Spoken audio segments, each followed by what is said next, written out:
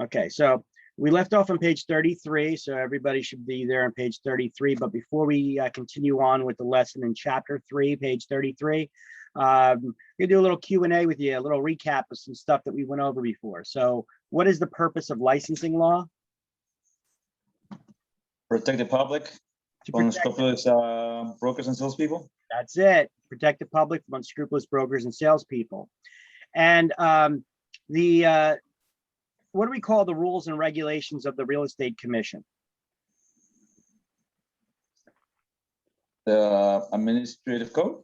Administrative code. And the administrative code is also known as Uh, Title 45. 11, chapter 5. Title 11, 11. Chapter 5. So what is Title 45, Chapter 15? That's the New Jersey statutes, right? That's the New Jersey statutes. It's the law, the licensing law, right? And how many people on the Real Estate Commission? Eight Eight. members. And give me the breakdown of the 8 members. 5 are Real estate Broker. professionals. Real estate. brokers. 5 are Oh. brokers. And they've been licensed as brokers for how long? Over Oof. 5 years? Was it 5? Wait a minute. Was it 8 5? years. 10 8 years. years. 10 years. 10? Oh, okay. Yep. Let me look at my There's notes. 8 members, 5 are brokers. They've been licensed as brokers for at least 10 years. 2 are chosen from the general public and 1 appointed by the governor. And they all serve how long of a term?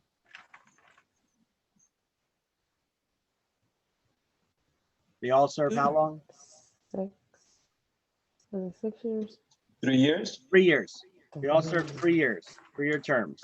And they all serve, but they all serve at the leisure of the governor. Governor can dismiss any of them at any time. What are the 4 license types, highest to lowest? Broker, Broker, salesperson, Broker, salesperson. broker, salesperson, Salesperson and referral person. And referral agent. SWE, yeah. correct, that SWRERC, whatever the hell it is. But yeah, as long as you know that initial is the referral agent, you'll be good to go.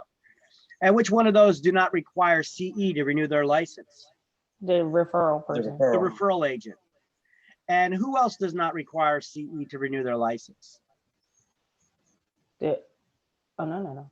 Brokers wait. over who's been in the business over 40 years. 40 or who's years, brokers. yeah. Okay, well, you're on the right track. Not in a business for 40 years, but a broker who's been licensed as a Licensed. broker for 40 years. Right. Okay, so they had a broker's license for at least 40 years, which means that they put in their dues, right?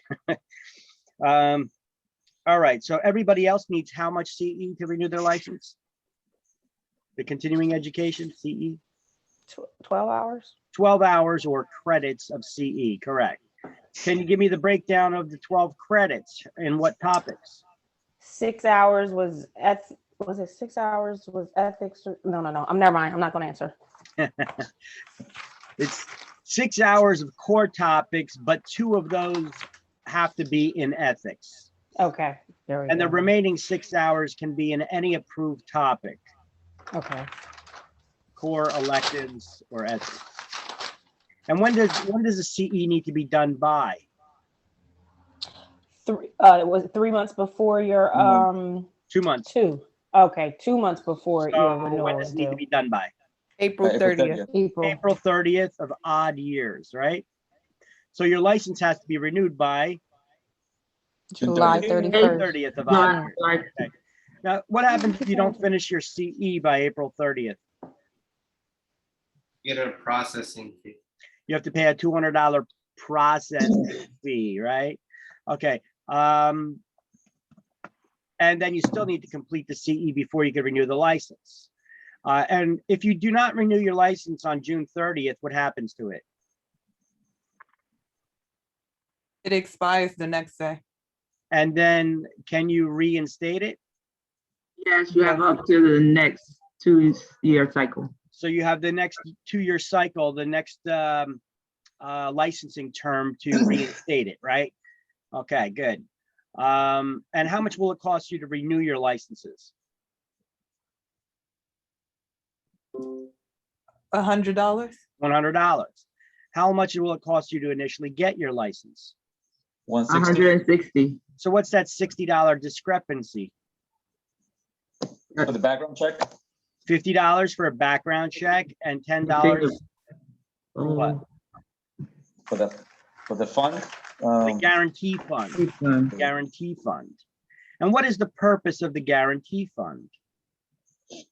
It's kind of like insurance for the Not public for insurance. your, It's not insurance. but that's where they pay people out of For what? if For for lawsuits. realtor, yeah, if they're not performing ethically and they win something, so It's when people been robbed, basically. They say wronged in the book. They use that terminology, but it's basically when they've been robbed by a real estate licensee or one of their unlicensed assistants. The guarantee fund is a place where it can be they can be reimbursed from. It's not insurance though. You cannot get insurance for, in case I break the law and I get caught, I'm covered. You know, they don't sell insurance for that. So it's to reimburse those who have been wrong. Now, what happens if there's a payout from that guarantee fund? What happens to your license? revoked Revoked. It's revoked. What's the maximum payout from the guarantee fund? $20,000. $20,000. $20,000. And how long does somebody have to make a claim from the guarantee fund? 10 years. 6 years. 6 years, I think. 6 6 years. years. 6 years. Yep, 6 years. All right. What else? To be a realtor, if you violate the realtor's code of ethics, can it have an effect on your license? Yeah. Yeah. Realtors Association, their rules have nothing to do with state licensing. Now, a lot of times the realtors' rules run in conjunction with the law. So if you break the law, it could have an action against your license. But if you violate a realtor's code of ethics, well, that's just rules for a private trade association that has nothing to do with state licensing, right? Can we sell mobile homes? No. No. The initial sale. No, the No. initial No, sale. no, the resale, The resale. resale, we The can resale. broker the resale of mobile homes because we're not licensed as motor vehicle dealers to sell the new mobile homes, right? Mhm. Do owners need a real estate license in order to sell or lease their own property? No. No. No. Who else is excluded from having a real estate license to sell property? Lawyers. Okay, so the lawyers can compete with us in the business? Corporation. No. No. Hold on a second. I want you to clarify something. You were onto something, but I wanted to clarify it. If they're doing it on behalf of their client, so like if they're an executive or something. So if they're doing it within the course of their business, they Yes. can sell the real estate without a license, but they cannot engage in the brokerage business without a real estate license. Correct. Okay, I want to clarify that for everybody because you guys need to understand this stuff for exams. So I just want to clarify it.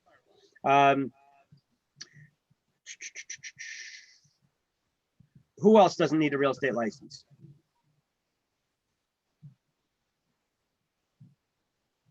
Corporations. Anybody handling real estate under the order of a court, legal guardians, somebody with a power of attorney, to sell on somebody else's behalf. Anybody under the power of a court, executors and trustees, right? Banks and banks and insurance companies for properties that they own. They don't need to have a real estate license to sell them. All right. Who can, as a real estate salesperson, who can you pay? Your broker. No one. Nobody. The broker Nobody. pays you. You pay nobody. Who can you be paid by? The broker. Only your broker. And who can your broker pay? All those people. Any of their licensees, so I'm gonna cover all the license types. Who else? And the clients, What do you mean? like for a rebate or anything? Okay, they could pay out a rebate to a buyer. What kind of buyer can get a rebate? A first time. Oh, no. Primary residence. Primary Primary residence. Primary It residence. doesn't have to be just your first time. It could be your 10th home, as long as it's gonna be your primary Correct. residence, correct? Okay, who else can your broker pay? So they could pay any of their agents. They could pay a buyer a rebate of a primary residence, and who else? Another brokerage? Another broker, when they're paying out a referral fee, for example, they would pay that broker, and then that broker would pay their commission to their agents directly. You know, you don't have an outside broker paying your agents. You pay, the broker gets paid, and then the broker pays the agents, right? Because once again, let's fall back on who can you be paid by? Only your broker, right? Okay. So if you follow the money and you follow those rules for the 3 people who can get paid, it's pretty simple. So it doesn't matter how they word it on an exam, you should be able to get it right, as long as you know what we just went over. You know, who can you pay? Nobody. Who can you be paid by? Only your broker. And who can your broker pay? Any of their agents, another broker, or a buyer of a primary residence they could give a rebate to. Can they give rebates to sellers? No. No, that's still illegal in New Jersey. You cannot give rebates to sellers. You want to give them money back, just lower your commission, right? Don't charge them as much commission. Can an unlicensed person put a sign on a property, real estate sign on a property? Yes. Yes, they can. Can they deliver keys? Yes. Can they deliver contracts? No. Yes. Oh, Yes. yeah. They just can't explain them. I know. All right. Okay. How old do you need to be to get your salesperson license? 18. How long do you need to be a full-time salesperson in order to get your broker's license? 3 years. Years. And how much additional school do you need to take, classes do you need to take in order to get your broker's license? 75 150 hours.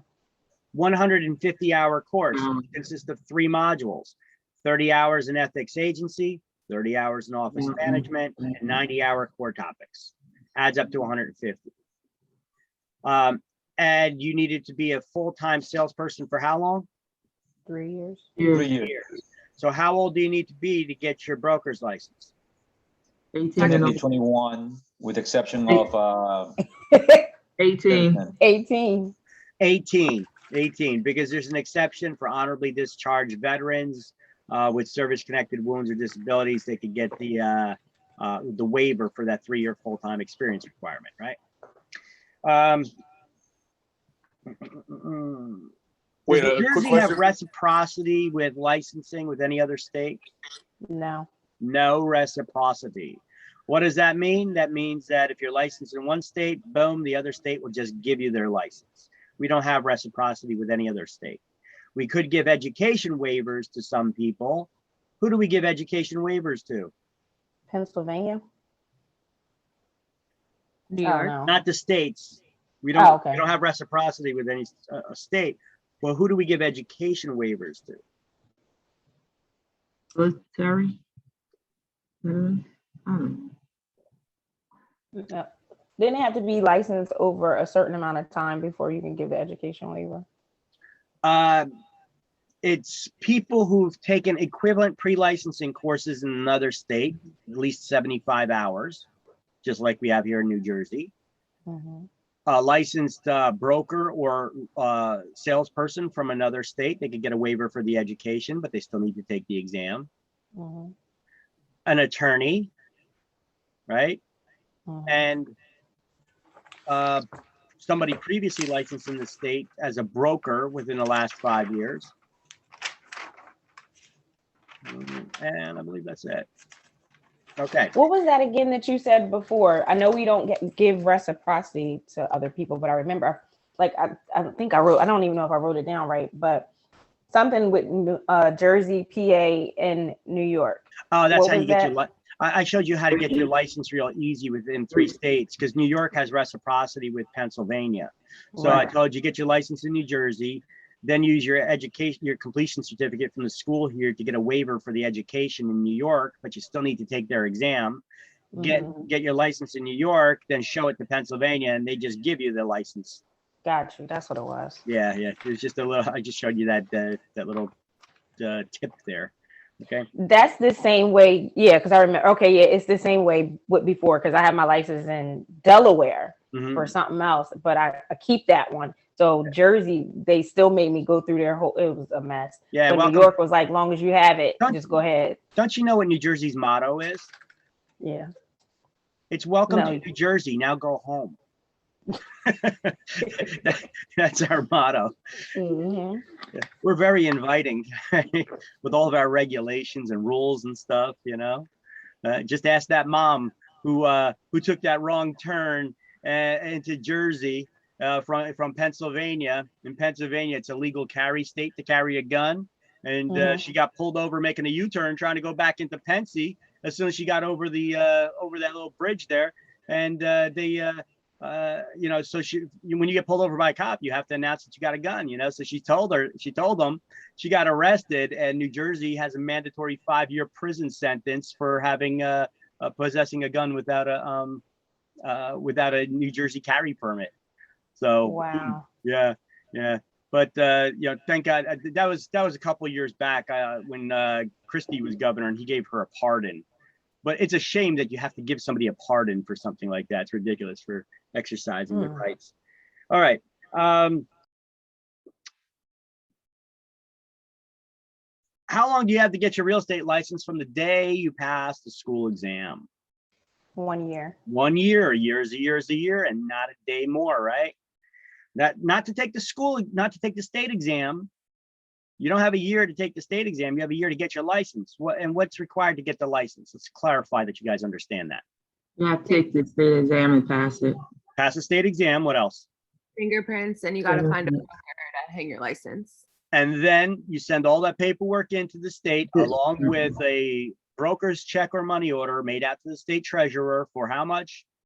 150. $160 to get your license for the first time. Okay. Can you get your license in New Jersey if you don't live here? No. Yes, you can. You just need to sign an additional document. Oh yeah, that you'll come back and be Sued. The sued. revocable consent to be sued in the state. Yeah. Yeah. All right. Can a corporation engage in the brokerage business?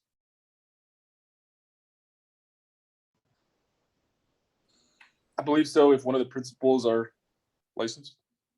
Well, if one of them has a broker's license, and then they become the broker of record for the corporation. Correct. All right. What happens if your broker dies or becomes mentally or physically incapacitated? Who can take over for them? Salesperson. Well, first they look to see if there's somebody with another broker type license, the broker salesperson license, and they could just slide right into that slot and convert their license to a broker's license, right? But if there is nobody there with a broker salesperson's license, then it would be a salesperson, but not just any salesperson. You have to be Somebody a who's person done with the 3 3 years. years. It's somebody who has all the experience requirement in order to qualify to go to take the broker's classes to begin with, but they just haven't chosen to do so up until now. They can request a temporary broker's license that'll be good for 1 year from the real estate commission, and they could request that within 30 days of the incapacitation of the broker or whatever happened to them. And then that license is good for 1 year, and within that year they got to take the broker's classes, exams, and make it legit, right? All right.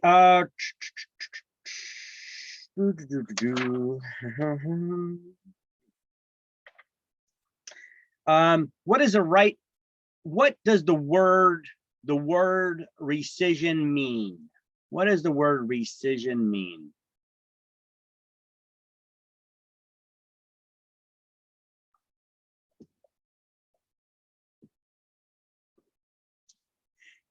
All right, it's your right to cancel a contract within a given period of time. To rescind means to take back. All right, to cancel. All right, that's rescission. So your right to cancel a contract within a given period of time. So what is the right of rescission for out-of-state properties bought by New Jersey residents for new construction only, though? 7 days. 7 days. And that also goes for large in-state subdivisions that are new construction, or when there's common area elements. So large in-state subdivisions with 100 units or more, or when there's common area elements involved, like with condos or co-ops, you also have a 7-day right of rescission. What is the right of rescission for new construction for the discovery of off-site conditions? Like you find out the city dump is down the road after you signed a contract. 3 days. Five, No, 5 no, no, days. 5 days. 5 days for off-site conditions. And what about for the resale properties?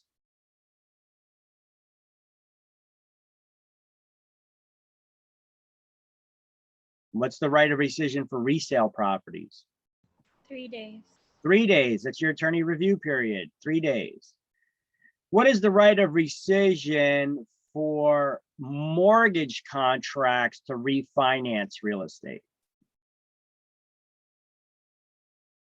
Or to refinance real estate loans? Is that 3 days? 3 days. And what about the right of rescission for loans to purchase real estate that we call purchase money mortgages? You don't have one? None. You don't have zero. one. It's zero, right? By the way, I don't know if if I mentioned that term before. I think we may have kind of skipped over that. Purchase money mortgage is any loan that's used to buy real estate. So it's not a particular loan, it's all categories of loans. It's any loan that's used to buy real estate. If you were to read it backwards, purchase money mortgage, it's mortgage money to purchase. So you'd be able to figure it out that way, but we'll go over it again when we get to the mortgage chapters. Okay. All right. For rental referral agencies, how often do they need to check to see if a unit is still available if they advertise it? A day. Every day. And if they just have a listing? Every 3 days. Every 3 days. Every 3 days. Can a broker ever have an office in his house? No. A broker? Yeah, Can a yes. broker Only ever if have it's an office in within, their house? Yes, they have to have a sign visible from the main road. Mixed They use. can, as long as, of Have course, a it's separate zoned for it. entrance. They have to have a What's that? separate entrance visible from the street, and they have to have a sign. And what does that sign say? Licensed broker, I believe. Their name and the words licensed real estate broker, correct. Who can manage a branch office?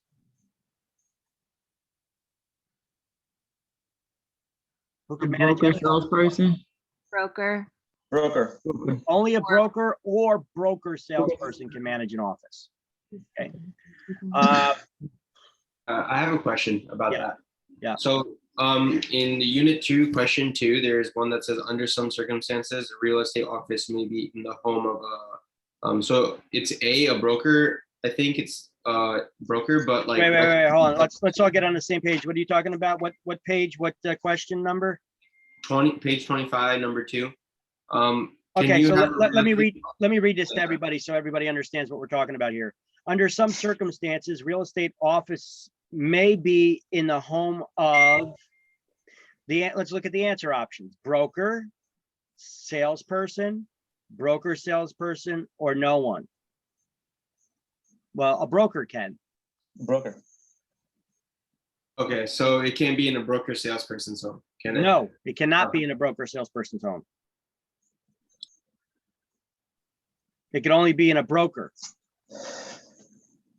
None of the broker's associates. If you remember in the book, an office can be in a broker's house, but they got to have a separate entrance visible from the street, and it has to have a sign with the broker's name and the words licensed real estate broker. And then that's followed up with, it can never be in a home of a broker's associate. A broker's associate means broker, salesperson, or referral agent, any of their licensees. I have a quick question. Yeah. So what if you're licensed, right, and you're deducting up, claiming a portion of your home is your home office for tax Let me stop you purposes? there. Let me stop you there. Don't do that. Don't do that. When you listen, I know that we can do a lot of deductions. You could do deductions for your high-speed internet connection and all that stuff, but you're talking about deducting on your taxes a certain square footage of your house that you use only for business purposes, right? That's a huge red flag for IRS audits. You want to get audited, do that. They get a much higher rate of audits of people are called in for audit when they're doing home deductions like that. But continue with your question. I'm sorry. No, that was my question. Just it's yeah, but you're allowed to. But that's Go ahead, different than home office, because you're not allowed to have, an agent's not allowed to have a home office where they're meeting clients and stuff. What you're talking about is for tax purposes, deducting a portion of your house that you use only for administrative purposes, for setting up appointments and searching for people that you have dedicated in your house only for business use. So you want to deduct that on your taxes. You can do that. But I'm telling you, people who do that, they get a much higher rate of getting audited. And the savings that you net out of that is probably going to be negligible. Is the juice worth the squeeze? You got to figure that one out for you. Good? All good. Okay. Oh, when your clients give you money, what do you got to do with it? Give it to the broker. Immediately. And then what do you give it to your broker immediately? Thank you. And then what does your broker got to do? Deposit it within Deposit. They got to deposit it within what? 5 days. Within 5 days of when? The day you receive it as The the day agent. that their salesperson received it, correct? The day you received it. And what do they call it when the broker mixes their money in the escrow account with their clients? Commingling. Commingling.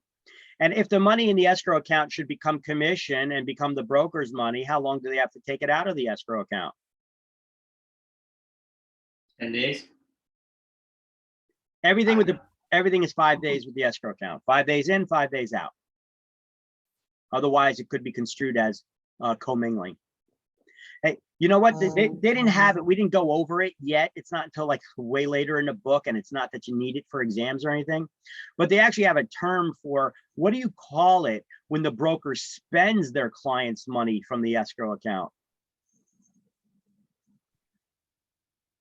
Anybody? Take a guess. Stealing? Oh yeah, it's stealing. It is definitely stealing. But they got a word for it. It's called conversion. Because when they're spending your money, they're converting it to theirs. Right? I don't know why who would come up with a word like that. Anyway, if your clients give you any advance fees to help with marketing costs, for example, you have to give them accounting of how that money is being spent within 30 days. 10 days. 90 days, within 90 days. Can you Can you repeat what accept- that question was? Can you just repeat what that question was? for Sure. 90 Anytime your clients give you advanced fees to help with marketing costs, for example, of $25 or more, you Okay. have to put it in the escrow account, but you have to give your clients accounting of how that money is being utilized within 90 days. 90 days. Okay. Thank you. Can you accept cash from your clients as a deposit? Yes, but Yes, you can. Yes, you can. And what if they Part of give a you receipt. so don't, throughout this class, I give you guys advice. Don't confuse my advice with what you can and can't do, okay? You can take cash from clients. I suggest that you don't, because if you get mugged, you're responsible. If they give you counterfeit bills, you're responsible. And if they give you how much money, you have to report it to the IRS? 10,000. $10,000 or more. Thank you. That was the next question right there. All right. How long do brokers need to keep all original records for? 6 years. 6 years. 6 years. All records, 6 years. except for two things. Expired. Deals that fell through, Expired, what, who's saying that? deals that fell through. Expired listings and not deals that fell through, but deals that were never accepted. Never accepted. See, deals that fall through means that they were accepted. And if they were accepted and then they fall through, you need to keep them for 6 years still. All If right, the offer was never accepted, or if the listing expired with no offers that were ever accepted, 6 months. it's 6 months. Anytime you sign any kind of contract with somebody, what do you need to give them right away? Duplicate original. Copy. Duplicate original. You got to give them a duplicate original of whatever it is that you're having them sign. Okay. Just get in the habit of anytime somebody signs something, you're giving them another one. Okay. Whether it's disclosures, contracts, what have you. Okay. Don't be so concerned about the trees right now. Worry more about covering your asses from lawsuits. Licensees can prepare contracts for what types of properties? Shall 1 and 4 families. 1 to buildings, 4 family residents and single residential lots. lots. But can we sell commercial real estate or 5 families, 6 families, apartment buildings? Yeah, you just can't prepare the contract. Yes, we just can't prepare the contract. So who does? Attorney. Attorneys, correct. Can we sell a business? Do we need to have a real estate license to sell a business? No. No, we don't, unless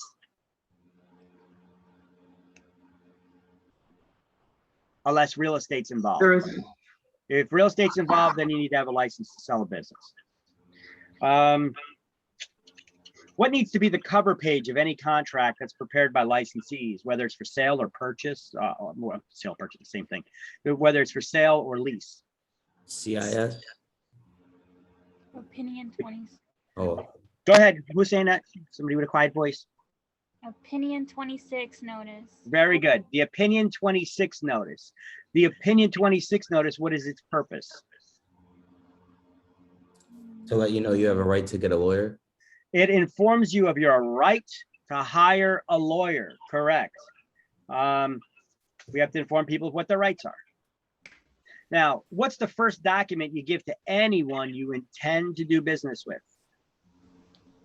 CIS. CIS. What does CIS stand for? Consumer information statement.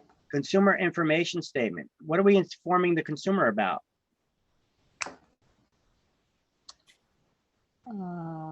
If you're intending to do business with them. Wait, They're- repeat that? They were intending to do business with them. No, not that we're intending to do business with them. We're informing them the different ways our agency can represent them. The CIS is the Consumer Information Statement, which is a disclosure of agency relationships, describing the different ways that our agency can represent them, and as of now, how we intend to. Okay. What's the document that we need to get? I know this is chapter 4 stuff, but we went over it briefly here. What is the document that we give to the owner at time of listing that tells them they can't discriminate?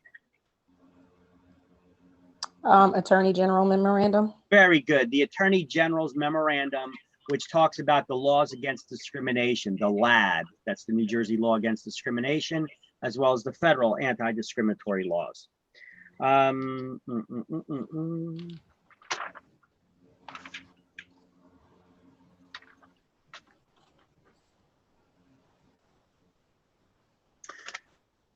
When we get an offer in writing, we need to present it within 24 hours. 24 hours.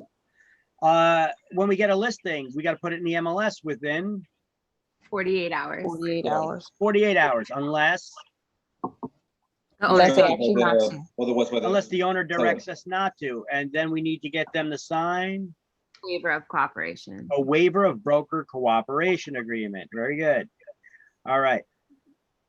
How soon does your broker need to pay you your commission? 10 days. Within 10 days or as soon as the check clears, correct.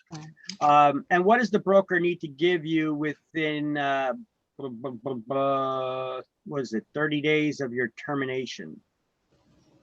An itemized list of your like commissions that will. Itemized list of all outstanding transactions that you've been working on that have yet to close, of how much money you stem to make from them if they do close, correct.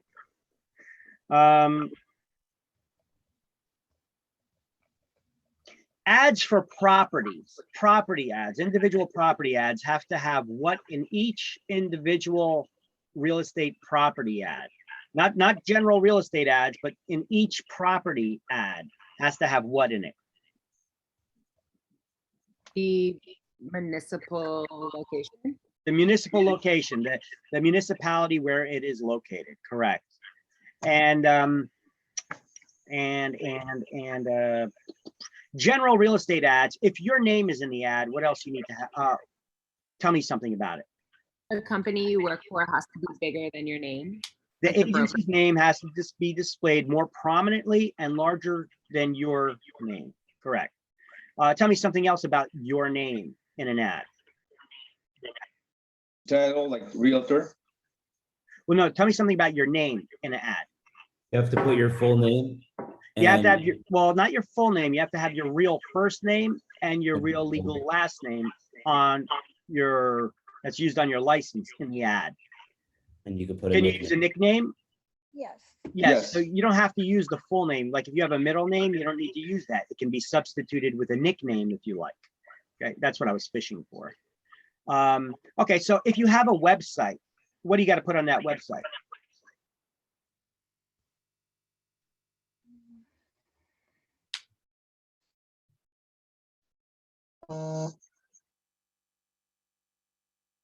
You have to have a link back to the brokerage's website and the brokerage's phone number.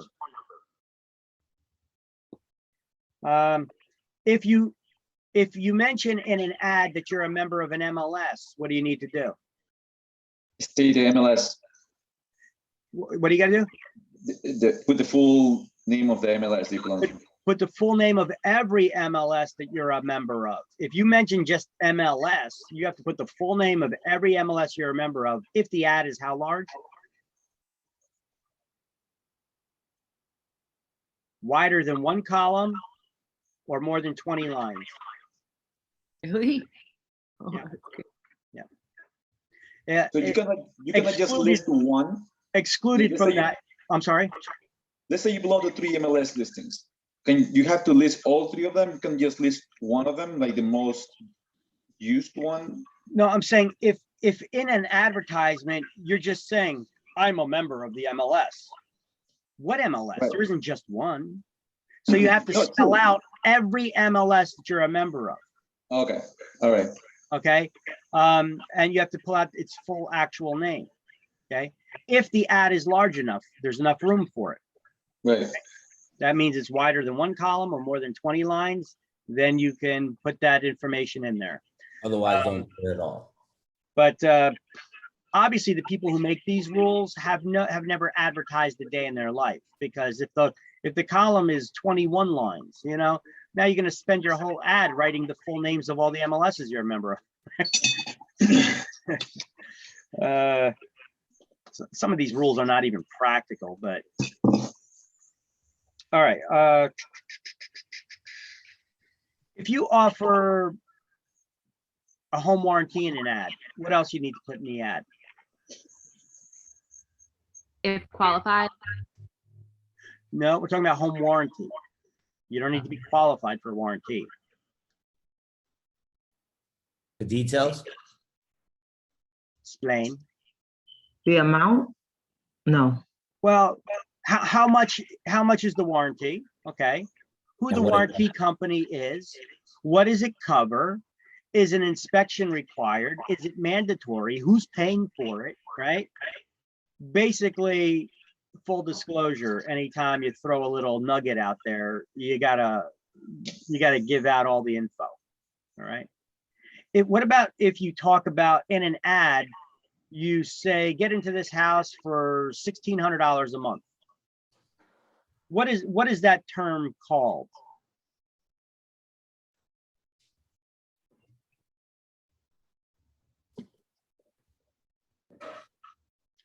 It's called a triggering term. Very good.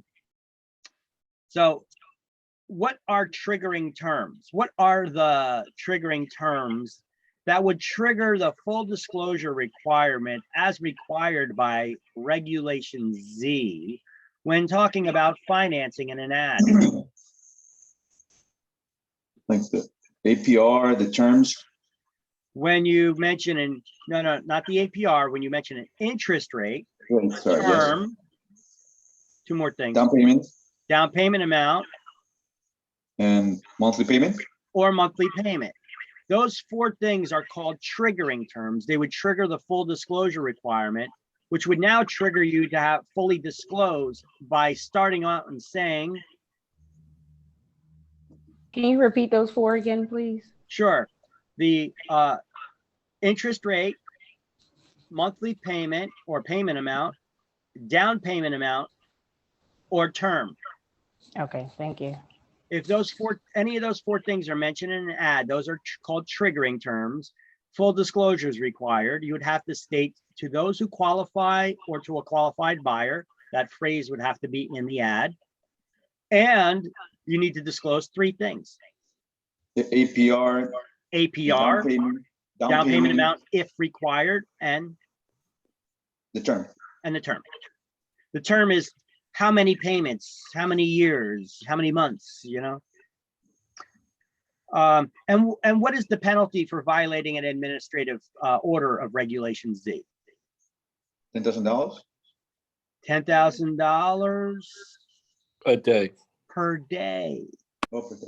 Right. that ad is out there in the public domain violating the rules. Mhm.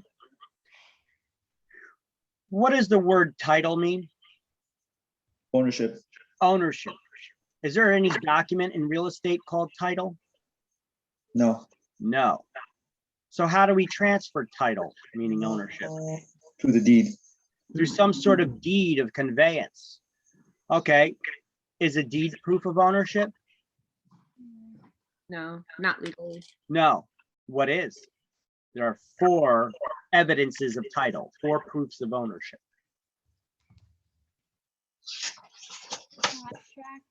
History of title with attorney opinion, certificate of title, title insurance policy, turn certificate, not in New Jersey. All right. All right. So you had that note in front of you. Okay. Well, I found it, but yeah, it's in my notes. Okay. Okay. Okay. Yeah. So it's, can you repeat that one more time? Because you were a little quiet. Sure. History of title with attorney opinion. Well, wait, what do we call that?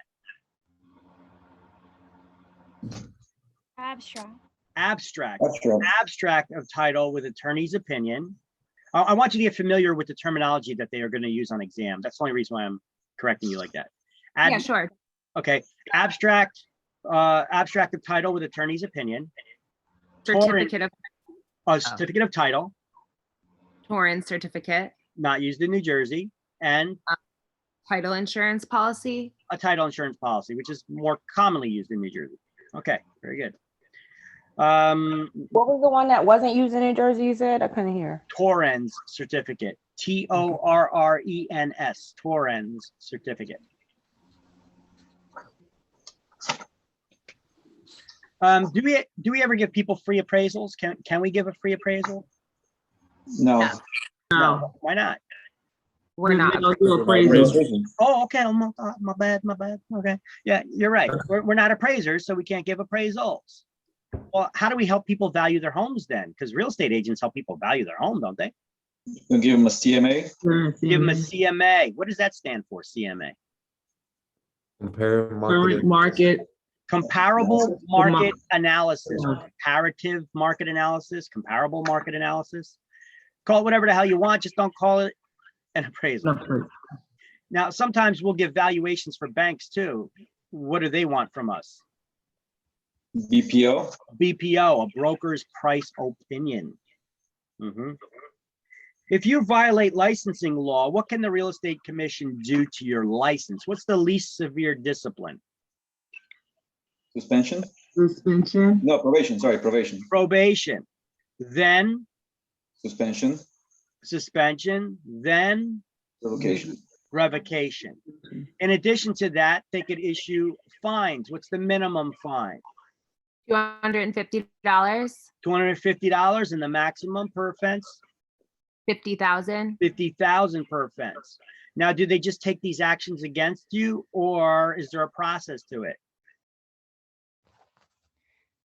They give you 10 days. They give you 10 days to do what? Mm, To attend a hearing, to answer the charges, to defend yourself. Okay. And if you're found, if you do something wrong and the broker was aware of it, or even some circumstances, even if they weren't aware, they should have been aware of it, they could be held just as liable as you. If what? They have guilty knowledge. They have guilty knowledge. That means the broker is aware that their agents were doing something wrong and did nothing to stop or prevent those activities. But sometimes the real estate commission will even look at it, the situation, they'll be like, well, the broker just saying, well, I didn't know is not enough. Should you have known? See, so being a broker is a big responsibility. So take it a little bit easy on them if they're riding your butts a little bit. They're kind of stressed out. They got a lot of agents working for them maybe, and they're trying to keep track of what everybody's doing because everybody wants to do their own thing and they think they know better and they don't want to answer to mommy and daddy, which is the broker, right? They're like trying to hurdle sheep, you know? And it could be a little nerve-wracking, you know? And if you have 3 or more violations, what can the real estate commission do to your license? Permanent revocation. Revoke it for life. Yep. What's the difference between a client and a customer? You have a legal obligation to your client. Okay, and what do we call that legal obligation? Fiduciary. Fiduciary duties. Fiduciary duties. The person who owes legal responsibilities to somebody else, they're called a fiduciary, okay? Or a fidouche. All right, so a client you owe those legal responsibilities to, and a customer? You don't owe them a fiduciary responsibility, but you still have to be honest and like regular morals. You have to treat them fairly and honestly. Okay, so a client you owe fiduciary duties to, a customer is someone you need to treat fairly and honestly. All right, so now that we know that rule, who would be a client to us? A buyer's agent. Somebody we're working with as a buyer's agent? A seller's agent. And disclosed dual agent. Correct. But not as a transaction broker. If we're working with somebody as a transaction broker, they're our customer, right? Yes. What about an outside agency's client? Who are they to us?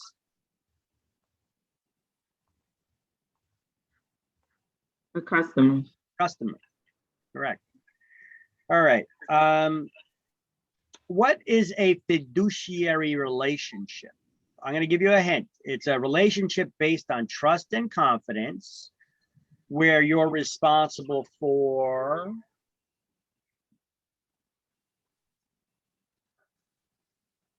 what are you responsible for?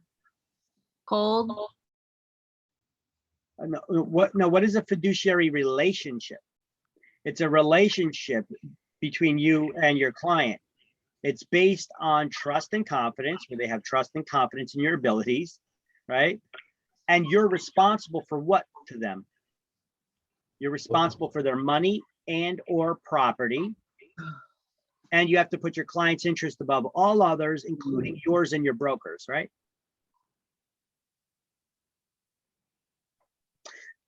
So what's a, what do we call the person who's been given a power of attorney and given the right to sign the legal authority to sign on someone else's behalf to legally bind them to contracts.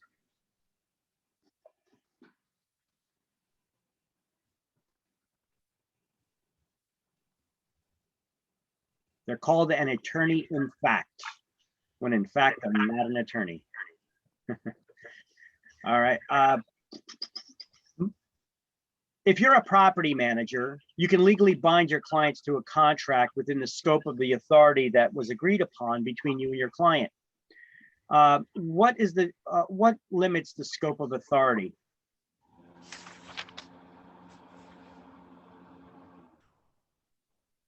I don't understand the question.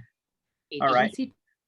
When you are a property manager, you can legally bind your clients to a contract within the scope of authority that your client has given you. They told you that you could legally bind me to certain contracts in certain ways.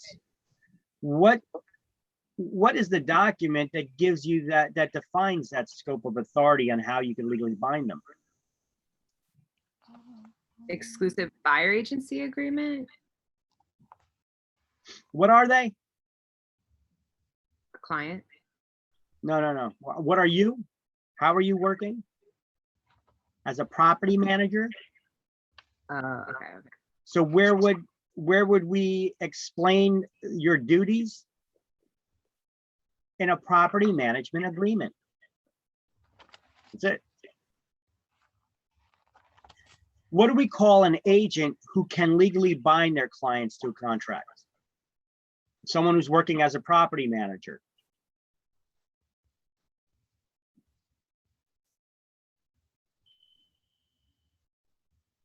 They're a general agent. A general agent can legally bind their clients to contracts within the scope of their authority, which is defined in the property management agreement. Now, most agents don't work as general agents. They cannot legally bind their clients to contracts. So how do most other agents work? Special agent. You're very special. That's right. You're a special agent. Don't you forget that. And I'm not talking about riding a little yellow bus either, you know. You're special agents, okay? You're very special. That means that you cannot bind your clients to contracts. You can work in one capacity only. All right. What are your fiduciary duties? Cole. Care, obedience, accounting, loyalty, disclosure. Care, obedience, accounting, loyalty, and disclosure. And which one of those fiduciary duties requires that you provide your clients with the greater informed skills and knowledge that you've acquired through education and experience?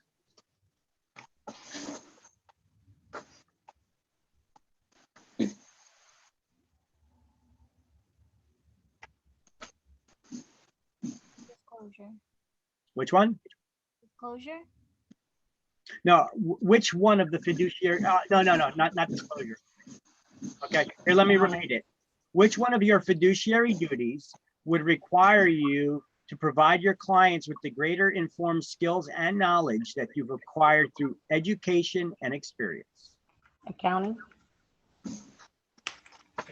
Accounting is looking out for their money and property. You're accounting for their belongings. Well, loyalty. The care. Loyalty is being true to their interest. It's their care. Care. You got to care for your clients. Got to care for your clients. Right? And how do you care for them? Use your knowledge to help them. Use your experience to help them, right?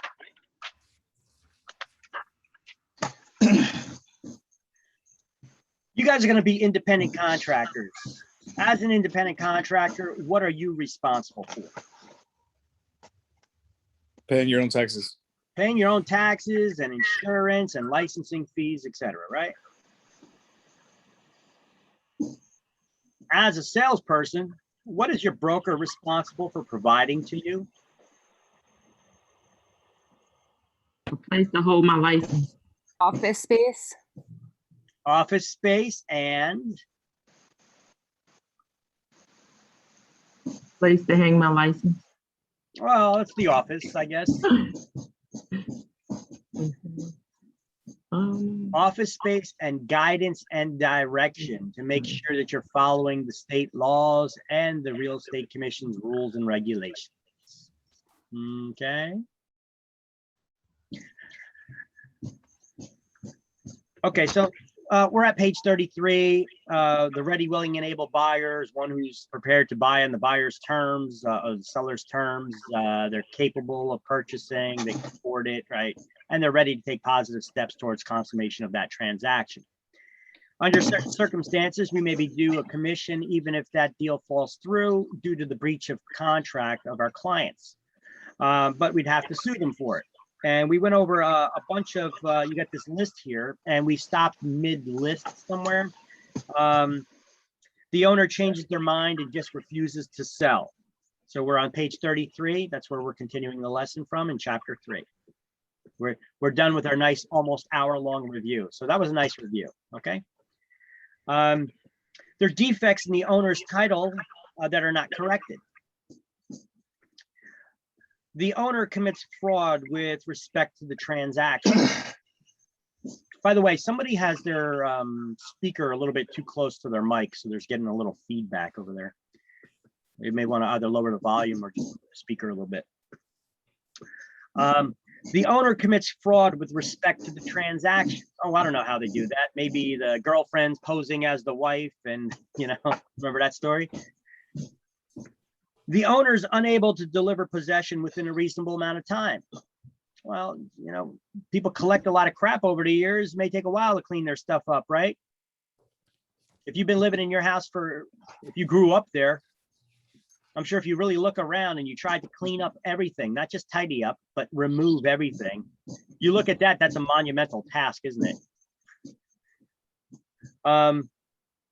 The owner insists on items not in the listing. For example, the right to restrict the use of the property. What? Yes. Did you know that when you sell real estate, you could put a restriction in the terms of that sale? You could write them into the deed and restrict how the person can use the property. I mean, with residential real estate, it's not as common, but there could be certain things entered in there. This is a little bit more common with commercial, but it could also be used on residential. For example, let me show you with commercial real estate. You could have Shell gas station. Sometimes they sell their old gas stations that they don't need anymore. But if they sell one of their old properties, they're going to put a restriction in the deed that the property can never be used as a gas station again. Or they'll throw another thing in there. They'll say the property can never be used as a gas station again unless it's a Shell gas station. Can you see why they would do that now? They don't want the competition moving in there, buying their old property and moving in where they used to be. Okay. And they could put a date that's only good for so long, but if they don't put a date in there, it's forever. And if you sell that property to the next person, they got to abide by that same restriction too. Isn't that interesting? So does that limit your ownership in some way? Yes. Yes. Yeah. Yes. Would that limit the value? Would that lower the value at all? It could, yeah. Yeah. Especially if somebody wanted to use it as a gas station, you know, I bought it, I was gonna put an auto shop there, but I figured I could make some extra money by putting a gas station too, but now I can't, so, you know. Is that kind of the same thing like deed restrictions? It is a deed restriction. Okay. It's a restriction that's placed in the deed. Only private parties can put restrictions in deeds, and this is an example of a deed restriction. Here, let me give you another one that's a little bit wacky. A father can give a property to his child, but he's going to put a restriction in the deed that they need to graduate college by a certain date, and if they don't, then the property comes back to the father because they violated the terms of the restriction. Or if the father is going to give the property to their child with a restriction that no alcohol can be consumed or be present on the property. All right. Now, if you give somebody a property and it's got a restriction in it, it doesn't restrict them from selling the property, though. the child can turn around and sell the property to someone. But what are they selling? They're selling a property that has a restriction on it that you can't have alcohol on it.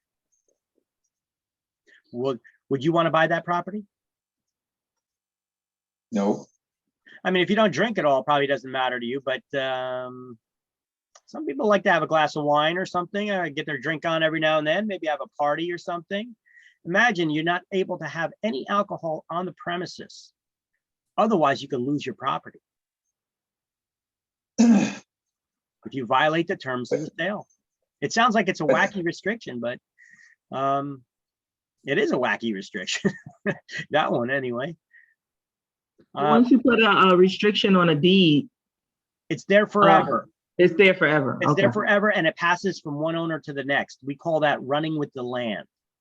So a restriction would run with any restrictions placed in deeds. We call them restrictive covenants. A covenant is a legal promise. It's not a bunch of witches. That's a coven. Okay, it's a restrictive covenant. That Is there is any way for it to be changed without, if the ownership changed? only the person who put the restriction in a deed can remove it. What if they're dead? You're stuck. What The only if way it the was, Hold on. The only way the restriction can be removed otherwise is if that restriction should become illegal or, against public law and policy. I'm not like sure. violating I'm someone's not sure if civil rights? the heirs may be able to remove the restriction, but I'm not 100% sure on that. You'd have to check with legal. Okay. What if it- So don't what if quote it me on that one. changes- What's what that? So if they violate someone's civil rights, it can be removed. Well, yeah, because that's a violation of the law. Yeah. For instance, you could find some old deeds out there that they've been in families forever when slavery was around, right? Mhm. That says, you can't sell the property to a black person. Okay. If you see a deed that's like that, you may. If you see a deed like that, that restriction is invalid. Okay. However, if there's other restrictions in the deed, that doesn't invalidate them. If those other restrictions are valid, it would only invalidate the one illegal restriction. Okay. So yeah, that's the way that would work. Okay. What if it's changed from a residential to like a mixed use or, commercial area? Zoning. Yeah. That would be interesting on how, then it would have to go according to whatever the law is, Okay. if the law was changed in the area, and for instance, you said the property can only be used as residential for a house, and then you sell the property, but the zoning changed on it that it's only now, Like mixed use or something. no, you know what? Because it's grandfathered. Okay. It's grandfathered for its use. So the only way that you would lose that grandfather is if the owner tried changing the use. And if they tried changing the use and there was a deed restriction in there that said that you couldn't, Agent. you lose the property, right? Got You'd only lose the property though if the person who put the deed restriction in there, or one of their heirs, or what we call a remainder man who inherits their benefits there, they have to take you to court to enforce the deed restriction. Okay. Well, we'll get into those deed restrictions and learn a little bit more about them in a little bit later, chapter 6, I think. Okay. All right, turn the page. Or the last one, the owner and buyer can enter into a contract and they both agree to mutually cancel the contract. Well, where does that leave us standing with our commission, right? We would have to sue somebody to get our money. And you're probably not going to sue them in that situation, especially if it's only like a $300,000 home. Juice ain't worth the squeeze. The lawsuit's going to cost you more than what you're going to get out of commission and a bad reputation, right? Suing your clients for changing their mind.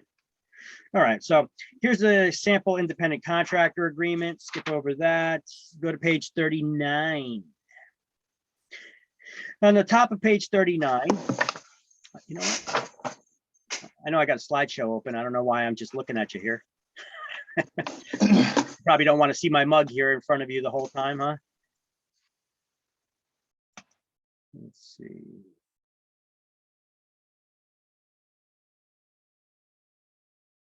You guys seen the slideshow yet? Yes. Okay. So the broker's compensation, okay, we went over that. Okay, ready, willing, and able buyer. This is what we just went over. I was talking to you instead of having it on having it up here. I kind of like these lessons, these slideshows I put together. I'm not just tapping myself on the back here. These are actually not bad lessons for you actually to study from too. I kind of turned the slideshow into notes, you know, like an abbreviated lesson, you know. Okay, procuring cause. We are now on page 39. This is where this is at. What is a procuring cause? I like my definition here better on the slide than in the book, of course. It's when two buyer's agents are in dispute as to who's owed the commission.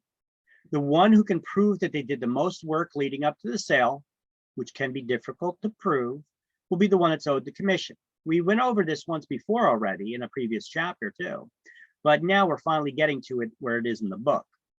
All right, so let's highlight the brokers usually entitled to a fee if they are the procuring cause of the sale. That is, they produced a ready, willing, and able buyer or bring about a meeting of the minds. Where several brokers disagree as to which one brought about the sale, the one with the best claim to be the procuring cause is often difficult to determine. Okay. Sorry, what page is that on? 39.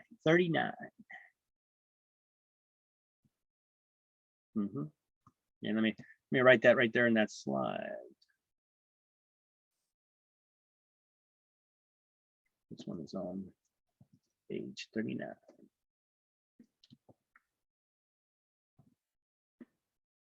Now,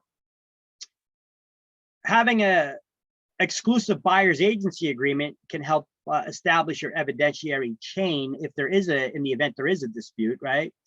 But not all agents use these, but you should get in the habit of using them. But it's not a be all end all that you're absolutely going to be the one that gets the commission, because once again, it's difficult to prove, but it helps with establishing that you started working with them, and at the time you were working with them, there was nobody else working with that buyer. All right, so a procuring cause complaint would be filed with your local realtors association, not the real estate commission. Why? Because the real estate commission enforces laws, rules, and regulations that protect the public. They don't mediate arguments between bickering agents. So what do we call that complaint? The complaint is called a procuring cause complaint. So you contact your local realtor association, you say, I would like to file a procuring cause complaint. But that's only if you're a member of the Realtors Association. Right. Now, realtors code of ethics could be found. See, all realtors have to follow the code of ethics, and it's against the realtor's code of ethics as well as real estate licensing law to solicit the business of another broker. But that's easy to prove with a listing, but more difficult to do so with a buyer, right? So I told you guys this once before. Realtor.com is the public's website.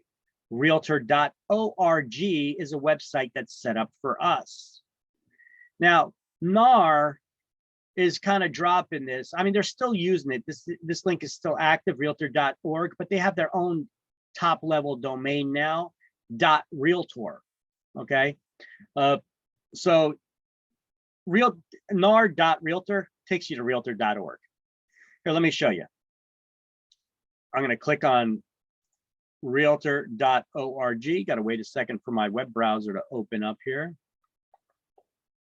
Once it opens, I'm going to show you that website. And then I'm going to go back and I'm going to click on nar.realtor, and you'll see what site it takes you to.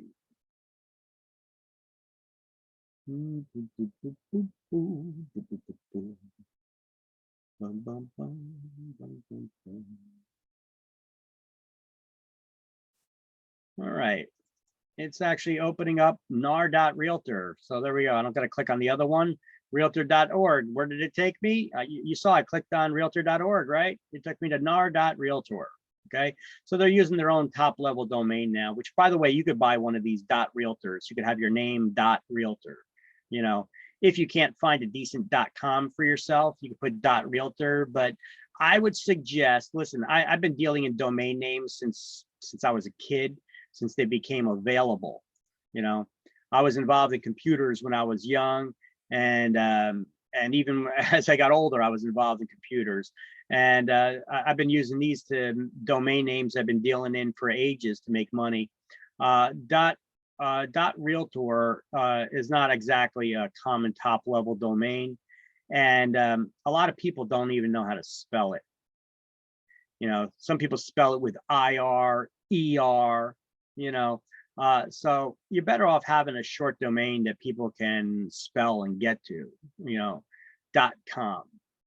The .nets, .net and .org and all those other ones, you know, you're better off keeping a .com. All right. And you guys should actually start looking now. Go to like GoDaddy.com and start looking up domain names for yourself so that you could have for your real estate website. Look up your own name, although I bet you it's probably taken unless you have a unique name.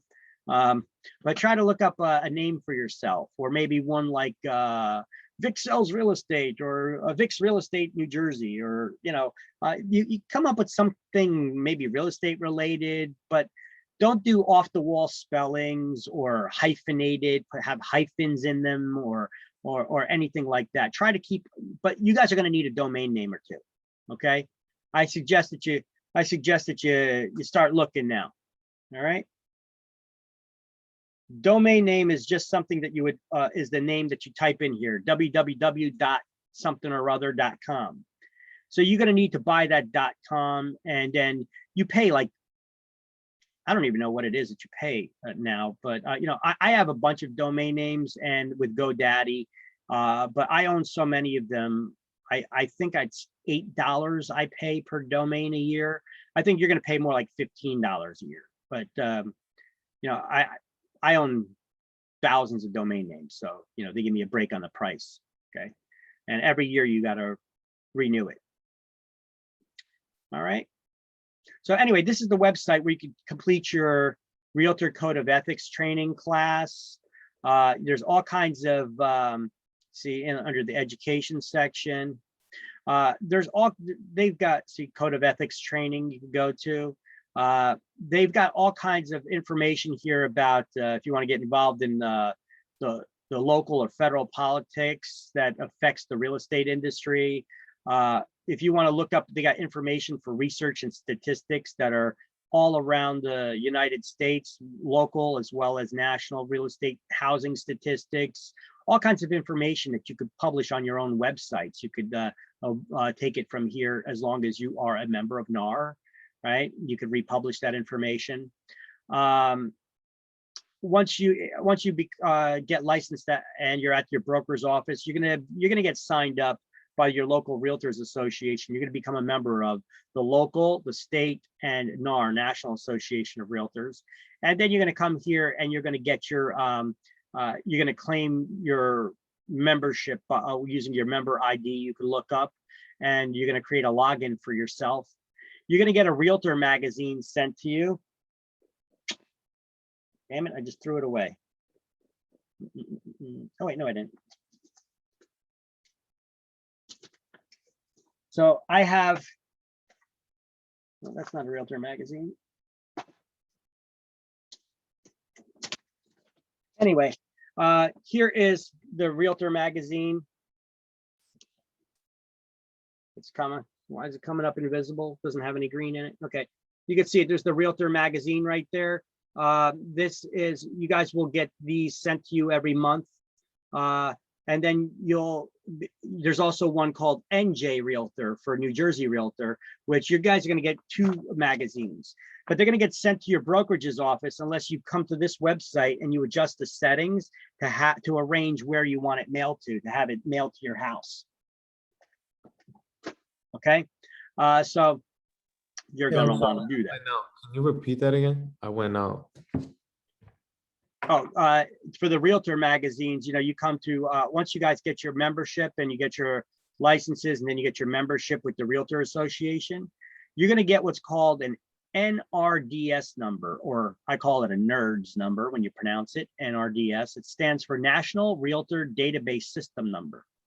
That's your Realtor ID, okay? And you get your Realtor ID card, they'll send it out to you, or sometimes they'll just have you send you a link and you can print it on your own. Or you can come here and claim your card and print it. You get all kinds of benefits. One of those benefits is you get these Realtor magazines automatically sent to you monthly, but they're going to send it to your broker's office, and you may never see them if your broker doesn't give them to you. I had a broker like that. I didn't know for years that I was supposed to be getting one of these. And then I went to the realtor.org website, and I came here, and in your member preferences, you could adjust, you could get certain kinds of info, you could subscribe to certain kind of data and information to be emailed to you regularly, and the frequency, how often. And you could also adjust where that magazine is going to be mailed to. You could have it mailed to your home, to your office, whatever. So I would go change that address to my house and have it mailed to me instead of the brokerage that you're working for. Okay. But there's all kinds of information, research and statistic information here that you could use as content on your websites and your blogs, on your business Facebook page. Do not advertise business on your personal real estate, on your personal Facebook page or social media page. You have to follow their terms of services. Facebook, I know they require you to create another separate page for your business, and then you could promote that business page on your personal page, and in other words, and other places to get a following. But don't advertise business from your personal Facebook page. It's a violation of their terms of service, and they could terminate your account because of that. And you guys would just die if that happened, right? All right. Anyway, back to the slideshow. But there's all kinds of discounts and stuff available in the member services section, where you can get discounts on laptops and computers, and when even buying a car or leasing a vehicle from, I think they have Chrysler, Dodge, Fiat Group, whatever that is. They got all kinds of like affiliate discounts available to their members as well. There's a Realtor credit union and all that, although the Realtor credit union's not as good as I think Affinity is ranked the best one. Right. Anyway, you guys can see the slideshow again? Yes. Okay. Yes.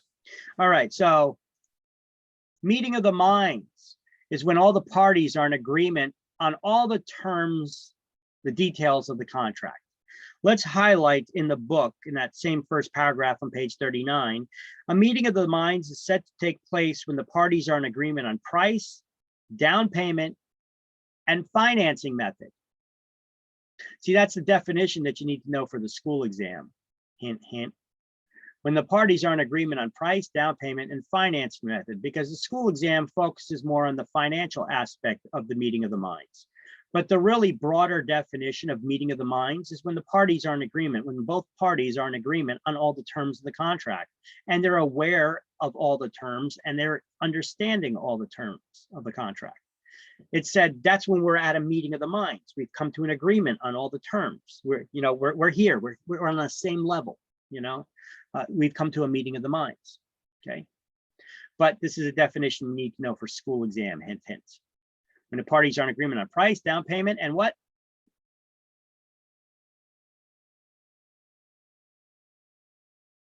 Financing method. Financing method. Wow, I thought I lost everybody there for a moment. Okay, now kickback. What's a kickback? Well, let's do some highlighting, and then we'll read this definition up here. Go to the third paragraph on page 39, and we're going to highlight New Jersey license law makes it illegal for a broker to share a commission with anyone who is not licensed. Stop right there. Then go down to the next line, and in the middle of the line, continue highlighting any form of gift or compensation, for instance, giving a television to a friend for providing a valuable lead or paying finder's fees and portions of the commission. Kickbacks are also the return of part of the commission as gifts and money to sellers, and that's also prohibited. Okay, so what's a kickback? It's giving anything of value to somebody who does not have a license. Bottom line. And who are you allowed to pay? No one. No one. So anybody you pay is going to be a kickback, right? You're not allowed to give kickbacks. Kickbacks are illegal. Boy, oh boy, oh boy. What's going on here?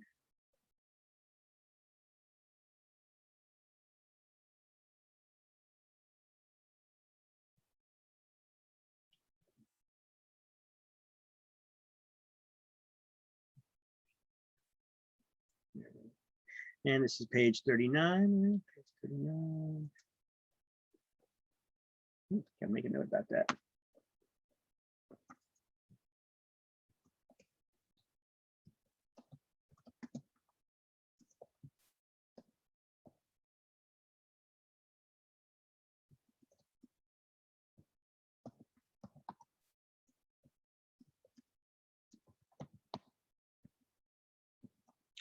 And let's see, what slide number is this that we're on here? 24.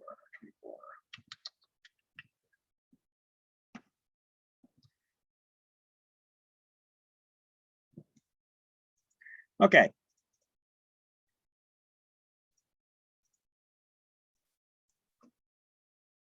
So the definition I have here on the slide was that a kickback is giving anything of value to a friend in exchange for a lead or any unlicensed person to the or to the seller.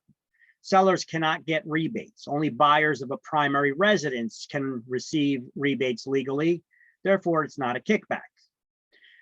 Now, sometimes as a real estate agent, agents sometimes give closing gifts to buyers. I would suggest that you leave, I don't know what the exact amount is, but limit the value of any closing gift if you give any gifts to buyers. I would say don't give them any gifts over $35, or keep it low, because you don't want to be anything to be construed as a kickback. You don't want to be giving them couches or expensive jewelry or furniture or anything like that, because that could be construed as a kickback and a violation of the law, right? Now, I got some resources for something.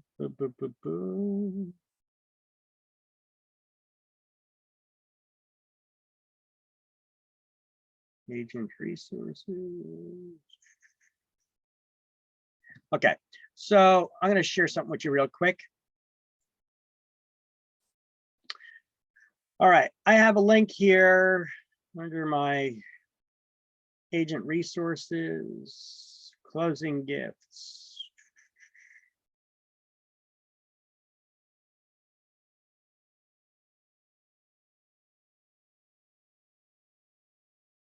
There we go. There's a company called Reminder Media. I like to give this as a closing gift when it eventually opens up here.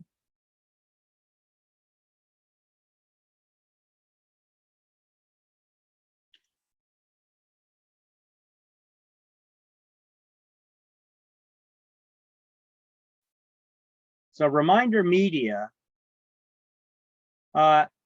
you could actually give this as a closing gift. It looks like a custom Better Homes and Garden magazine that it looks like you designed it, but it's all done by professional writers, photographers, etc. You could have them send you a sample so that you could take a look at it. The company is called Reminder Media. And basically you could set somebody up on either getting these digitally or print, and you could set them up on a couple-year subscription so that they get this magazine that's customized with your photo, your contact information, your company's logo. It looks like it's a magazine that you are publishing and you're sending it out to your clients on a regular basis. All right. It's a way for you to stay in touch with them. And that's a great way to now reach back out to them periodically and try to get referrals. You know, if you're, the longer you're in the business, the less you have to market yourself, the more you could just do follow up with past clients to get business. Okay, sometimes those past clients are looking to buy or sell again, or you could ask them, out of everybody you know, who do you think would be next to make a move? I mean, I hope you were happy with the service I provided for you when you bought the house through me. You know, as you're aware, you know, our business relies heavily on referrals. So if you don't mind me asking, out of everybody that you know, who do you think would be next to make a move? And would you introduce me to them so that, you know, get more business, you know? And it's human nature. People generally like to help each other out, especially if they're on friendly terms. And this is a better way to get business too. You're not, this isn't a cold call or are you reaching out to somebody at random. They're being introduced to you by somebody they know and trust. You know, so it's not a bad way to get business, additional business, and also to stay in touch with your clients for when they may be looking to buy or sell again. Look, I've had past clients, I use this, and I've had past clients reach out to me and say that they stopped receiving this, my magazine, and they wanted me to put their name back on the list so that I could receive they could keep getting the magazine because they liked it. And in the meantime, I'm like, that was a couple of years ago. I'm like, who the hell is this person? You know, and I was like, oh yeah, sure, not a problem. What's your name? You know, I got all their info, and I re-upped them on that subscription. Hey, listen, it's tax deductible. It's a business expense, right? It's a way for you to try to keep in touch with your past clients and to generate business. And it's not expensive to do. All right. How long do people stay in homes on average? If you were to sell me a house, what's the average of people stay in homes these days?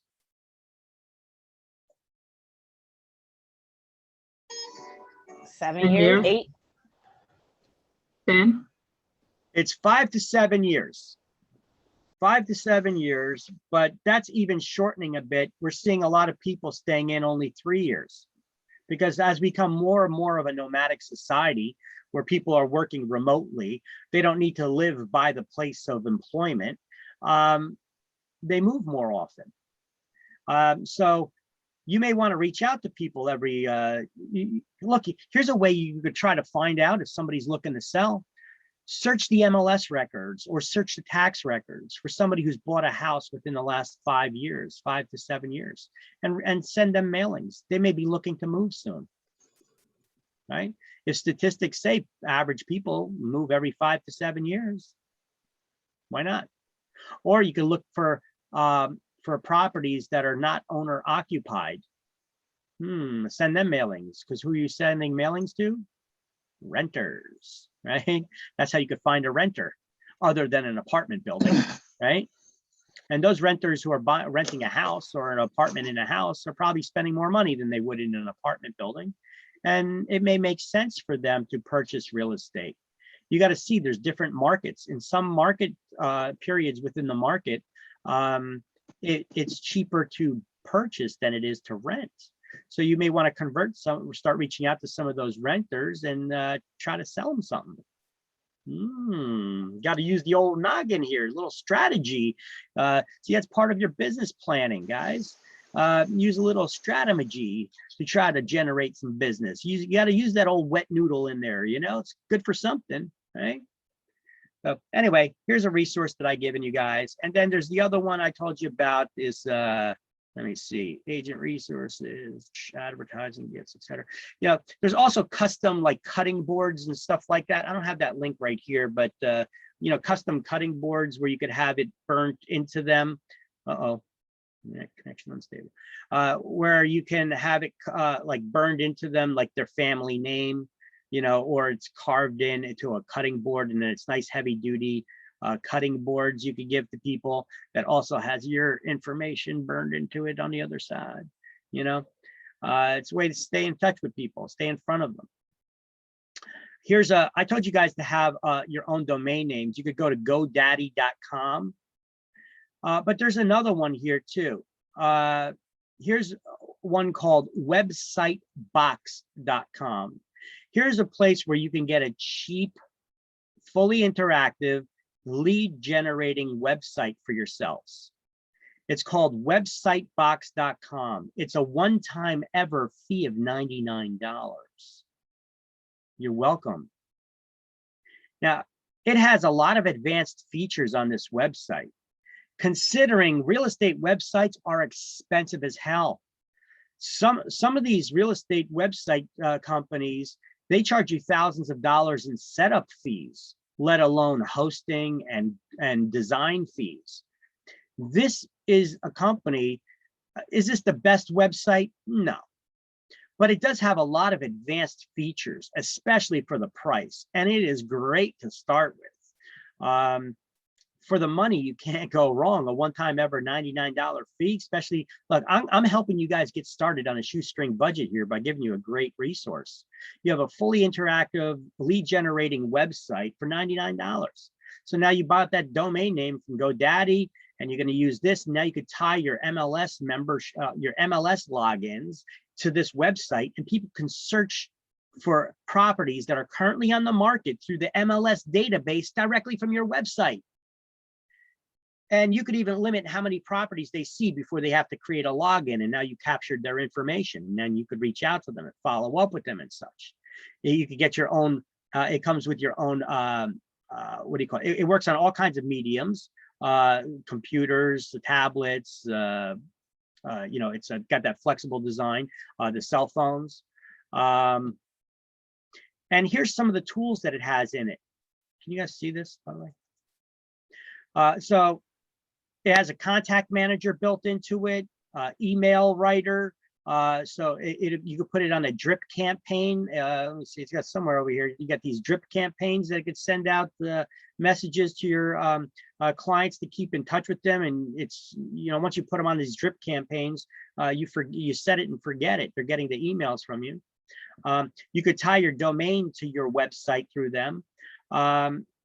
You have live chat features, contact managers, analytics, where you could analyze how often your clients are visiting this site, what properties they're looking at, so you could see what's of interest to them. It's a great tool for generating your leads, and then you just market your website to people on your business card, on your social media, everywhere.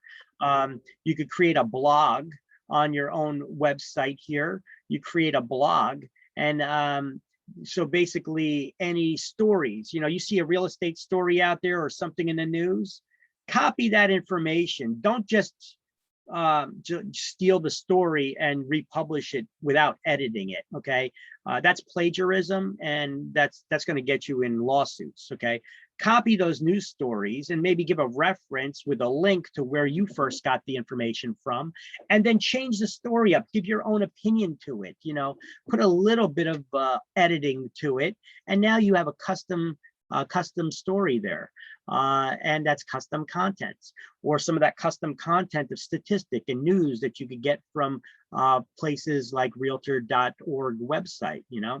And now you're generating traffic on your own websites, and pretty soon you start ranking on Google and other search engines, and generating your content. People will search for real estate on your website, and that's how you generate your leads, you know. See, here's some ways that it looks when people search on your website the properties. It's actually built into your website. You have a fully interactive website. It's pretty cool. You got all these different modules in your dashboard to manage that website. All right. You're welcome. Thank you. Thank you. All right. All right, you know what? Let me take a look if there's another tool, because I know of another tool too for people. Agent resources.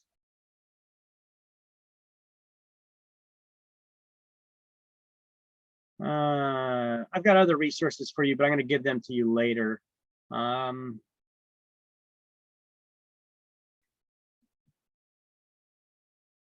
Well, anyway, on that Word document, you know, the class links document, which I don't have open right now, but on that class links document built into there, I have these shortcuts built on that Word document. Website box, I think it's titled under tools and resources, agent tools and resources. I have cheap website hosting. I got the GoDaddy links. There's a tool there. There's another tool there that for keeping track of your finances, the QuickBooks, all that stuff, all those resources I have in that Word document that I made available for you guys too. All right. So those are tons of resources I put together for you. And if you use them, they're very good resources. And I try to search out the more inexpensive things that are good quality for you guys. Okay. So I want you guys to succeed and do well, and you need some tools to get started there. So there you go. All right. So anyway, next, salesperson compensation. All right, your split. So that split is between you and your broker, and that agreement is made on your independent contractor agreement at the time that you signed at the time you started working for that broker. And once again, only the broker can pay their agents, and they got to pay you within 10 days of the closing or as soon as the check clears. Okay.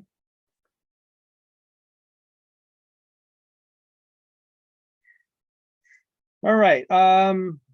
Turn the page, go to page 42. On page 42, they're just talking about, what are they talking about here? State disclosure of agency. When do we first, or how do we first disclose our agency relationships to people?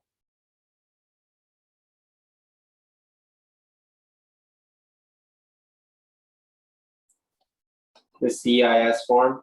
The CIS form, right? And that's the consumer information statement. And we give that to everybody for only for residential real estate. It's not required for commercial real estate. It's the first document we give to anyone we intend to do business with. And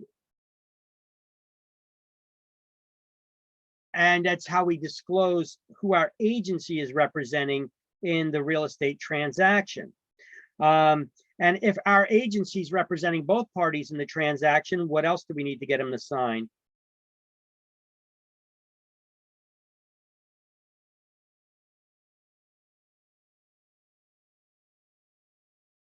The informed consent to dual agency, to implicitly give us permission to act as dual agents, right? Is everybody there? Yes. Yep. Okay, you're awfully quiet. So when is the CIS form given to people? When do we give it? When we have decided to do First day. business with them. The first thing you give to them. It's the first thing you give to anyone you intend to do business. So go down in the middle of page 42 and under furnishing the CIS, the consumer information statement, I want you guys to write, I want you to highlight the first sentence there. Real estate agents are required to furnish the CIS before any discussion of the seller, landlord, or buyer tenant's motivation or financial situation is initiated.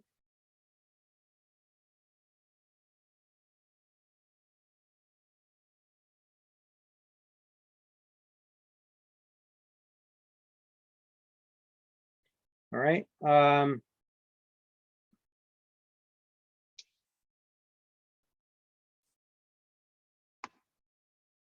So the creation of agency is done either on some sort of written employment contract, like a listing agreement, or exclusive buyer agency agreement. CIS form would be the first way that we introduce it to people. So the consumer information statement, even though it's only required for residential real estate, I would suggest that you give it to everybody, even on commercial. So it's safe to give to everyone you intend to do business with, even those you're not required to give it to. It's a disclosure of agency relationships describing how your agency intends to work with or represent someone. It's the first document given to anyone you intend to do business with.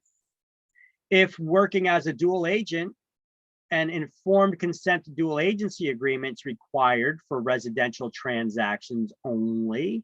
But there's 4 versions of this, one for the seller, buyer, tenant, and landlord. You're only required to give it to tenants. You're not required to give it to tenants for leases less than 125 days. It's required before you even begin discussion of their motivation to move and their financial situation. That could be an exam question, hint, hint. It's not required for short-term rentals less than 125 days or for commercial properties. And that CIS form, you cannot modify it because the font size can be no smaller than 12 points. It's actually written in the law that the wording on the consumer information statement cannot be shrunken down to be less than 12-point font size so that people can read it. Can't turn it all into fine print. But I'm going to tell you one thing. If you take the CIS form, which you can see on page 43 and 44, if you take this CIS form and you put it on legal size paper, you get 2 extra columns. So now if you were to fold it up to make it look like a brochure, you could customize a cover page and a back page and have it sitting there in your open houses and such. The CIS form customized with your company logo, your picture, your contact information on it, and you're not disturbing the form itself because you have an extra, you now have a cover page and a back page, you know, when you fold it up. You guys understanding what I'm saying? Yeah. Yeah. That's if you print it on legal size paper. You know, you're basically turning this sideways, you know, and now you're printing it. It's staying at 12-point font size, but now you get that extra cover page and back page on it. That's the way you could customize them. Ain't that neat? What number slide is this one? This slide is number 27. Okay. Thank you. You're welcome.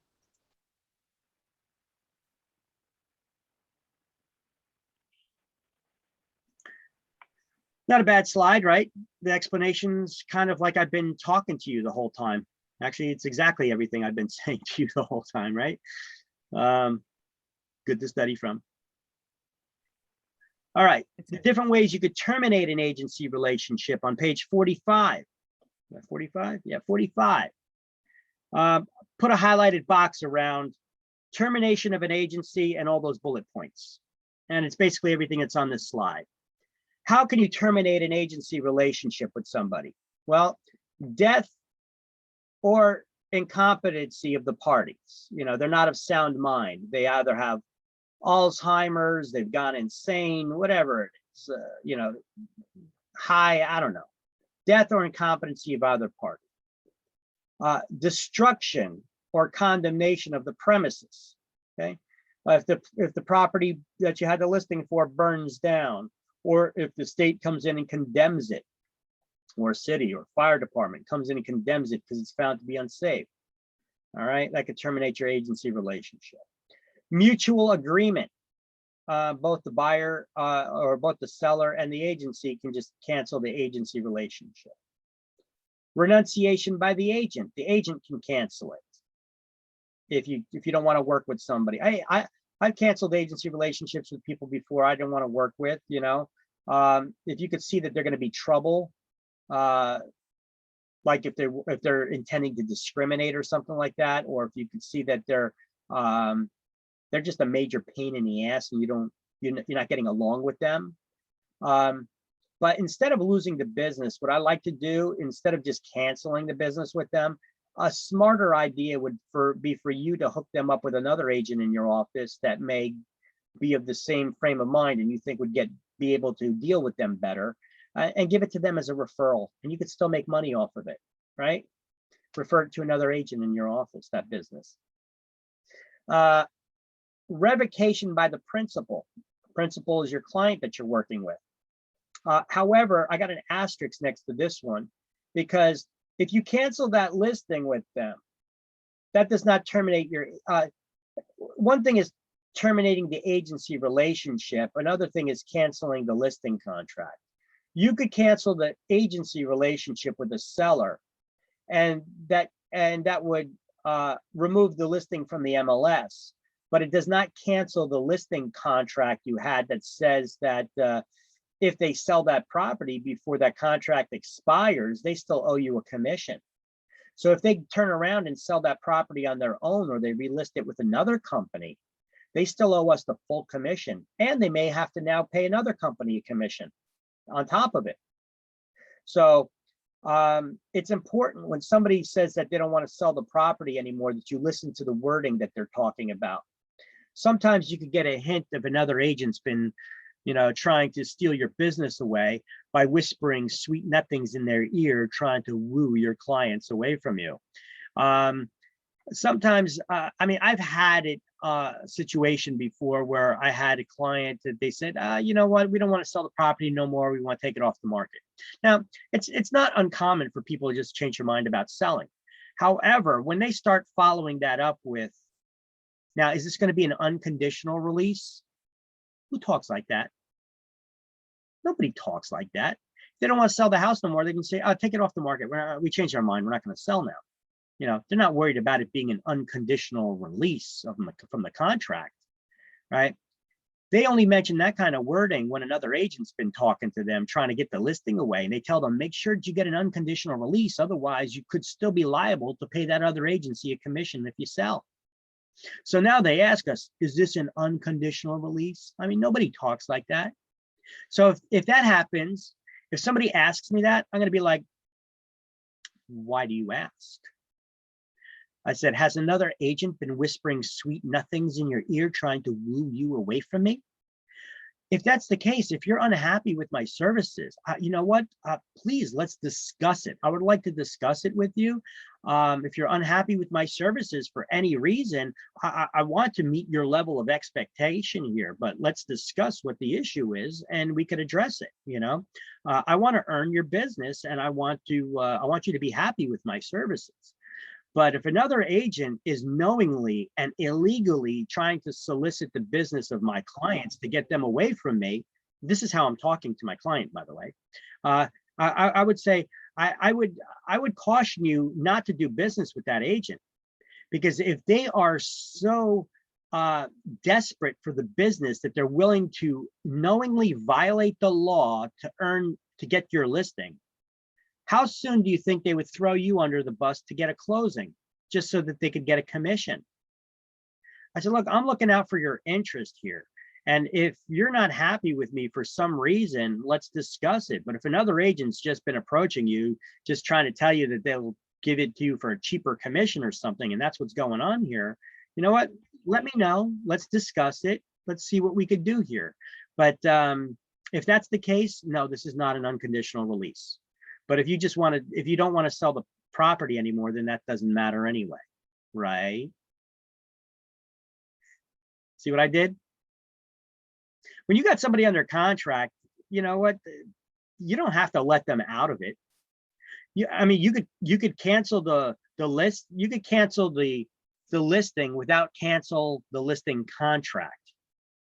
So they're still legally bound that if that listing contract, if you had a contract for 6 months or for 1 year, if it hasn't expired yet and they sell that property, they still owe you a commission, the full commission. All right.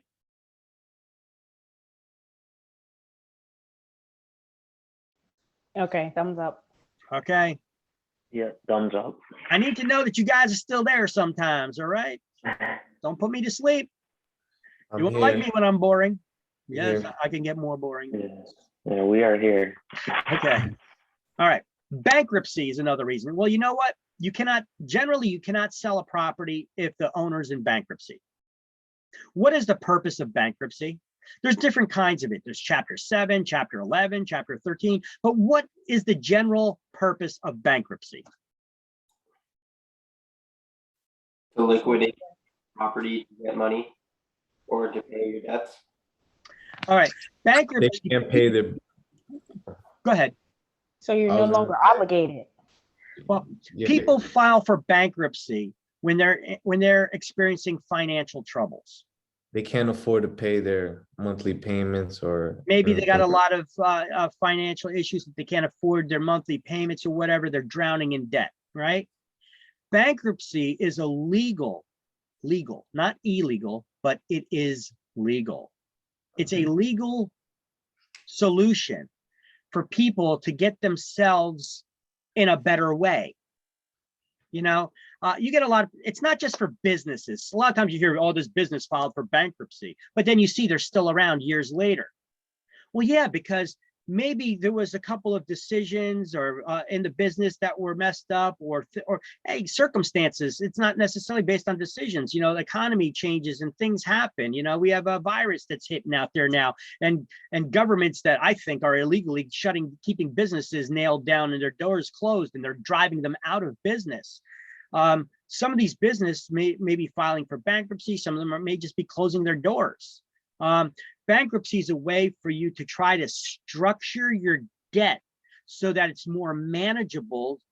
It's not a way for you not to pay your debts, okay? It's a way for you to try to restructure that debt so that's in a way that you can afford to pay it more manageably, okay? See, there's different kinds of bankruptcy. There's Chapter 7, 11, 13. Now, don't ask me the details about all of them. I'd have to look it up. But some of them are ways to restructure the debt. Some of them are ways to discharge some of the debt. You'd have to discuss that with a bankruptcy attorney. But bankruptcies could be a good thing for people. It can prevent them from going and killing themselves and prevent, sometimes when people, they think there's no way for me to get out of this debt. Every penny I got isn't enough to pay my bills. And then they jump off a bridge. You know, bankruptcy is a way for them to try to restructure that debt or even discharge some of it so that they can move on with their lives and start getting themselves in a better way, right? So don't look at people negatively if they file bankruptcy. But also, don't consider them one of your clients right away either. Because if you filed bankruptcy recently, you ain't buying a house.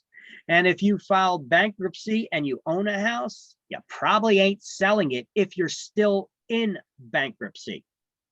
Okay, if the bankruptcy is done, you could sell the house. But if you filed for bankruptcy recently and you're still in bankruptcy, unless the real estate has been discharged by a judge as an asset of the person who filed for bankruptcy, you can't file, you're not going to be able to sell that house. So as a real estate agent, you think this may be an important question to ask somebody when getting a listing? Is your property currently in distress? This is a question I like to ask people. Is your property currently in distress? What does that mean? Are you behind on your mortgage payments? Are you in danger of foreclosure? Have you filed for bankruptcy? Are you currently in bankruptcy? Are you going through the process of divorce right now? These are all examples of your property being in distress. I may still be able to sell your house in all those situations, except for the bankruptcy one. But we need to take a different strategy. And it's important for me as a real estate agent to know these things. So it's not a bad idea for you guys to ask that question when going in to get listings. Is your property currently in distress? Are you behind on your mortgage payments? Is your property in foreclosure? Is there a sheriff's sale that's scheduled for the property? Are you going through divorce or currently in bankruptcy? Okay. So, completion or fulfillment of the purpose. So bankruptcy is basically a way for people to get out of contracts, not to enter new ones. Okay. So that if somebody filed for bankruptcy, guess what that did to your agency relationship? Can't sell it. All right. Completion or fulfillment of the purpose of the agency. Congratulations, move on with your life. You sold the property. What do you need an agency relationship for now, right? Or expiration of the term of the agency. The listing expired, your agency relationship expired. Okay, renew it. Okay, but until that happens, this is what we got here, okay? So these are the different ways to terminate an agency relationship, and often it's a state exam question.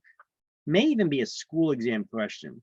They give you a bunch of items, and which one of these is or is not a reason for terminating an agency relationship. Or they may say listing too.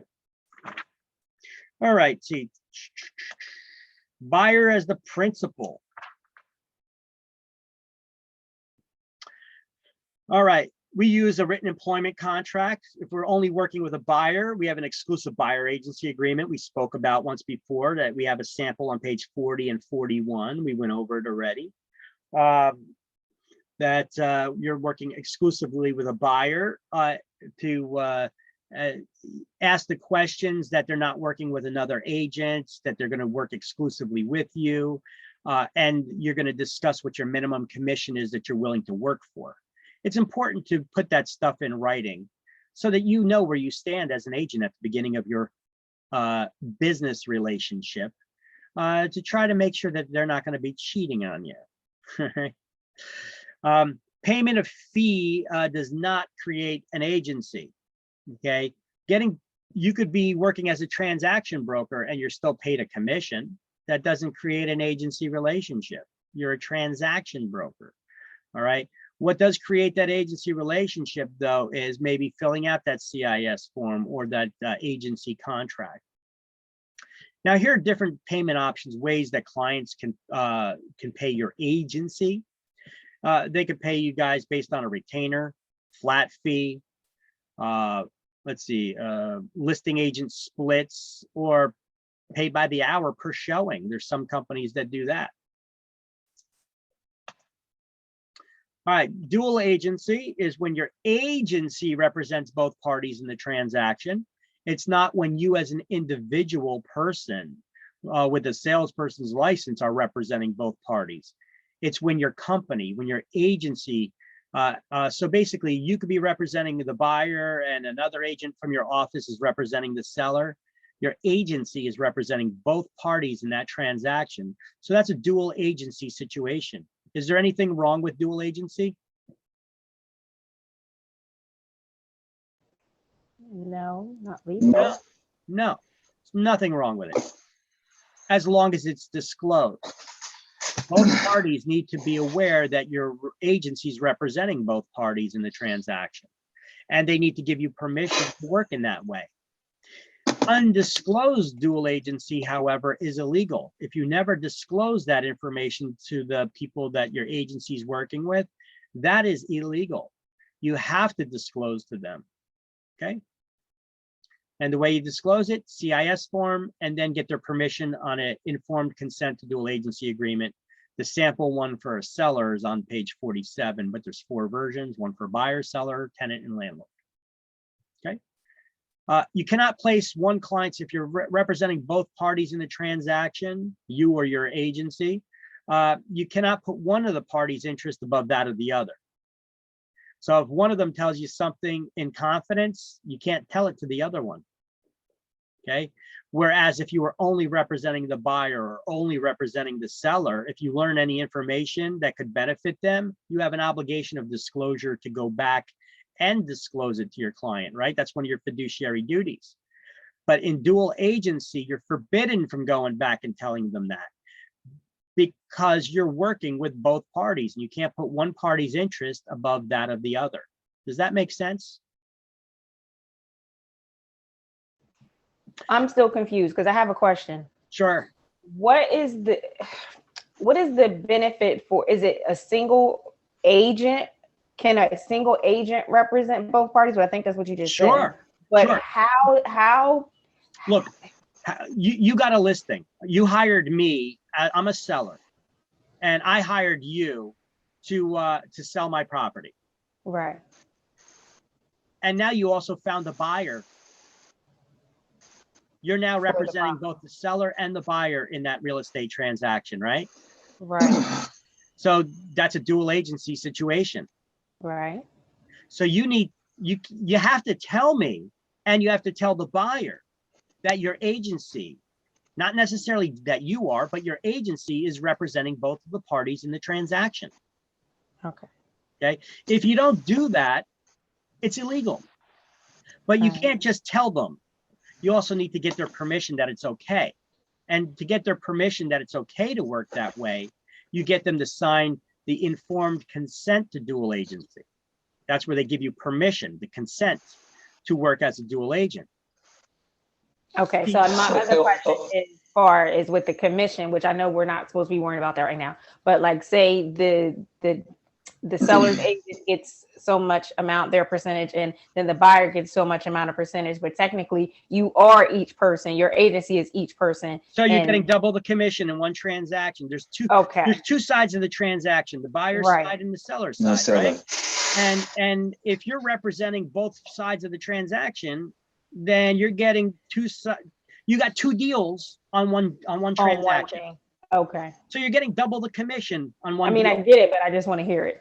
Yeah, no, that's it. That's it. But Okay. remember, you also got to split it with your broker according to your Right. commission split, of whatever your agreement is. Okay, but there's a buyer's side and seller's side, so that commission on both sides are going to get split. Okay. Okay. All So right. technically, if you were to look at it, technically real estate transactions, the commissions get split 4 ways. There's a Mhm. buyer's side and a seller's side. And then each one of those, the buyer's side agent and the seller's side agent, if they were different, each Mhm. have a broker that they need to split their commission with. So now that's what? That's 4 sides, right? Kind of like half and half. Yep. And if you are that same agent, well, then you just doubled the commission. It's just 2 parties involved, but you doubled the commission. You're getting 2 sides. Fantastic. Good for you. That's how you make money, my friends. But that's what they mean Quick by question. you cannot provide the highest level of loyalty to your clients, because you can't go blabbing to your client what you've learned from the other side, because the other side's also your client. That's what they mean by you can't provide the highest level of loyalty. Okay. Right. How practical is that to represent as an agent both seller and buyers? Just, Done it many times. It's very, very practical. Hey, there's nothing wrong with it as long as you know how to keep your mouth shut. Right. As long as you don't put one party's interest above the other, you're representing both parties the best that you can. You're just not blabbing to them, hey, they're willing to pay more, or hey, they're willing to accept less. That's the only thing really that would come into question, that you would have to, if there's problems with a house, we're required by law to disclose it if we're aware of it. We're required to look around the house for problems, even though we're not home inspectors, and disclose it to the other party. So that's not a question of agency, you representing one party or the other, because it doesn't matter. That stuff you have to disclose. The only problem that would come into play is if the person is willing to pay more or accept less. All right. Make your highest and best offer. We'll present it. See if they accept it. And after that, it's not an issue. Right. All right. So, okay. Dual agency and conflict of interest may occur under certain circumstances, though. If you don't know how to keep your mouth shut, for one, if you put one party's interest above the other. Situations when a seller's agent comes to identify with the buyer and they're furnishing encouragement, advice, and assistance to the buyer. How would that happen? Here, you're hosting an open house. Who are you representing right now? The seller. The seller. If you're hosting an open house, you're representing the seller. But a buyer walks in the front door and you start giving them all kinds of information. How long have you been looking? You're getting all frenzy with them. They call this building rapport. RAPPORT, building rapport. And when you're building rapport, it's a way for you to try to build a friendship, to build a trust with that person in a short period of time, to have them want to do business with you. They call that building rapport. It's difficult to do. It's a skill. And when you start offering them encouragement, advice, and all of that, they could start getting the feeling that you're representing them and forgetting the fact that they walked into an open house and that you're already representing the seller. And if you don't stop them and let them know that as of now, that you are representing the seller, and that if you work with them, you're going to be working as a dual agent, then if at no point in time you ever disclose that, and the transaction goes on and on, you're working as an undisclosed dual agent. And if the transaction falls through due to no fault of your own, one of those parties or both of them can sue you. And you're guilty already.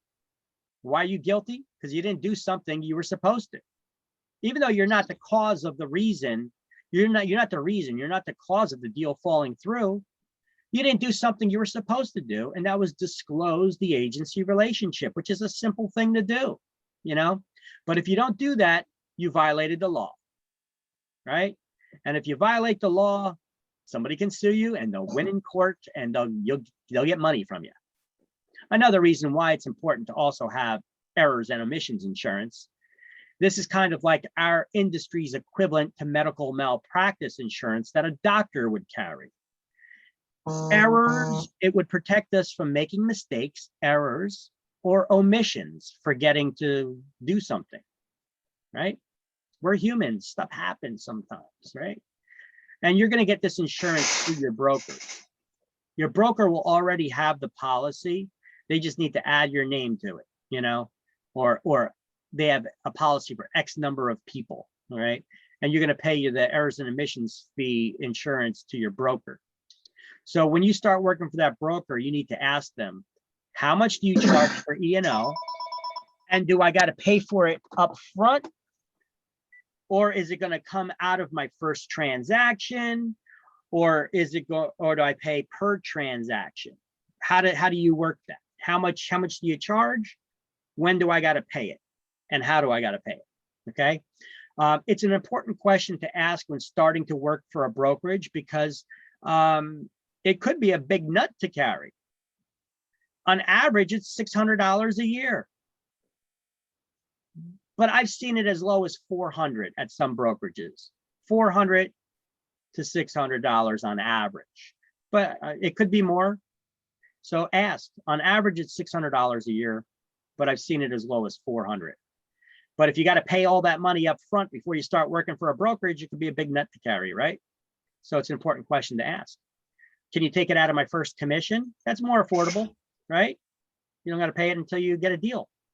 Or if they have the ones that you got to pay per transaction a little bit, it seems like a smaller amount.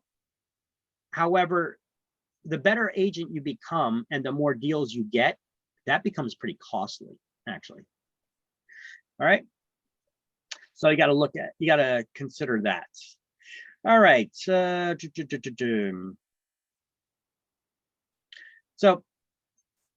agents purchasing the seller's property. I gave you a situation where I purchased a seller's property before, but I dropped their listing. I canceled their listing before I purchased it, but still they're expecting advice from me as the professional. So I still have to inform them of what the true market value is of the property. I can't take advantage of my clients. That could still open me up for a lawsuit, even if I cancel the listing and still buy the property. So that's why when I purchased that lady's property, I told you I put in the contract, I advised her what the current market value is, and I stated the market value in the contract. And I said, but despite this factor, she's still willing to sell it to me as an investor for investment purposes at this price. Okay, so I tried to cover my butt by expressing everything in words on the contract. I left nothing to interpretation. I'm not opening myself to lawsuits because everything was laid out. I didn't hide anything. It was all out in the open. It was written on the contract itself. Okay. So agent that has an indirect interest in the transaction still has to disclose that interest. Like if you're helping your relative, like your mother, find a home or sell a home, you have to disclose on the contract that your relationship with the person that you're working with. You know, I'm Victor Kaminsky, broker with Jersey Brokers, and the seller is my mother, right? Boom. Does that disadvantage anybody? Does that give anybody an upper hand by saying that in the contract? No. No. But the law requires you to do it. So do it, because if you don't, somebody could sue you and then they'll get financially paid out of that. So make sure you disclose the relationship of parties like family members, you know, significant others like that. Okay. Or here's another situation, another example of that. If you're the member of a group like the Boy Scouts committee and you're helping them find a new campsite, you disclose on the contract. Boy Scouts of America is my client. I am Victor Kaminsky with with Jersey Brokers, and I am a member of the Boy Scouts of America, and I am helping them find a campsite. Boom. Full disclosure. Disclose, disclose, disclose. Nobody's getting disenfranchised. Nobody's getting a benefit. Disclose it. Okay. Why? Because the law requires it. So the bottom of page 45 under dual agency, on the second sentence there, I want you to highlight, while dual agency itself is not illegal, undisclosed dual agency is. And then turn the page. Wait, where did you say? On page 45, under dual agency, the first line, the end of the first line, it's in the second sentence. While dual agency itself is not illegal, undisclosed dual agency is. Thanks. You're welcome. Also had that on this slide too. All right. And then you turn the page, the next page talks about dual agency and conflict of interest, which is this slide that we just went over. And then here's a sample of a dual agency informed consent to dual agency agreement that you would give to a seller. Remember, it says seller at the top there, right? Under informed consent to dual agency. There's a version of this form for the seller, there's one for the buyer, one for a tenant, and one for a landlord. As you can see in a second.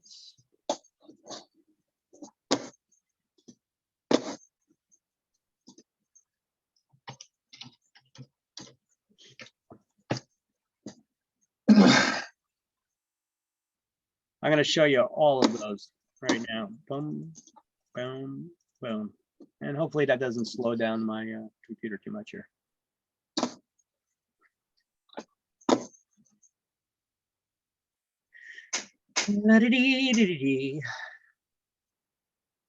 Almost lunchtime.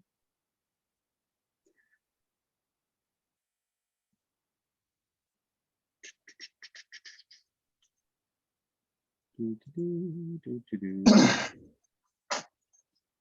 me 1 second. They're opening up. I got to close out. They're wanting to print, so I got to close out print.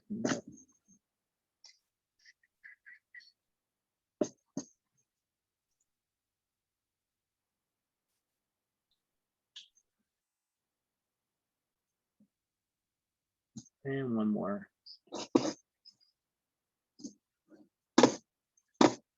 No. Or maybe not. That application crashed. Okay. So let's open tool.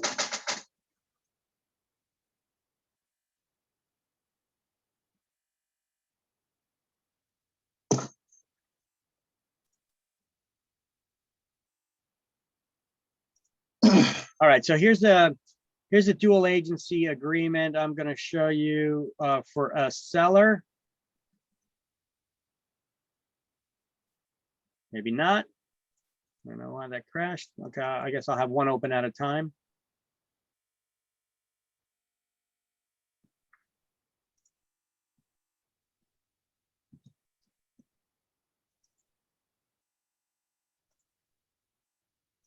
No.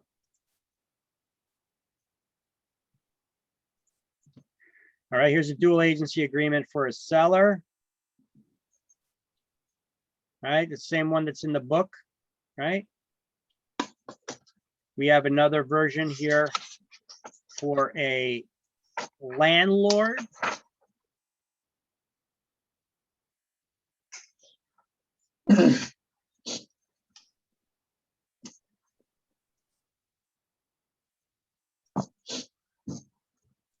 This is one for the landlord. You see it says landlord here at the top. It looks pretty much just like the seller's one. There's also a version of this one that says seller/landlord. Okay. Put either way, there's one for a seller, a landlord, a tenant, and a buyer. Just want to show you that there's 4 different versions of this. One for a buyer and one for a tenant. So here's the one for the buyer.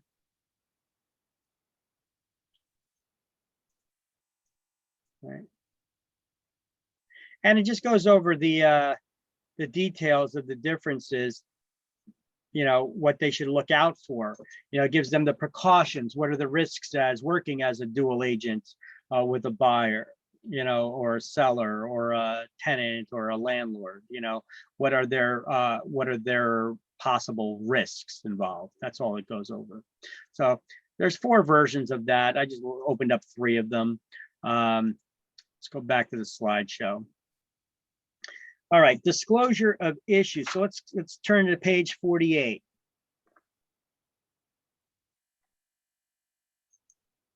Okay, top of page 48 was talking about that last slide that we were on here too, that was discussing, dual agency and conflict of interest. That was some of this stuff that you've seen at the top of page 48 here. Okay.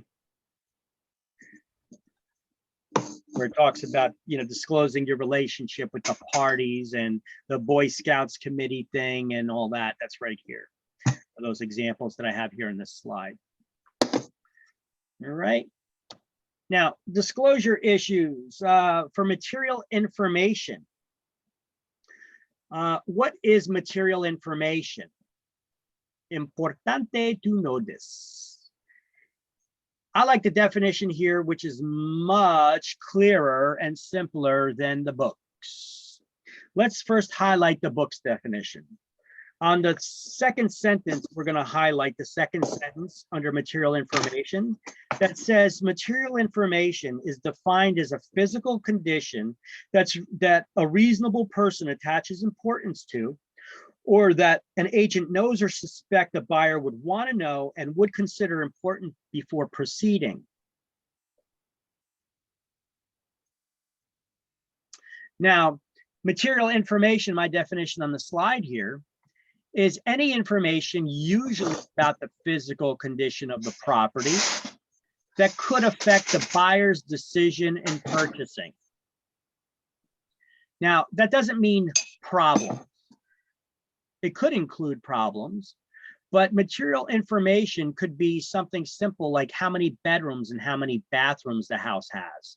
Is that a physical condition of the property that could affect the buyer's decision in purchasing? How many bedrooms and how many baths? Of course. Yes. Yes. What about the architectural style of the house? Or if there's a garage, and if that garage is attached or detached, could those physical features affect the buyer's decision in purchasing? Sure. Yes. Or what about the type of heating system and the fuel it's used? If it's oil or gas or what have you, could that affect the buyer's decision? Yeah. Yeah. So that is material information. It's material to this buyer.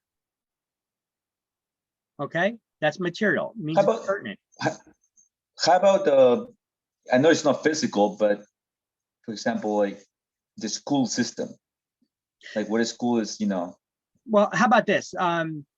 Yeah, I mean, we're not required to investigate and disclose what schools they go to.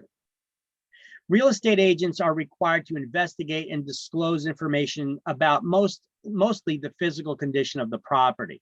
However, there are some things that could be considered material that are not physical, like how much the taxes are that you pay,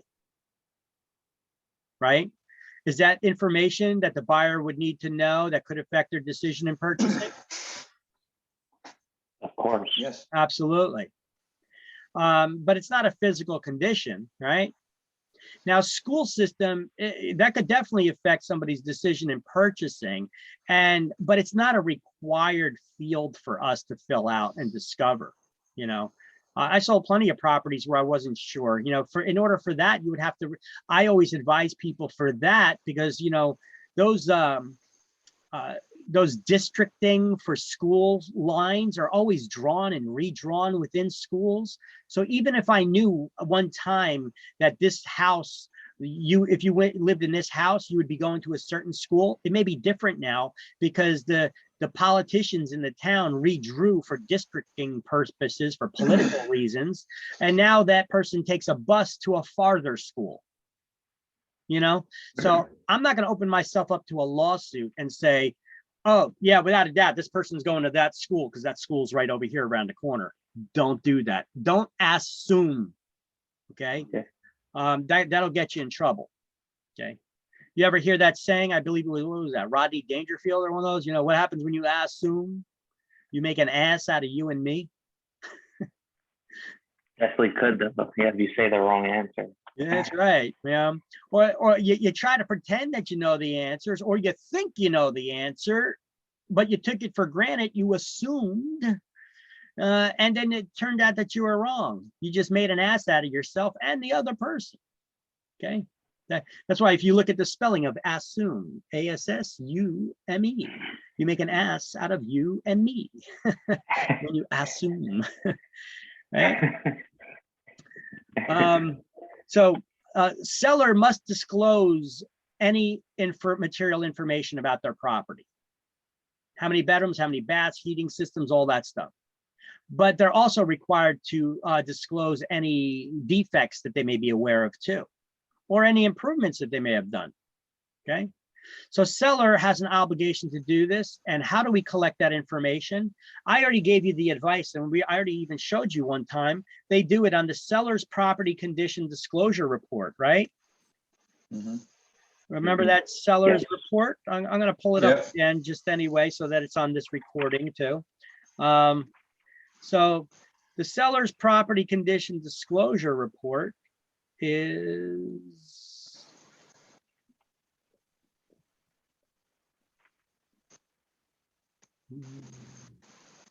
generating, is right here.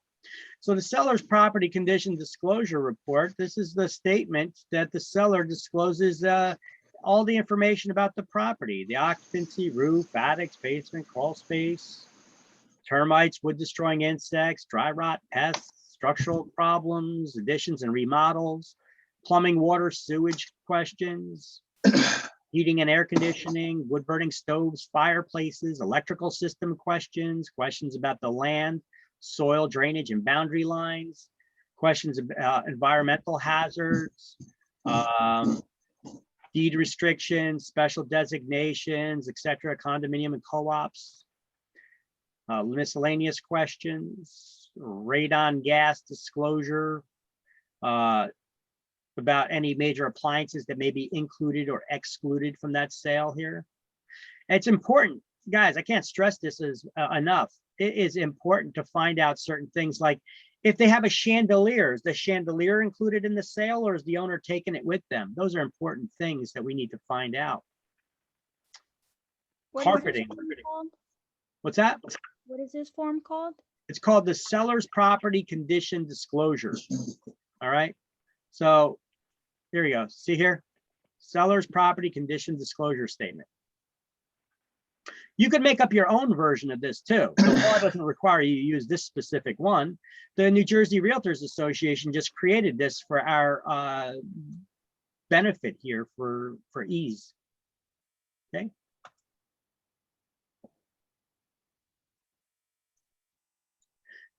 How do you handle, for example, illegal additions or illegal renovations? Illegal, like a bathroom. Yes, like they added a bathroom, without a permit. 10 years ago, no permit. Yeah. I would make sure they got the permit before I bought it. Otherwise, you're buying somebody else's problem. Mm-hmm. How do you do that? If it say it was like 5 years ago, how do you do that? Contact the city, file for a permit, and get an inspection. Okay. Now, depending on what the improvement was, some improvements require inspections at various stages of the construction so that they could see what the hell was going on. Like if it was for electrical, how are they going to see behind the walls? All they see is a Right. socket. What are they gonna come inspect the socket? How do they inspect it? They may require that you cut the wall open so they can look inside. Or the city can require that you demolish the improvement that you did without a permit. Oof. You're gonna need to get a city inspection to get the CO, the certificate of occupancy, anytime you transfer ownership of a property. So now the problem comes into play. Are you, as the buyer, gonna take on the responsibility of that? If you do so blindly, and that seller did a improvement without getting the permits and they did it illegally, you may be on the hook for demolishing it now. You just bought a house that you have to deconstruct. If they put an addition on the house without a permit, the city can come in and they could say, you need to tear it down. It depends on the inspector. It depends on the city. Is it possible for them to inspect all the things that they needed to? The foundation, the electrical, the framing, the plumbing, you know? But I've had it done before on a 9-year-old house. It was a pain in the ass because somebody built a house and they never closed out a single permit when they built the house, the whole house. Jesus. Yeah, and it was a builder that was selling the house that lived in it, you know, so it makes it even more ridiculous, you know. So it was a major pain in the ass, but I advise the buyer, do not close on this until that seller, you know, gets all that stuff, all those permits, you know. So the guy never had the CO? No, he never got a CO. He lived in it for the last 9 years. He built the house and never he opened up the permits, but never closed on them. And the city never followed up on it. Let's say you're representing the seller now. What do you advise them? What do you feel like? Well, I've say had like, that, "Ah, I've had forget that situation before too. I had that situation once in Keensburg. Once again, it was a house that was about 9-10 years old, and it was a type of situation just like that. Builder, and he never closed out any of the permits. Major pain in the ass. The city didn't want to deal with it at first. I'm like, wait a minute. He got the permits. You guys never came out to inspect it. You know, and there was a lot of finger pointing that was going on. I was like, listen, we need a resolution to this, not finger pointing. Nobody's trying to get you in trouble here. We just want to close on this transaction. What do we need to do to get you to come out and inspect this for the different inspectors? We need a plumbing inspector. We need the electrical inspector, you know, if they have different inspectors for this stuff. We need the person to look at the framing and the foundation, and then the exhaust for the heating system and all that. You know, everything needs to get looked at, you know, to get every single permit closed out. Major pain in the ass. So they did have to cut open access panels so that they could stick their head and look in the walls, you know, and check stuff out, you know, and then the inspector has to sign off on it. Whether they sign off on it or not, it's up to them. So was that good enough for them to be able to see everything? It's up to the inspector. They may want more walls open, you know. It's a touchy situation. Don't try to argue and get people pissed. You got to tread At what lightly. stage, for example, did that happen? After you signed did that come up when he was filling out the CIS form? But did that come up after, for example, there was a sales agreement already? Like, nope. When I got the listing, it's a 9-year-old house. I assumed that when you buy a freaking house, when you owned it and you lived in it for 9 years, that before you live in a house, before you're allowed to move in a house, you know, that you have to have a certificate of occupancy, a permit. 9 years and the city never followed up on permits. I mean, assuming a situation like that is not far-fetched for me to be rightful in my assumption that the city, you know, somebody's living in it in 9 years and nobody came up and nobody made a stink about it. Nobody did anything from the city or from the builder, you know. It's not my fault on that, you know, but holy shit, there's a lot of negligence all the way around, right? So, but I found a resolution to it. I was like, listen, what do we got to do? I'm the mediator. I'm the peacemaker here, right?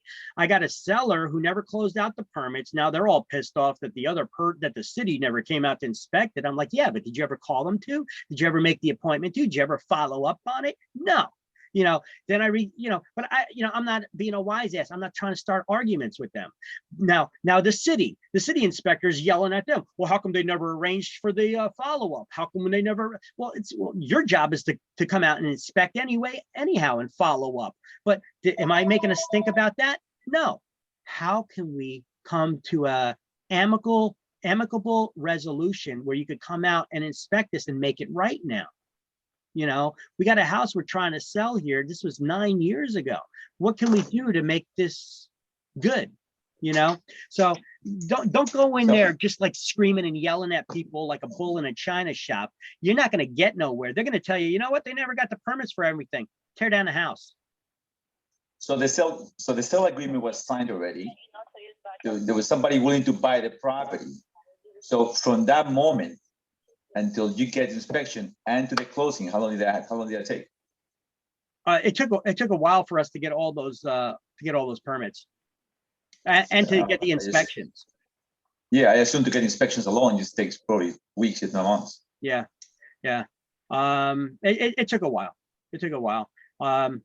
Pain in the ass, but you know what? I've had situations before where I was just getting regular inspections and not this whole house stuff. That took longer. So it wasn't really that bad, but it was still a pain in the ass. Okay. What a situation anyway. All right. You know what? We're going to, Yes. So material information is any information about the physical condition, usually about the physical condition of the property. Licensees are required to investigate and disclose any material information about a property that can be discovered. And how do we do that? Well, we have the seller fill out the seller property condition disclosure report, and we walk around the house, the property that we are taking on as a listing. All right. So if we find out that there's a problem, like there's a water stain on the ceiling, we have to point that out to people. We can't try to scurry them past it so that they don't see it. We got to stop and point it out to them. All right. We can't just try to let those things go by, because we're trying to be fair and honest with everybody in the transaction. As long as you know that there's an issue there, or it once was an issue, not a problem. I'm going to disclose it to you. Licensees have to investigate and disclose all that information. What is material information? It could be how many beds, how many baths, architectural style, type of heating, if it has a garage, if it's attached or detached, yada, yada, yada. It could also include problems, but it's not necessarily a problem. You got it? That's material information. Any information that could affect the buyer's decision in purchasing. All right, now that's a little different from a material defect. All right, so here's another slide that I made up too. A good one to study from, by the way. It's got information that's not even in the book. Material information, I got that basic rundown here, that definition. But I also have now the definition of a material defect is any problem that could be discovered by an ordinary visual inspection if you simply bothered to look around, like a cracked foundation or beams, water sitting on the floor, mold on the walls, water stain on a ceiling, sloping floors, or unused heating oil tank that's in the basement still. Those are material defects. If you bothered to look around, you could discover them. We're required to investigate and disclose all material defects. Now, a latent defect, the word latent means hidden. So a latent defect is a hidden defect, and owners are still required to disclose those. We, however, as salespeople, are not required to investigate that. A latent defect is one that's not discoverable by an ordinary visual inspection. It requires further investigation to uncover these types of problems. And some of those examples would be ephes stucco, an in-ground oil tank, water leaks that cannot easily be apparent. For instance, you may see a stain on the ceiling. A water stain on the ceiling, what kind of problem is that? What do we call that? Material defect? It's a material defect because you could see it. Now, the fact of it being an active leak or not, that would be latent defect. Further investigation is required to figure that out, right? So there's an instance where a material defect can lead to a latent one, but further investigation is required to figure it out. Now, a stigmatizing factor is an unpleasant event like rape, murder, or suicide, home invasion, robbery, things that do not affect the physical condition of the property, but they could affect the desirability or even value of it because the desirability is not there. Would you want to purchase a house where a family just got murdered in? No. So that house is affected by that stigmatizing factor. It's an unpleasant event that occurred there. All right. So a stigmatizing factor is when nobody's willing to buy something because of what happened there. Okay. And if you ever want to find out if a property had an insurance claim on it, meaning that there was a fire or a flood and they filed a claim with the insurance, get a clue. I'm not just messing around. There's something that's called a clue report that you could get from the insurance company. Homeowners insurance companies, before you try to get homeowners insurance, they do a little research on the house that they're about to insure. They run what's called a clue report. And it's a report, a database that insurance companies share with each other. If there was ever a insurance claim filed on a property, they'll know about it. So now you know about it. So if you got a buyer that's looking to purchase a house, they're not going to be able to close on that purchase until they get homeowners insurance if they're getting a mortgage loan from a lender. The lender is going to want to make sure that their collateral is insured. They don't want to lend you money and find out the house burns down the next day and then, you know, they have no more collateral, right? They want to make that sure that their investment's insured, right? But when you now, as the buyer, go to get a homeowner's insurance, ask the insurance company for a copy of the clue report. Or if you're shopping for homes and you're interested in making an offer on one, contact the insurance company. Try to tell them that you're interested in making an offer and purchasing this property. You want to find out how much insurance would be on it. They're going to be running in a clue report in the background. So ask them if you could get a copy of it. They're probably going to be shocked that you even know what it is. But that makes you a more informed agent, doesn't it? By knowing about it. Yeah. And Yeah. by knowing that there's such a thing as a clue report out there, you could better serve your clients, your buyer clients, can't you? Nod your heads up and down. Yes, you can. All Yes. What slide is this? This is slide number. What slide is it? I got to catch up here on the slides. This is slide number 33. Okay. Thank you. You're welcome.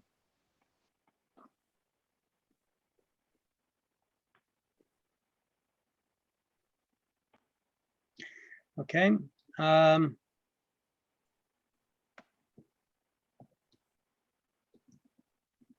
So this is for this stuff that's on page 48 here. You're dealing with this stuff that's on this page.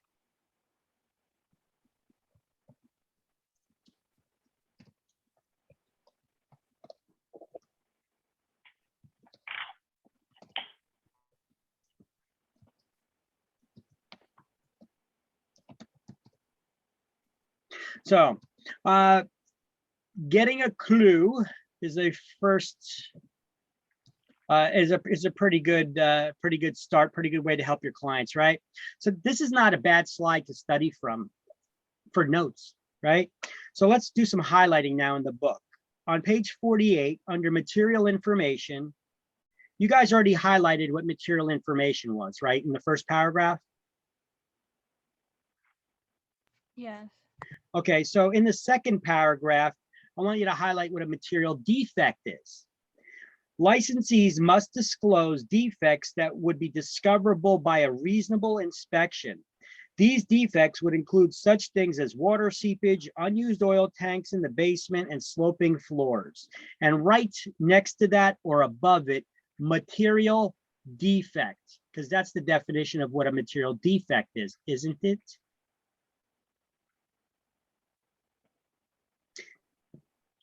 And then it goes on to say that the seller should be aware, however, that courts ruled that they are responsible for revealing any hidden or latent defects.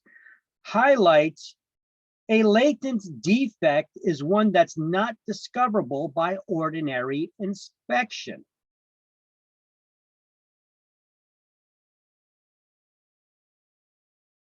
And then they go on to talk about all these examples like I gave, EIFS, stucco, you know, and I don't think they go over all the examples I gave, but we got some examples there. The next paragraph talks about the clue report. And then if we follow the next paragraph, it says, in the same fashion, a buyer's broker is required to disclose any material defect that would affect the buyer's ability to complete the transaction. This means that despite any fiduciary duty of confidentiality, a buyer's broker must immediately disclose any financial problems that the buyer is affecting.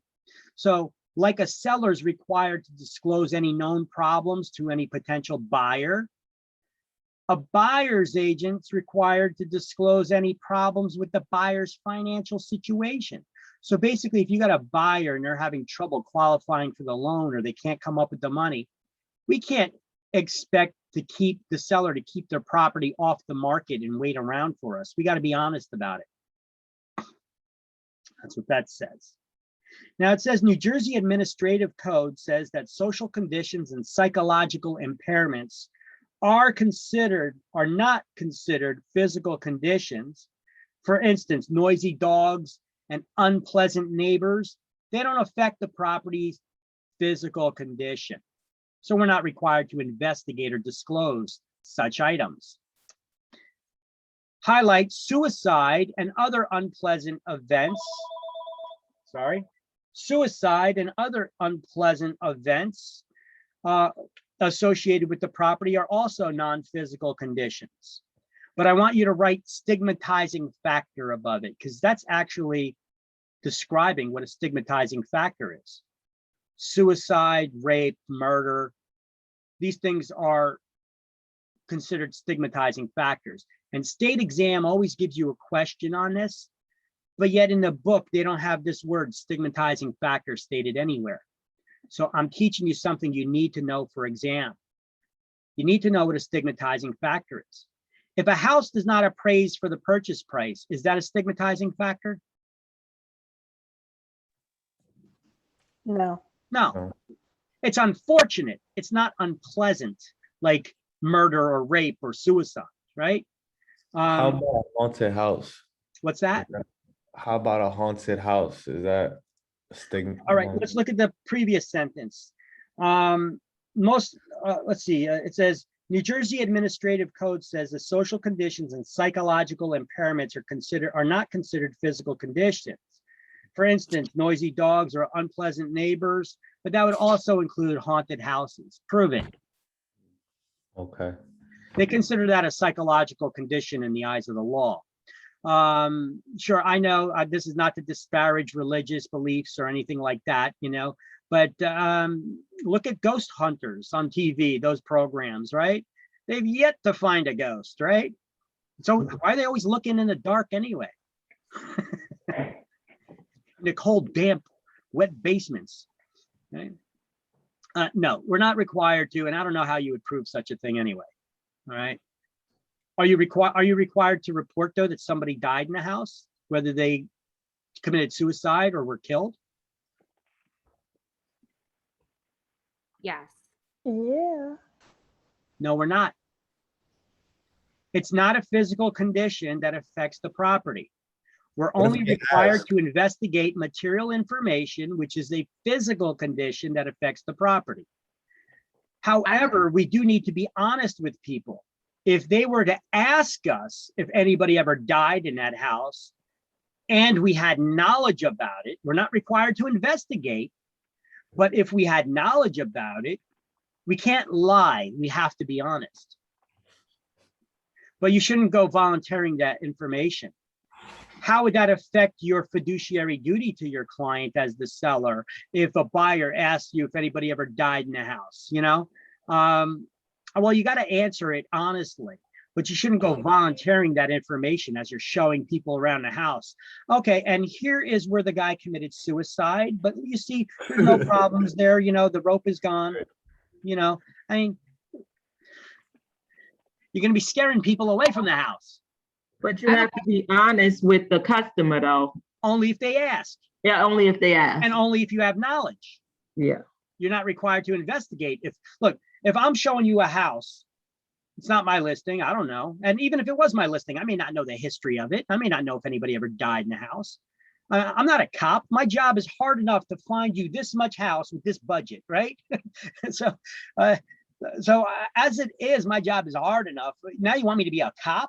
You want me to do research on it? I mean, I have a question though, because I know it kind of crosses into the Megan's Law, but what if you know that the house was owned by a pedophile? And what if it was owned by a murderer? Or a murderer? Are you, and what if they ask if someone's been murdered in the house or if a pedophile lives close by? How do you handle that? Because you still have to be, you know, loyal to your client, but also honest to the customer. I don't know where all the murderers or rapists live or pedophiles live. I'm not a cop. Point them to attorney. Nope. If you're worried about sex offenders, that's something we didn't just get into yet. That's coming up on this page. Under Megan's Law, here, let's skip to it since you just asked that question. We'll come right back to this. Okay, here, let's go to this one. Megan's Law on page 49 alerts the community to the presence of convicted sex offenders, and only people who live in the area can make inquiries about the where the sex offenders live, but only after they close on the sale or lease, not before. Wouldn't it be common sense for them to do their due diligence about the neighborhood that they're looking for? And if they have children, you would think they would want to look this stuff up themselves, right? But the law says only people who live in the area can make inquiries, not people who don't live there yet. Okay. If it says county prosecutor, the county prosecutor, because every time a sex offender moves, they're supposed to report that information to the local county prosecutor's office. So the county prosecutor maintains a list of known convicted sex offenders that's updated every time they move. And you could make an inquiry to them, but only after you moved there and you're living there already. So real estate, hold on a second. So real estate agents can refer concerned buyers or renters to the Megan's Law registry that's on the state police website, to which they can search themselves. Okay. Don't you do the research for them. Don't ever do that. Because if you do the research for them, you're like a chicken that's putting their own neck on the chopping block. Because if you miss somebody that was on that list, they're going to end up suing you and saying that you did it deliberately. You know, don't try to pretend that you're the expert in everything. I'm not the expert in where all the sex offenders live, but I could point you to who the experts are. That would be the county prosecutor's office, or you could check the Megan's Law registry on the state police website, which I have a link to right here. Okay, so if we were to click on this link,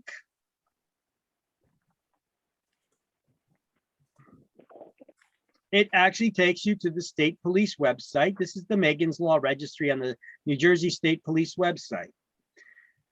Read about Megan's Law, important information for sex offenders. Okay, and then here's some information for anybody that's going to use this database. You got to read all this stuff before you actually get access to the database.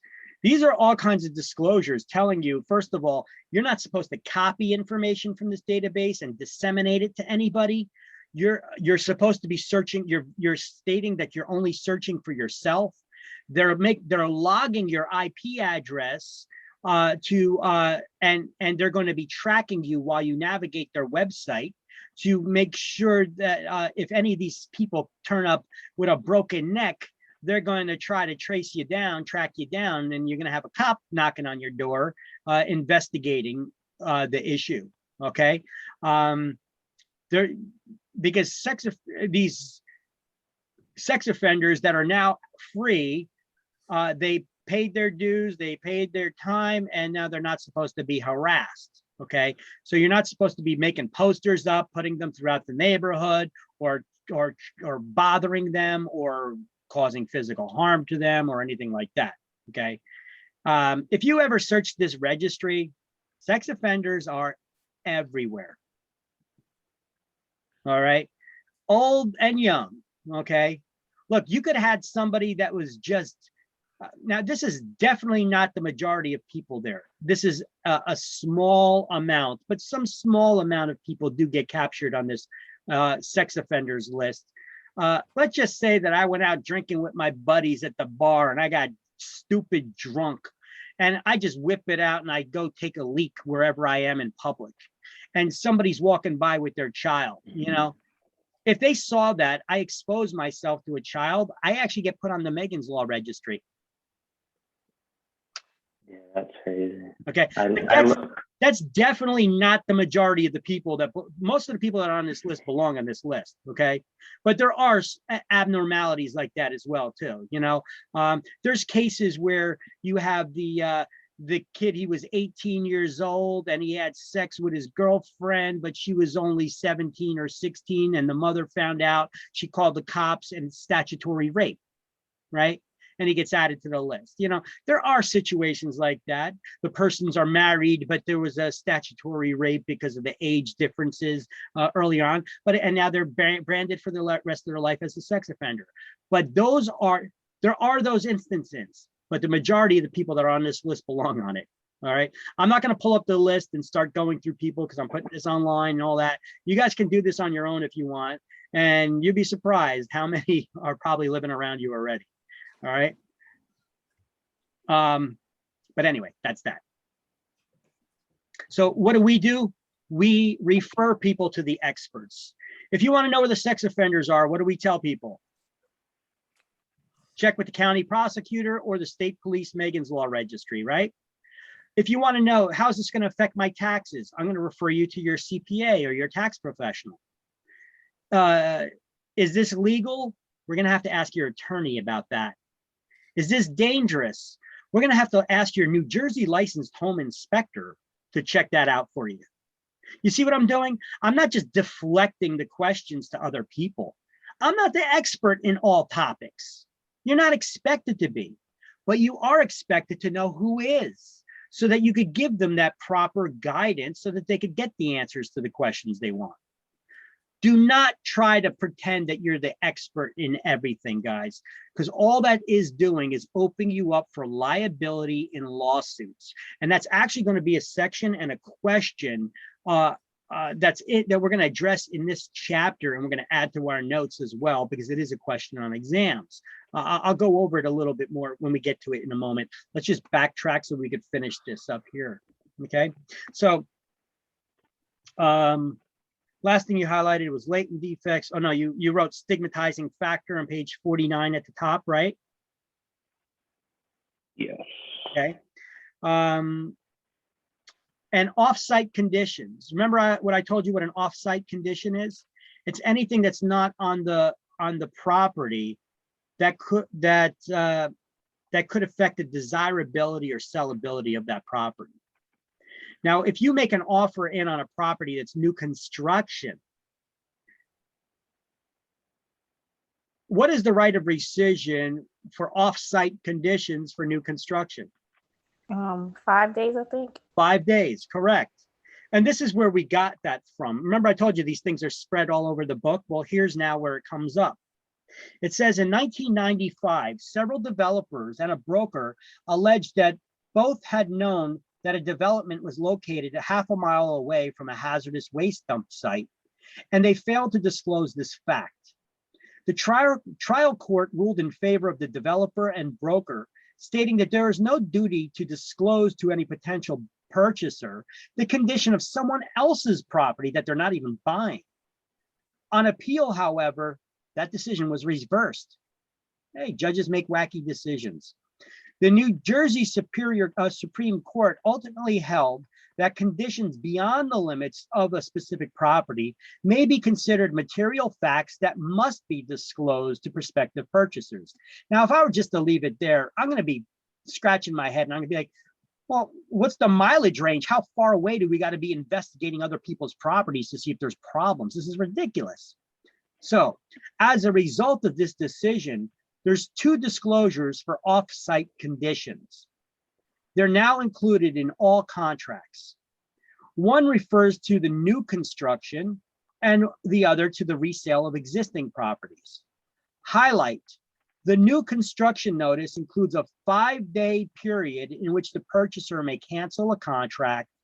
The resale notice does not include a similar right of rescission. So that's this slide right here that talks about the off-site condition. New construction has a 5-day rescission period. Resale properties have no similar right of rescission. Okay, the buyer should do their own due diligence before they make an offer.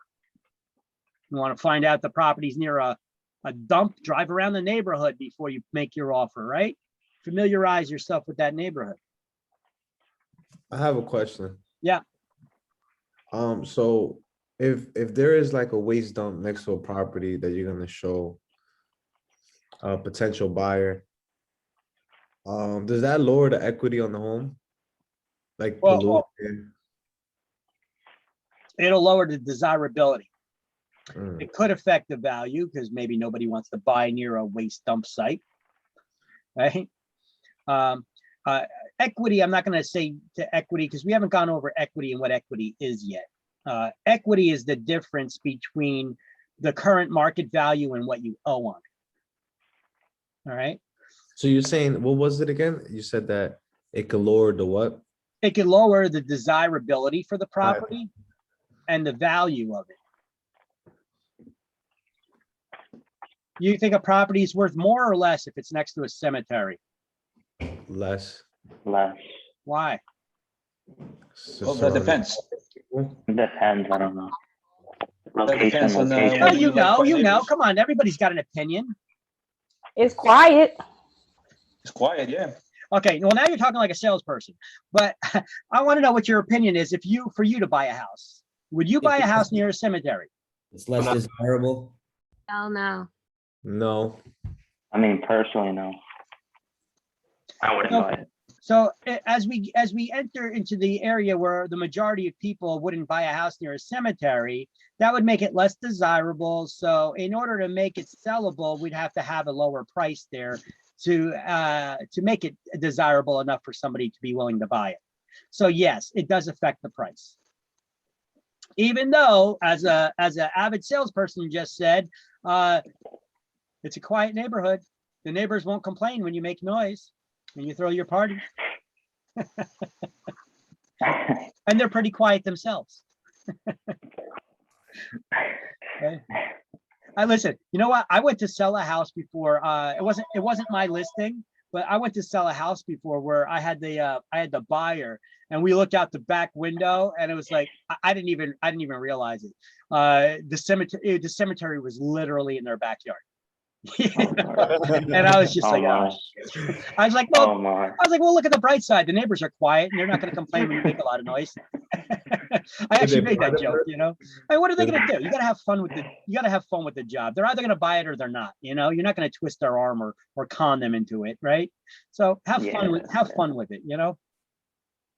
At the same token, I Sure. did this once before where we looked into the backyard. We actually went out into the backyard and I was stunned how beautiful the backyard it was because I think they had like that green thumb guy there because the grass was so nice and green. And Wow. they had a brand new wooden fence and a brand new shed that the wood matched the color of a fence perfect. Like everything was brand new. It was gorgeous with Wow. a nice concrete patio out there. And I was stunned by it. I was looking at that yard and I was like, wow, this has got to be one of the most beautiful yards I've ever seen. This is gorgeous. And then the lady, she walks out actually behind me and she's like, nope, absolutely not. And I'm like, what the hell's your problem? I'm like, this is the most gorgeous yard I've ever seen. What the hell are you talking about? And she goes, and like, sometimes things hide right in front of your face and you don't even realize it. It's hiding in plain sight. I looked up right behind the yard. There was one of those high tension power lines, the towers. Wow. It was actually, Oh it was my. so close to the yard, I didn't see it. It was, she came out from outside the house and she was looking up and that's, she saw it. I came out, I'm looking at the yard, I wasn't looking up, so. Yeah, the landscape and everything. Yeah, and so, I mean, I cracked a joke in that instance. I'm like, well, this is a very beautiful yard back here, right? She's like, no, I was like, well, look at the bright side. I was like, you'll save on light bulbs when your kids glow in the dark. You got to crack jokes. You got to make fun. She obviously wasn't going to buy the place or rent it. I forget if it was a rental or a purchase, but she obviously wasn't going to get the place, right? Of course. You just have Either fun. yes or no. Yeah, just Yeah. have fun with it. All right. So once again, here's that same slide that was in a previous chapter about all the different rights of rescission, right? We just went over this one again. The 5-day right of rescission is for new construction only, not for resale properties, for the discovery of off-site conditions. And an off-site condition is anything that's not on the subject property. So once again, here's all those rights of rescissions I got for you guys again on a slide. What number is this one? What slide number? Mm-hmm. It is 35. Thank you. Thank you. Yep. Okay. See, I got it in presentation mode over here, so I have to switch screen to look at the other mode so that I could see the page numbers. All right. Next, Megan's Law. We went over this one already, but let's highlight it now. Let's highlight Megan's Law requires that a community be alerted to the presence of convicted sex offenders.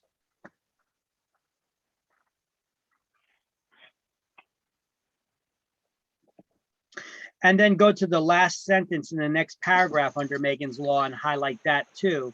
That says licensees are not permitted to inquire about or give any information regarding the presence of convicted sex offenders in the neighborhood.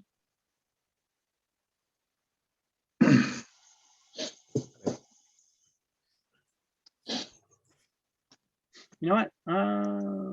Let me add that to this slide.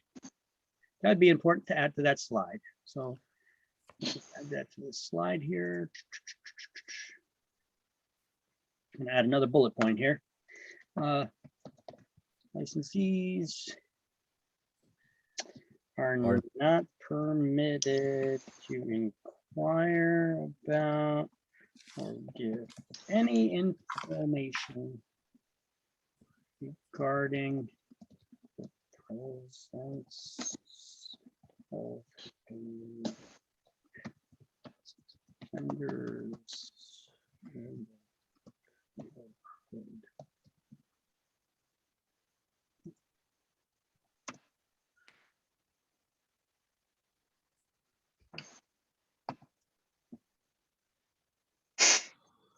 Okie dokie.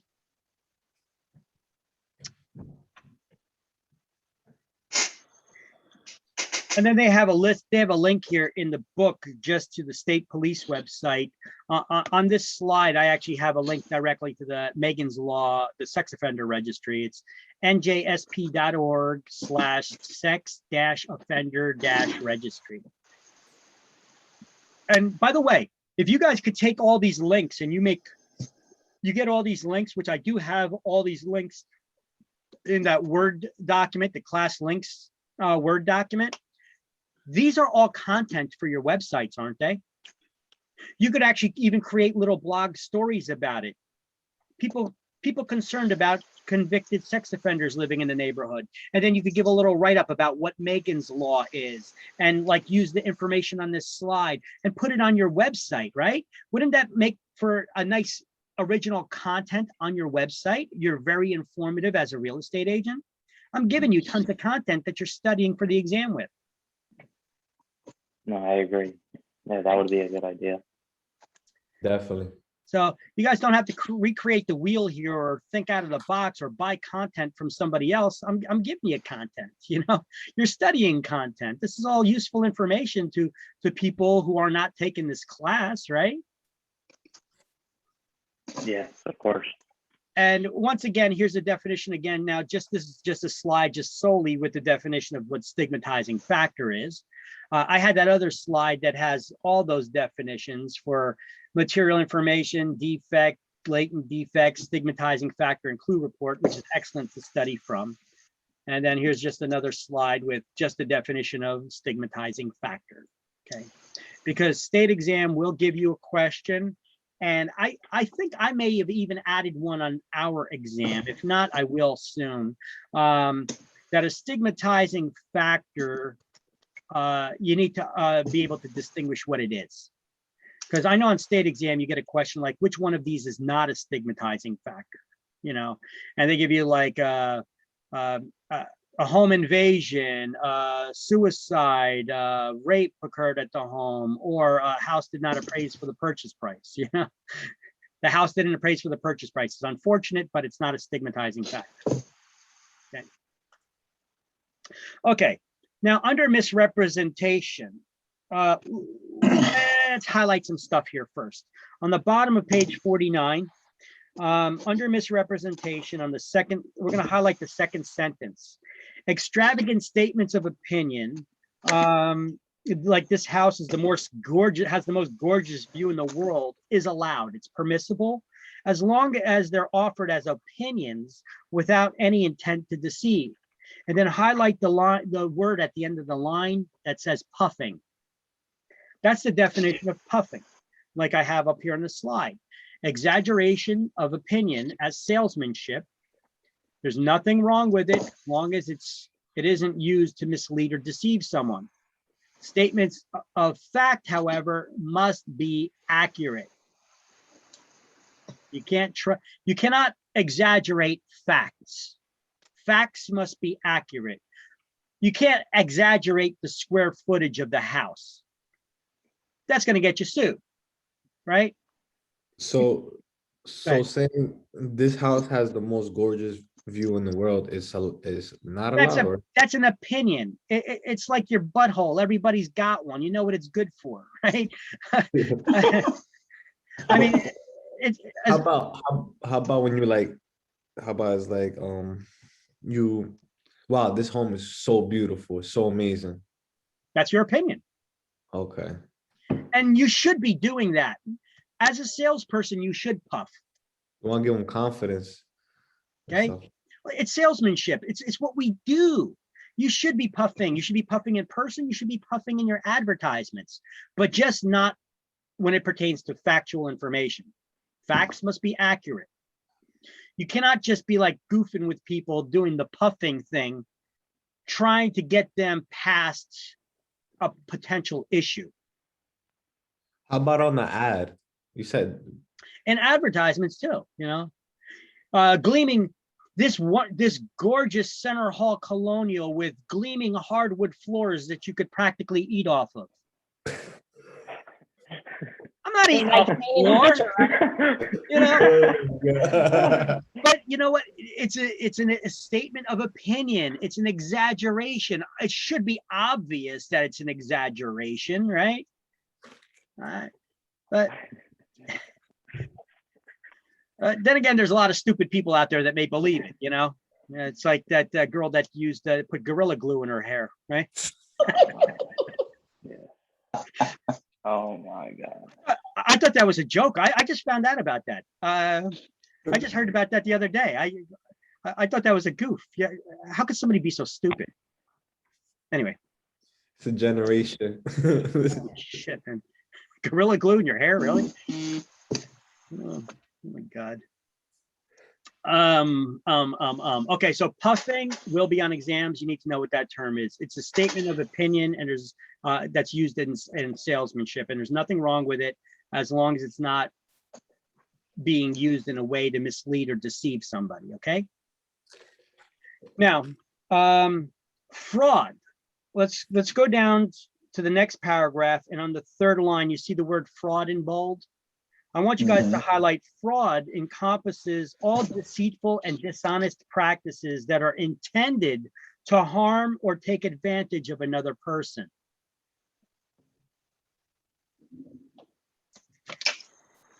And then turn the page. And on the next page, we're going to put a highlighted box around that first paragraph at the top of page 50. And we're going to highlight fraud is intentional misrepresentation, negligent or unintentional misrepresentation covers false or misleading statements by someone who should have known better, and innocent or honest misrepresentation is a false statement made by somebody who's not expected to be an expert in the subject matter anyway. And I have that on this slideshow too, all on this slide. You see that? Fraud is intentional misrepresentation intended to harm or deceive. Negligence is unintentional misrepresentation by someone who should have known better, like you, the real estate licensee. So can you explain that like a different? Yes. Okay. Here, let me explain it in another way. You get we get a buyer, and this is something that common happens. We're showing a house, right? And as we're showing the property, the person's looking outside. They're like, "Do you know where the property line is? I don't see. Is it where the bushes are over here, or is it where the ground kind of slopes?" And the agent comes over there trying to be all helpful, and they're like, "What the hell are you doing?" There's no way for you to tell where the property line is unless you're trying to line up a couple of surveyor stakes that are sticking out of the ground. But doesn't Only a competent surveyor can tell you where the property line is. Okay. They measured the land. So as a licensee, as a real estate agent, you should know that. You should know better. There's no way. Look, even you can't even say, "Oh, the property line is where the fence is." You can't say that. I've had people that bought houses where the fence was over the property line. There are property line disputes all the time. So you can't say that. You could tell them, "Well, there's no way for me to tell that unless there's a surveyor stake sticking out of the ground." You'll find out where the property line is when you get when we order the survey. But we did look at the tax record, and there's a tax record and there's a tax map. A tax map could show you what the property layout is, and so could a survey. It's not a bad idea if you're the listing agent when you're setting up the appointment for the listing, to ask the owner if they could prepare a couple things for you. First of all, make sure that all the owners are present at our meeting. And the next thing is, if you have a copy of your original survey and deed, if you could make those available for me. Okay. And there's a lot of information on there that you could find useful. And then you could snap a picture of it. Actually, better than snapping a picture. When you snap pictures, they don't always print very easy, do they? If you were to try to print the picture, high resolution, low resolution, they don't print very well, right? It's hard to get them to print good on a page. There's an app that you guys can get. Let me open up my utilities folder here. There's an app called Adobe Scan. Adobe Scan, not Adobe Fill and Sign. It's called Adobe Scan. It's a free app. Okay. And that's what oh, you can't see anything. Why is it doing that? Anyway, it's called Adobe Scan. All right. And the Adobe Scan, you could snap a picture with your cell phone. Actually, you don't even need to press a button. It'll find the four corners of a document that you're trying to take a picture of, and it'll snap the picture on itself, and it'll turn it into a PDF document for you. Oh yeah, I have Genius Scan. Yeah. That's- I mean, Adobe's the maker of the PDF to begin with. I mean, go with the original. It's free, you know? And it's very intuitive and it makes a small PDF. It's not large in size. And you could also convert it to an image if you wanted to, okay, through the app. And you could email it to people or what have you. So it's a good tool to add to your realtor's toolbox here, okay? Because we're going to be dealing with documents that we need to scan all the time. Scanner may not be available or fax, you know, you could just go scan and then put another document and it would center it. And then you could even adjust the corners. If it doesn't grab them exactly, you could grab it and, you know, drag it with your finger and adjust the corners properly. And then next document, you know, and you could scan many pages in one, make one PDF document out of that tool. So it's pretty cool. Okay. Technology. Technology, but you got to know what tools to use. There's a million of them out there, you know? Aren't you scared that like technology will get to the point like That we're not needed? No. No, not that. Like there's so many scanning and stuff. Don't you think like a fraudulent mistake could happen? You know? Well, stuff does happen. Look, with technology, we got websites. Let's just look no further than the technology of a website, right? We got websites like Craigslist, where sometimes renters go to look for a rental if they want to find something, right? And that was a very popular site for quite a while. I'm not sure if it still is, you know, I never go there, but it was very popular. But a lot of scammers are on that crap too. You see them that they go to real estate websites and they'll take a listing. They'll take your pictures. Hell, they'll even leave your contact information on it sometimes. And they'll basically take a screen print of the damn thing and they'll post it up on sites like Craigslist in the property rental area. And they'll say, contact me as the owner. And they want to lease out your property. And basically they'll even meet somebody at a house that they'll break into. They'll change the locks.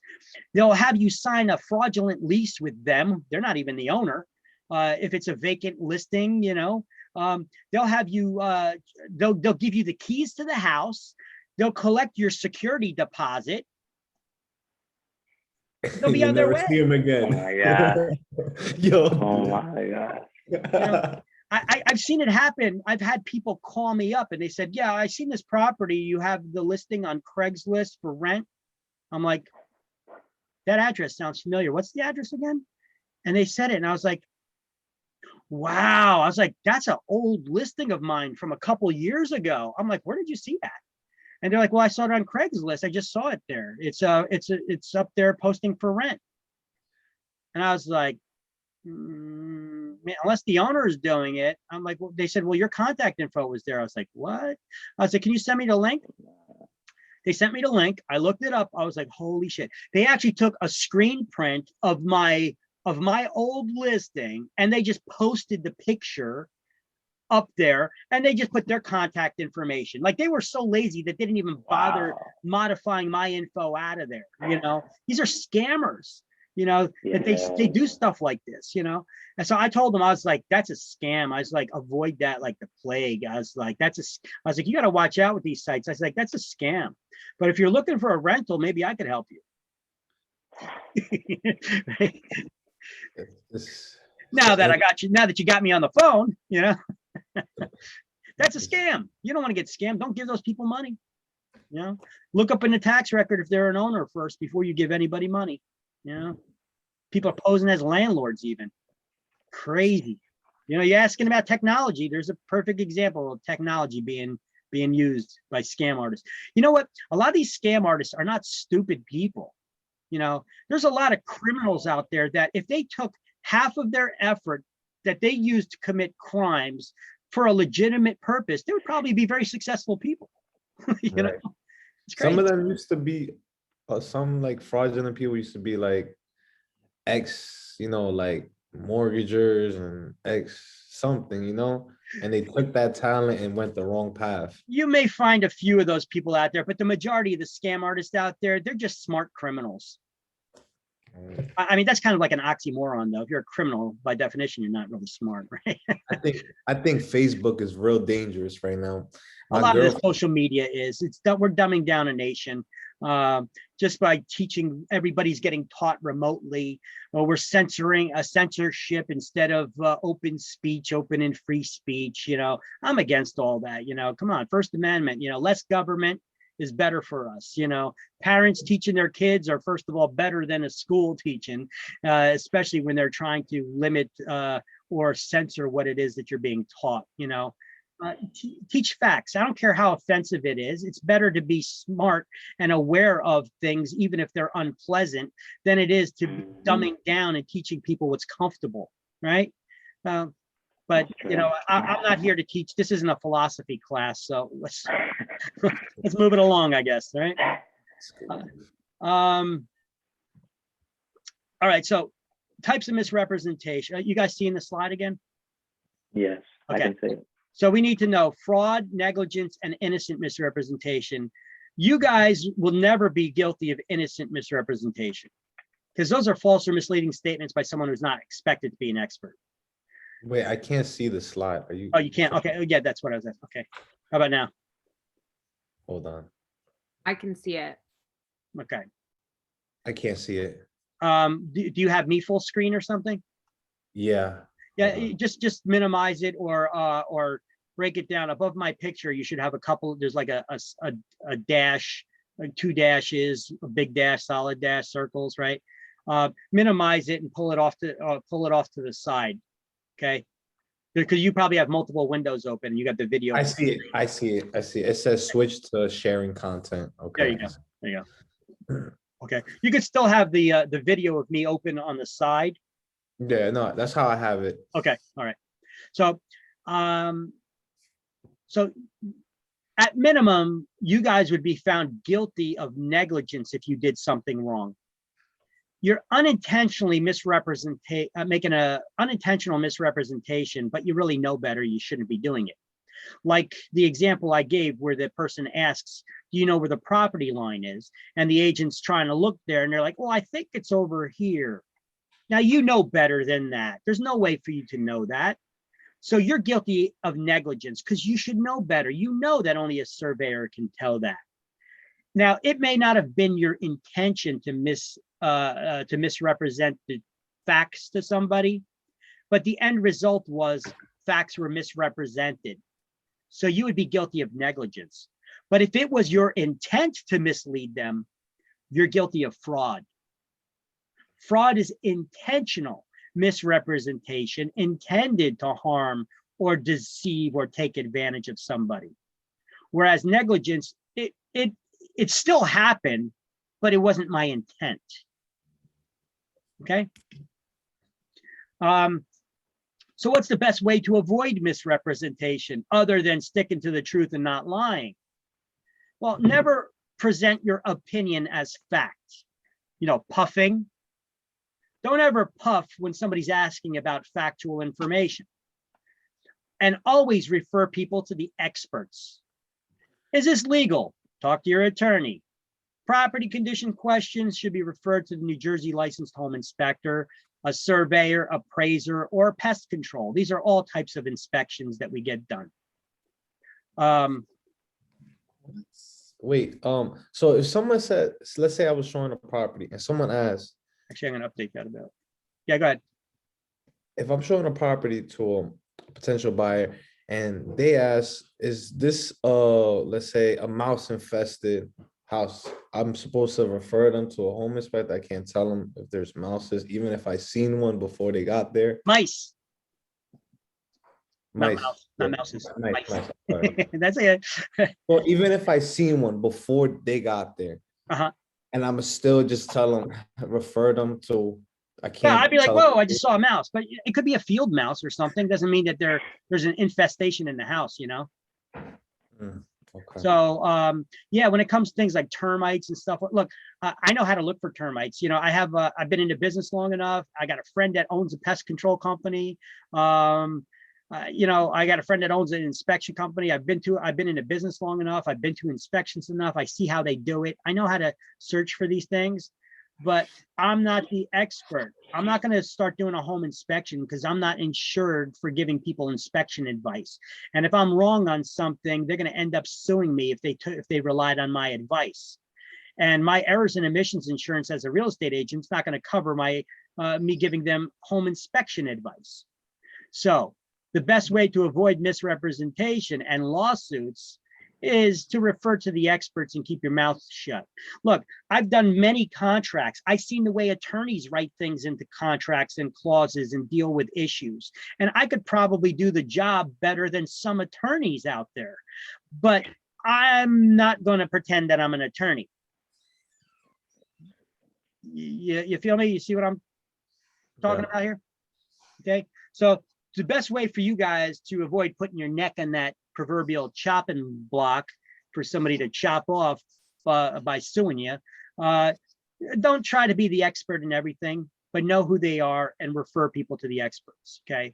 For property condition questions, you're going to refer people to the New Jersey licensed home inspector if they want to find out if there's a problem with the structure. If there's a problem with this, with the property lines, you refer them to the surveyor if they want to know where the property lines are. An appraiser will tell them what the true value of the home is. A title company will find out if there's any issues with the ownership, past or present ownership records. Pest control companies will tell you about pest control, or a pool expert for inspecting pools. Septic for inspecting septic, because even home inspectors, they're general inspectors. They're not experts in everything. Sometimes they get outside inspectors to inspect things that they're not certified to inspect. You follow? How's this going to affect my taxes? Well, we should talk to your CPA or a tax attorney about that one. Where's all the sex offenders at? Well, talk to the county prosecutor about that, or check the state police Megan's Law Registry. There you go. Boom. Boom. Nice slide, right? Okay, so we covered that liability of criteria here on page 50 as well by doing this.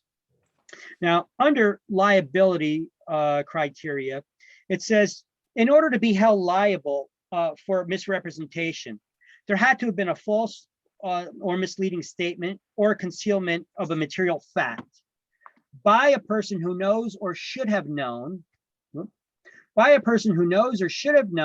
that the information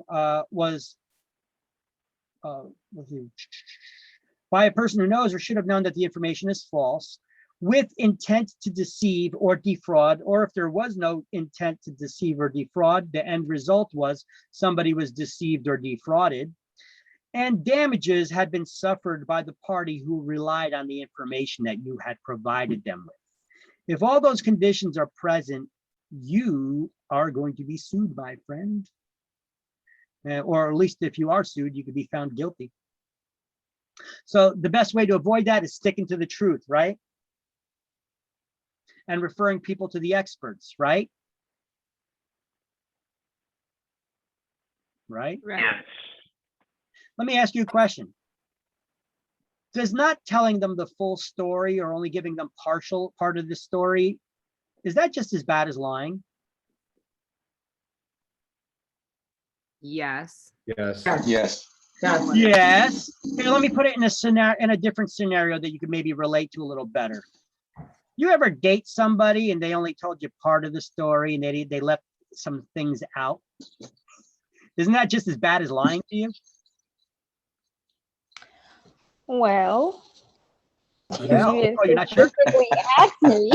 At least they told half the story. You told us before you only answer questions that were asked. Well, no, well, me?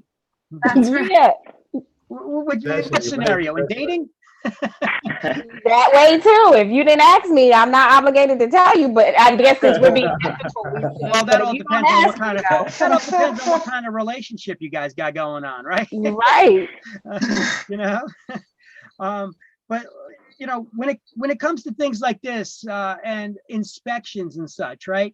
Here, let's give some examples. Okay, you guys know what a septic system is?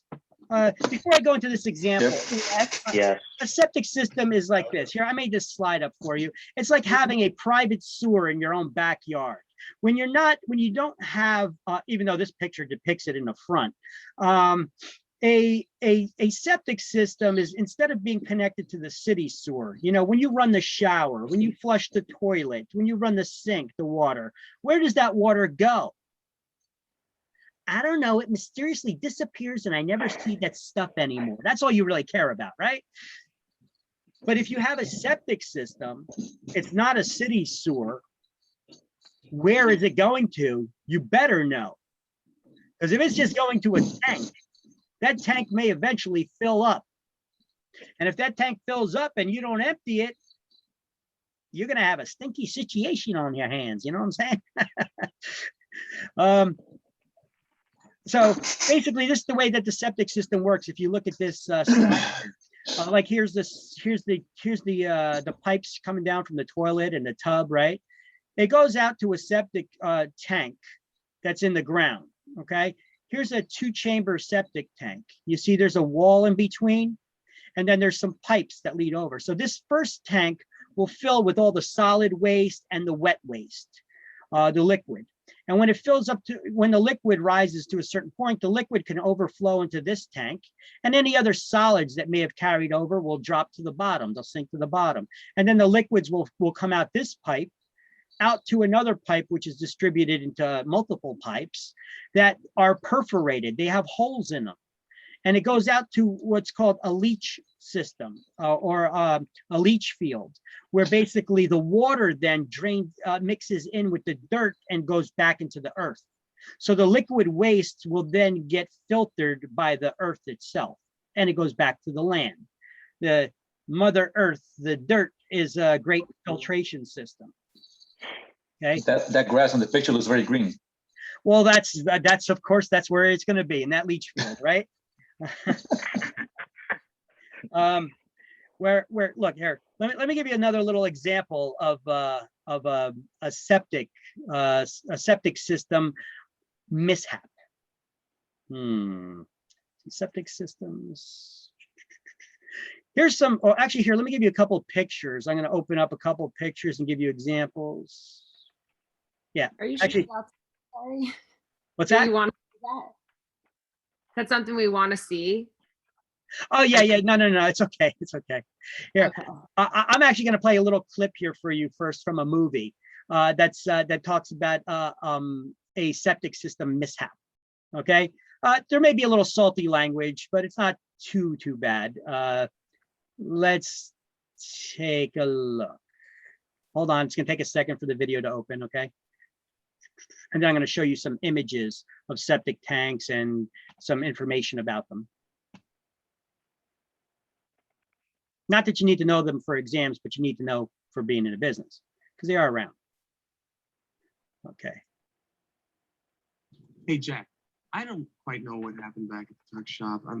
But look, if I've given you the wrong impression regarding Pam in any way, I'm sorry, okay?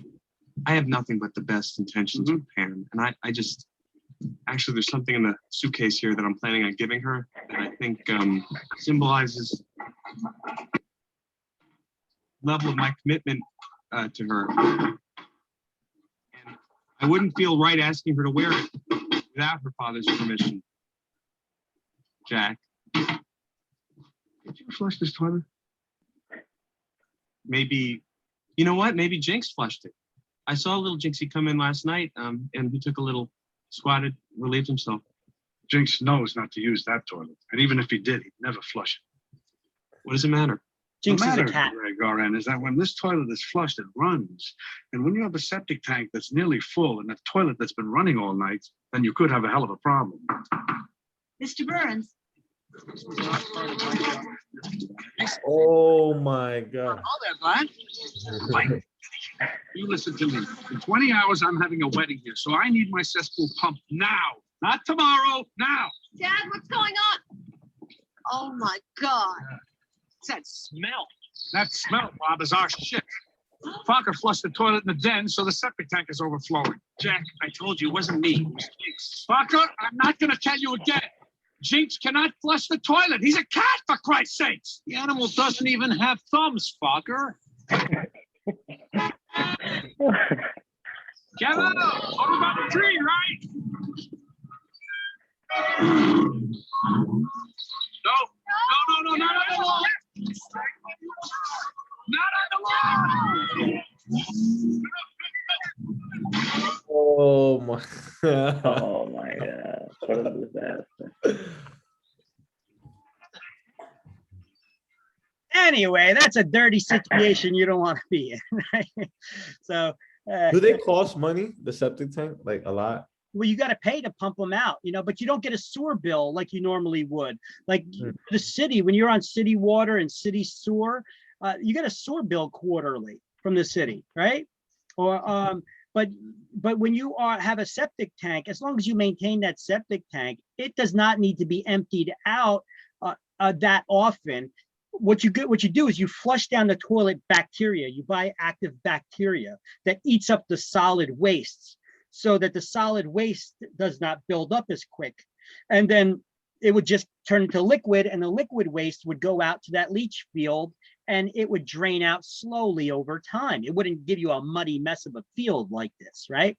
But when you, it'll eventually fill up though from the toilet paper and the flushing of the toilet, etc.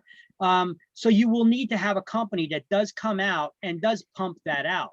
So I'm going to give you some images over here of what septic tanks look like when they're being installed, and maybe what they look like when they're in the ground, how they access them, some images of them pumping them out.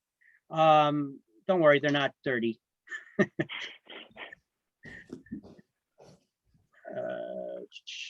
Takes a sec for these. There we go.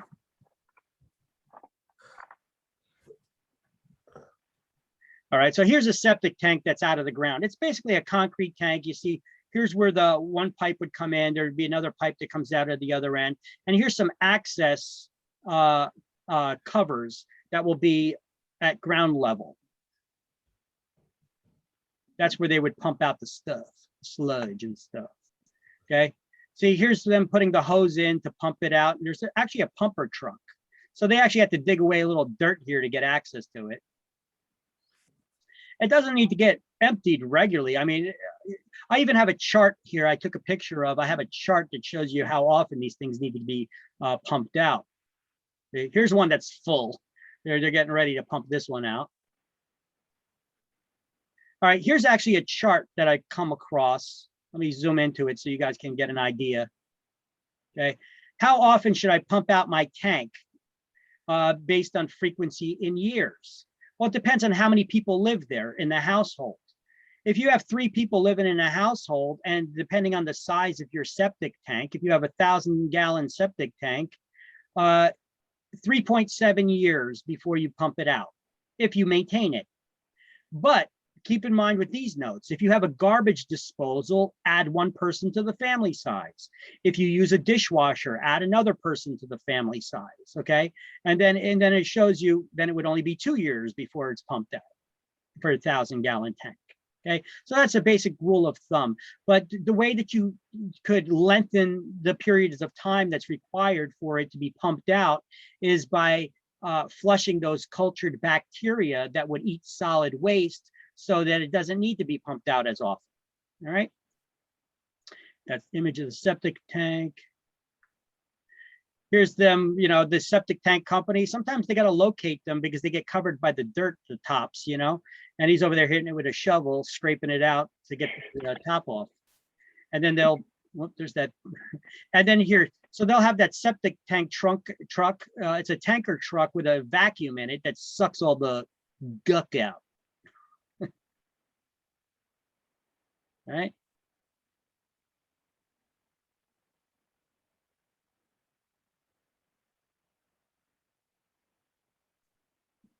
See, if you see something on the ground like that, don't mess with it.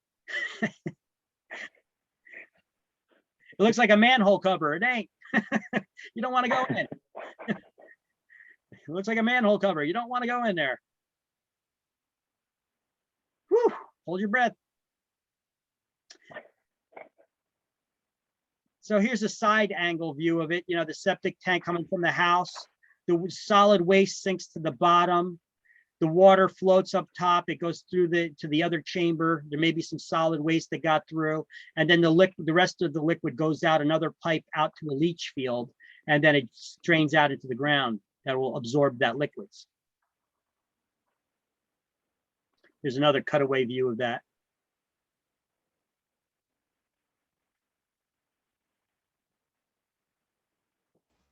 Septic systems are mostly like in older homes, right? Or like out in the country somewhere, right?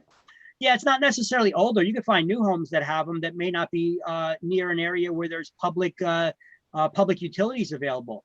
Look, Right. look, Edison, Piscataway. There's tons of homes that are on well water and septic that they don't even have city water or city sewer. You know, in Edison and Piscataway. You know, they're around here as well. Don't assume that it's only in older homes and in out where the country bumpkins live. You know, you know, Edison, Piscataway. That's fairly metropolitan city here, right? So we're you know, they're everywhere. They could be everywhere. So you have to ask. Ask the owner, are you on well water or city? Do you have septic system, or is it a private well where you get your water from? Okay. Right. And then when we go to that, let's go to the slide. I have an image here in the next slide about water, public water. You ever wonder how the water pressure gets to your house? Yes. And on the faucet, you ever wonder how that water comes out under pressure? You know, where they get it from a reservoir somewhere. It's probably a big lake that stores the water. And then how do they get that to your house, and how do they do it under pressure? Well, there's usually a pumping station like this. Can you guys view this? There's usually a pumping station that are spread out throughout town. You have pumps, water pumps. They may be in the woods, they may be on private property in places, and they connect to the water system that the water pipes that are pumping the water under the ground in pipes, and they pump the water to all the houses. They deliver like American Water, New Jersey American Water. You know, they pump it out to the houses. But if they only had water pumps, that's going to use a lot of electricity, and the water bill is going to be higher for you too, for them to maintain the water pressure in the lines. And at peak hours, those pumps may be working at overtime, you know, in the morning, and everybody's taking a shower, getting ready for work. Or if there's a fire and a fire truck needs to have high demand of water all of a sudden, these pumps may not be able to keep up with the demand.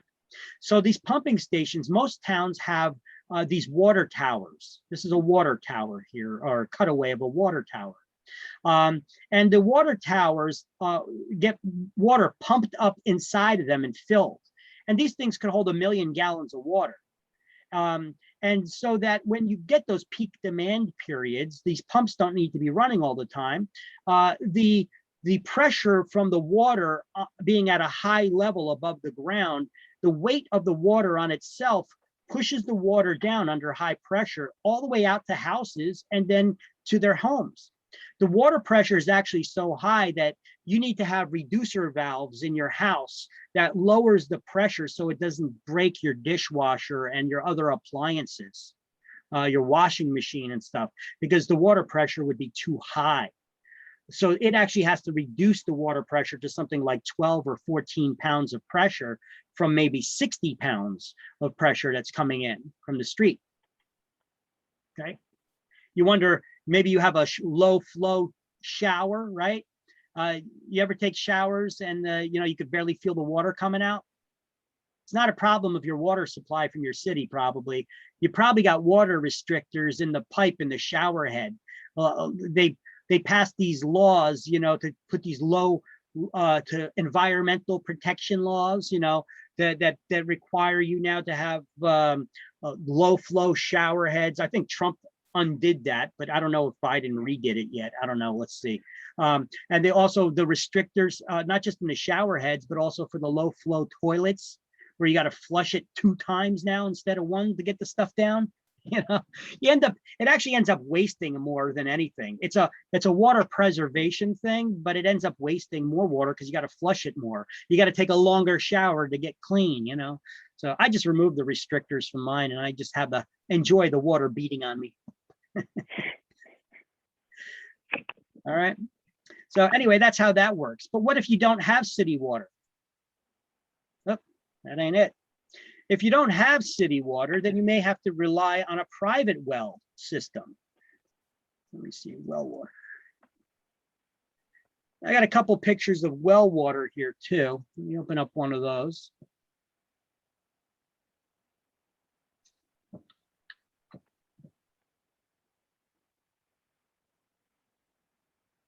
And a problem with well water sometimes is you got to worry about contamination.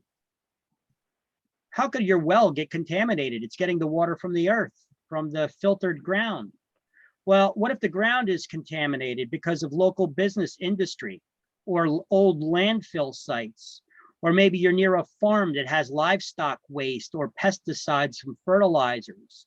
Or maybe you have a septic system that's close to the water well. Oh my God, I hope it's not in the direction where the underground water is flowing. Or underground storage tanks from oil that may be leaking or something, right? These are ways that ground can be contaminated, or by natural resources like radon gas that's in the dirt itself. Or not just radon gas, but other kinds of chemicals, deadly chemicals, which are not man-made, like arsenic. It's a natural thing. I'm going to show you a video on that in a moment. So we actually have underground water. If you dig a hole deep enough, you're going to hit water. That's the water table, right? We have the ground, the grass we see above, the dirt. But if you dig the hole deep enough, you're going to hit water. And so you could have an underground stream flowing right through your backyard and not even be aware of it.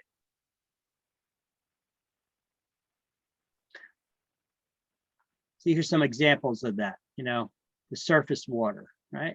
Here's water on the surface and here's water that's actually under the soil, but it's kind of like at that same level, right? Now, here is a well. This is an old big well that you can see these are bricks that are laid here. And it looks like there's some ugly, dirty water, but that's just stuff floating on top. You could have down beneath there, you could have a pump sunk into there that'll pump water out. And it's fresh water that's coming up for the usage in the house. But there are some possible contaminants like arsenic in the water. Arsenic could be a problem when you drink it, especially in pregnant women or developing children or even adults. It could cause cancer, cardiovascular disease, respiratory disease. And it is prevalent in certain areas, in the Piedmont areas of the state. The way that this can be cured is through water filtration or for, you know, drinking bottled water. See, here's a picture of an old farmer, right? A little drawing. You dig a hole deep enough and you have one of those manual pumps, you could get water from your backyard. You dig deep enough.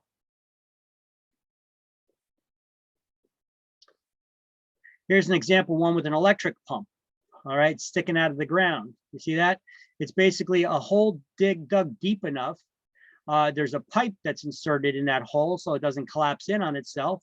And then they put an inner tube, an inner pipe there that's connected to a pump that pulls the water out of the deep well, and then it puts it under pressure going out to the house, okay?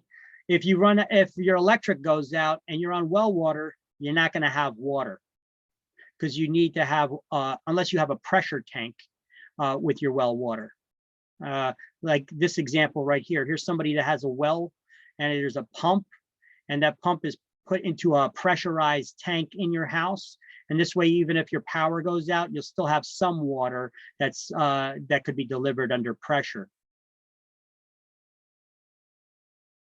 Here's an example of having a septic tank from your house. Can you guys see this? Here's an example of having a septic tank. You should never install a septic tank upstream from where somebody's fresh water supply, where they have a well dug.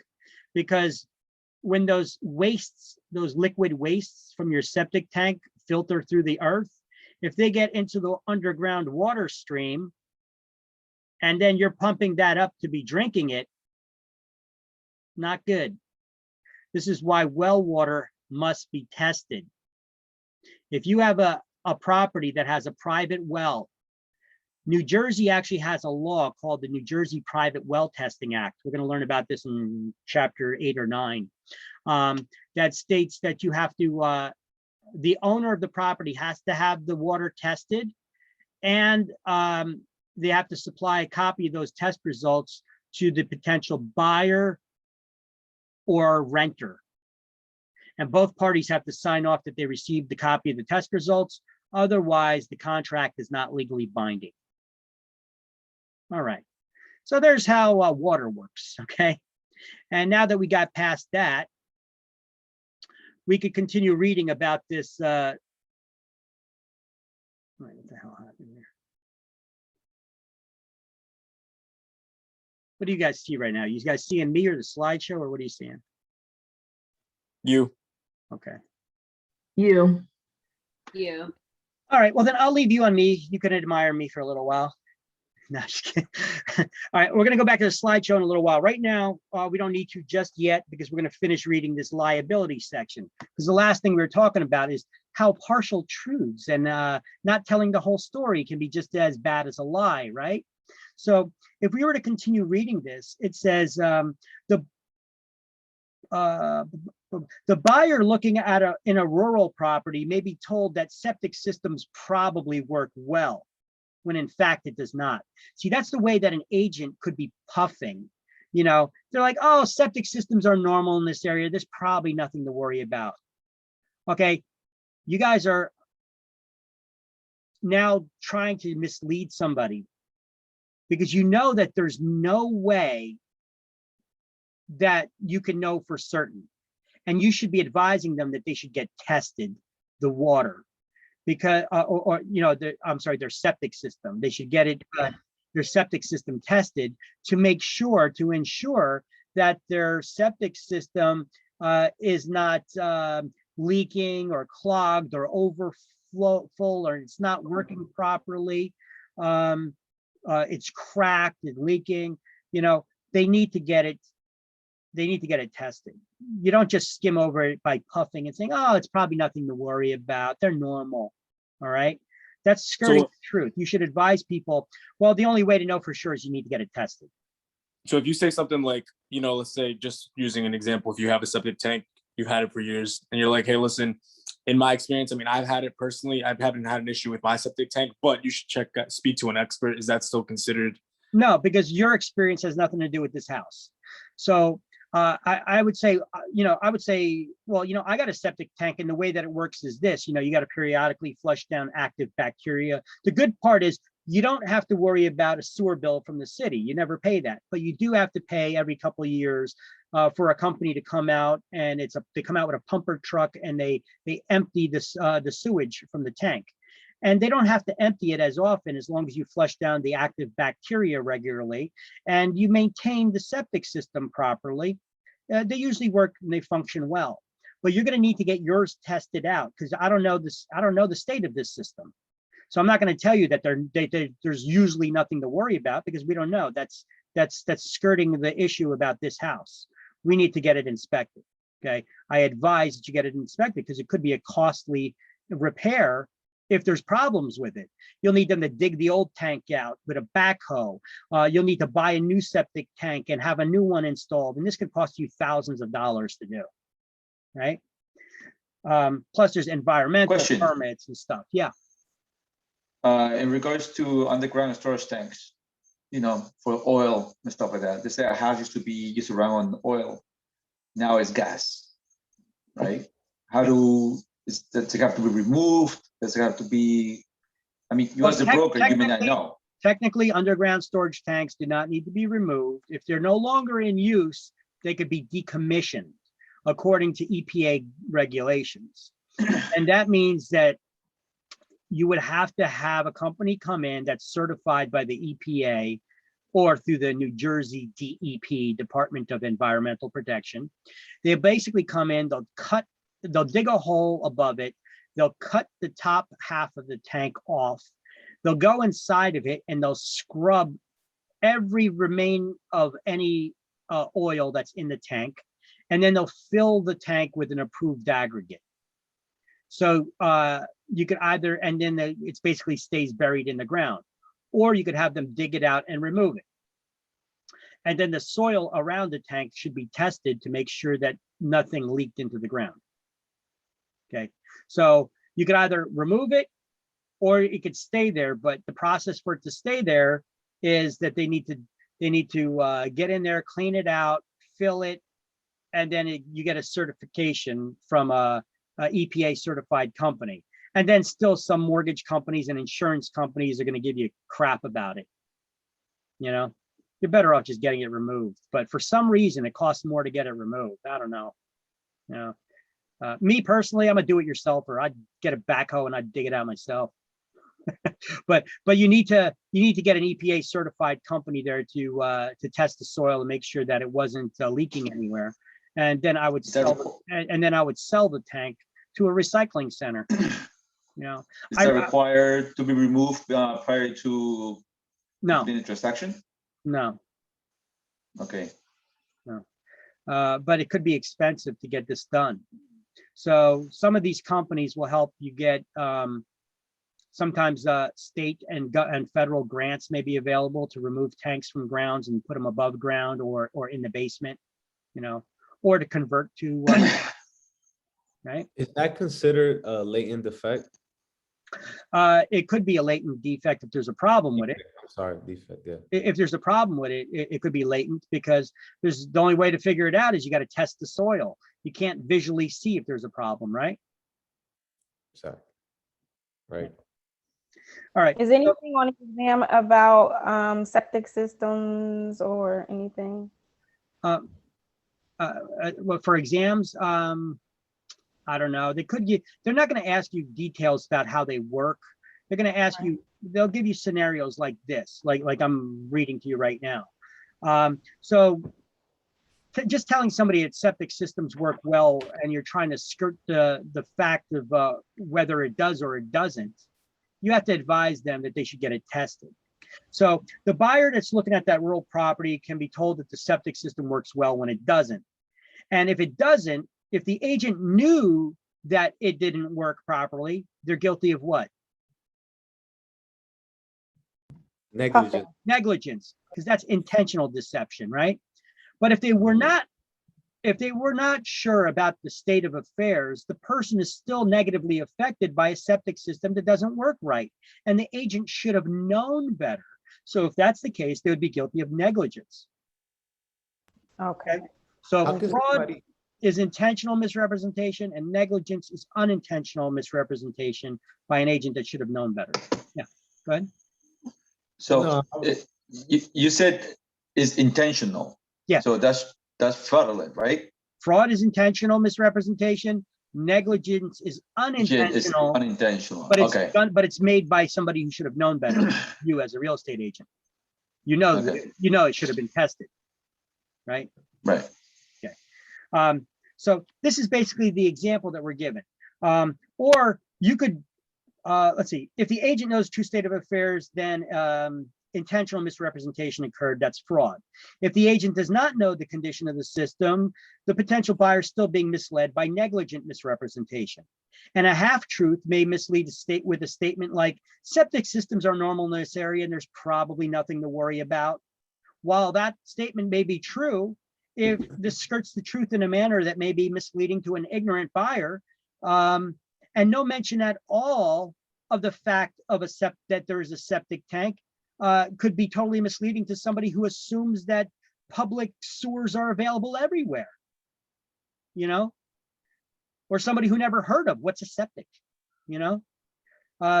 So our job is really to inform them and to educate our clients. That's how we help them, right? We care for them. Isn't that one of your fiduciary duties, care? And how do you care for your clients? You help them out using your informed greater skills and knowledge that you've acquired through education and through experience. And I'm educating you right now on septic systems versus public, right? All right, and then there's other things like UFFI, that's urea foam, wait, what the hell is it called? UFFI, urea formaldehyde foam and spray foam insulation. It's a spray foam insulation, which in recent years, buyers have become increasingly aware of possible dangers from radon, lead paint, asbestos, building materials, toxic pollutants, urea formaldehyde foam insulation, UFFI, and other environmental hazards that need further investigation to uncover. And so we should always tell people, for your protection, get a home inspection, right? That should be your tagline here. Now, don't ever make statements to people who may ask and often do. So what do you think the real estate market, how it's doing? Do you think the property values are going to go up? Don't reply with, oh yeah, property values are sure to go up at least 10% in the next year. How the hell would you know that? You're better off answering with a question, with an answer like this. You know what? I wish I had a crystal ball where I could figure that answer out. If that's the case, I'd be playing a lottery, you know? But you're looking to buy this house, I'm sure, you know, to live in, but possibly as an investment. But there's no way that I could tell you. I mean, I could give you an idea if I think, I mean, real estate markets are cyclical. They go up, they go down. Are you buying it in the upstroke or the downstroke? You know, how much further is it going to stay down? How much further is it going to be in the upstroke? I wish I knew. You know, I could have an idea and I could give an educated guesstimate, but there's no way I could guarantee you. So I don't like quoting things like that to people. All right. And that's how you should say it to them. Okay. To avoid misrepresentation. Because if you're like, oh yeah, property values are definitely going to go up in the next year. How do you know? A war can break out somewhere in a third world country. Something can happen that screws up the economy in such a way that drives down the values, you know. A virus can hit and shuts down businesses and therefore people are staying at home and not making mortgage payments, and there's not the demand because people don't have the income to buy. And I mean, there's all kinds of unforeseen factors that could affect this. So don't make positive statements like that. I don't even quote to people square footage of house, not unless I have an architectural drawing that states the square footage.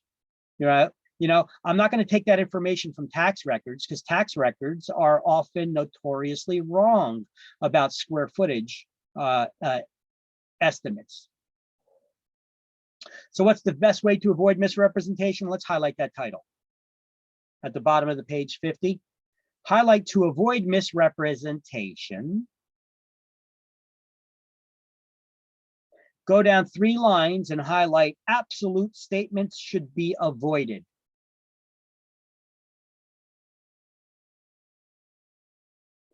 And then go to the next page and highlight requests for information should be met by referring the questioner directly to the expert source.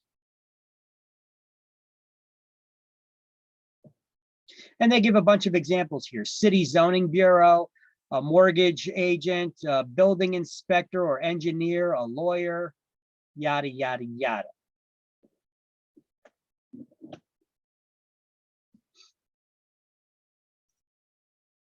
And then we're back to the slideshow. So we have something called the New Jersey Consumer Fraud Act. I don't think you need to know this for exams. It prohibits misleading and fraudulent statements, and New Jersey can issue fines of up to $10,000 for first violations.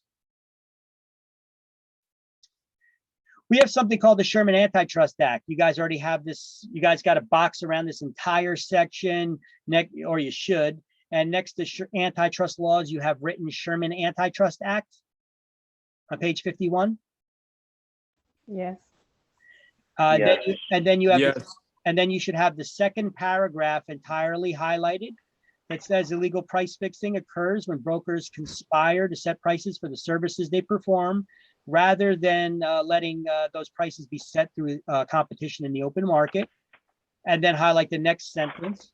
Real estate licensees should disassociate themselves immediately from the slightest discussion of commission rates with any member from a competing firm. The key there is from a competing firm. I have a question about that. Uh-huh. I have a question about that. Yeah, go ahead. What if you have like, let's just say, I'll give you an example. If a relative is in real, like a salesperson, and they're just talking about, hey, listen, our firm offers this much. Like maybe it's like an opportunity where you get more of a commission split with them, so you're making more money. Like, how do you go about that? Tell them that. What? Who are you telling that to? No, I'm saying, like, I'm talking to another salesperson. Like, so let's just give you an example. If my brother, for instance, whatever brokerage he's working with is providing a bigger commission cut than maybe someone that I'm working with, so he wants me to make more money. So it's like, come over here type of thing.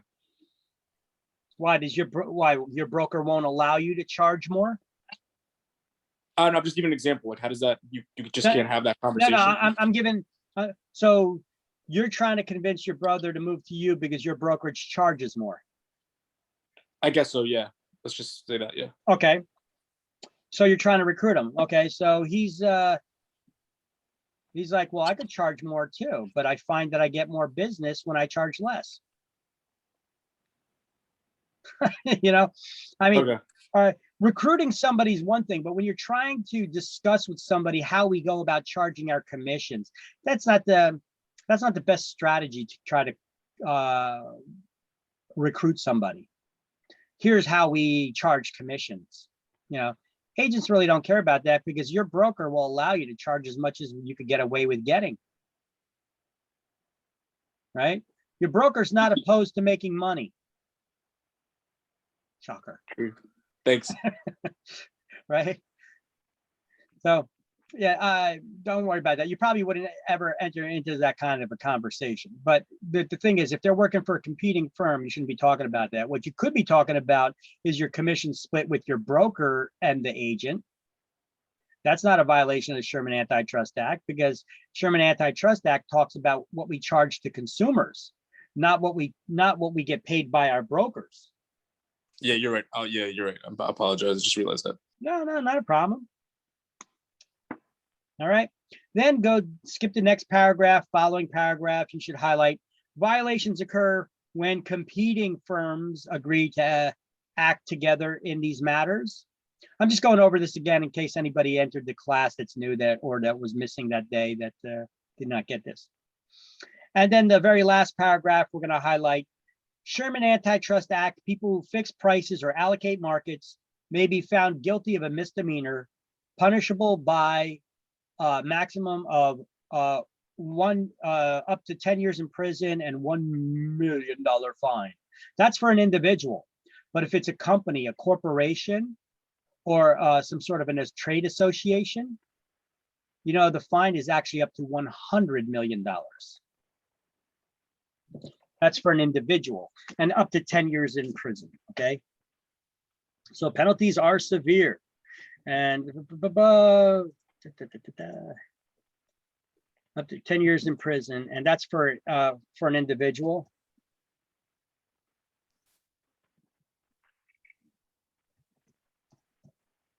Corporations and what do we call them? Trade associations and associations.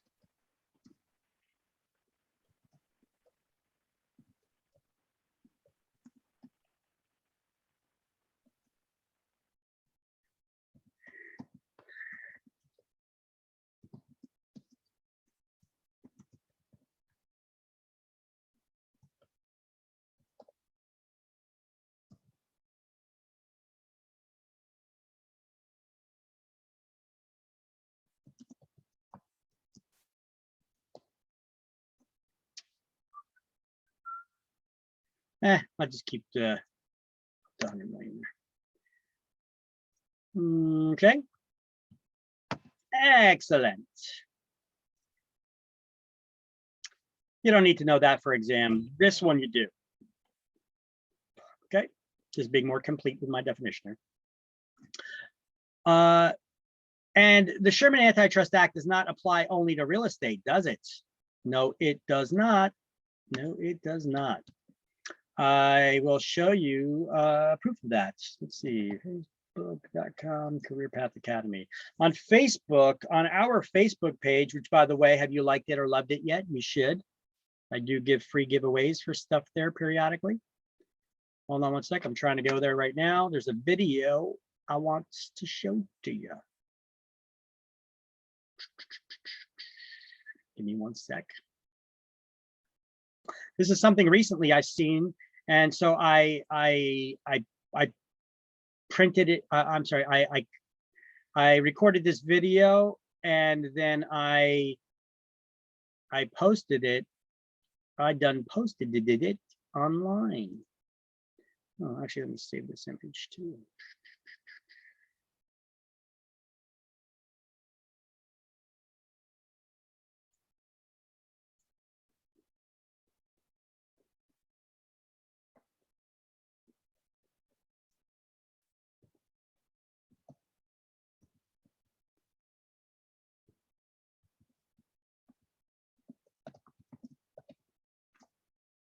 All right, here's a video I'm going to pull up here that I recorded on the news the other day. We're on the Facebook page here.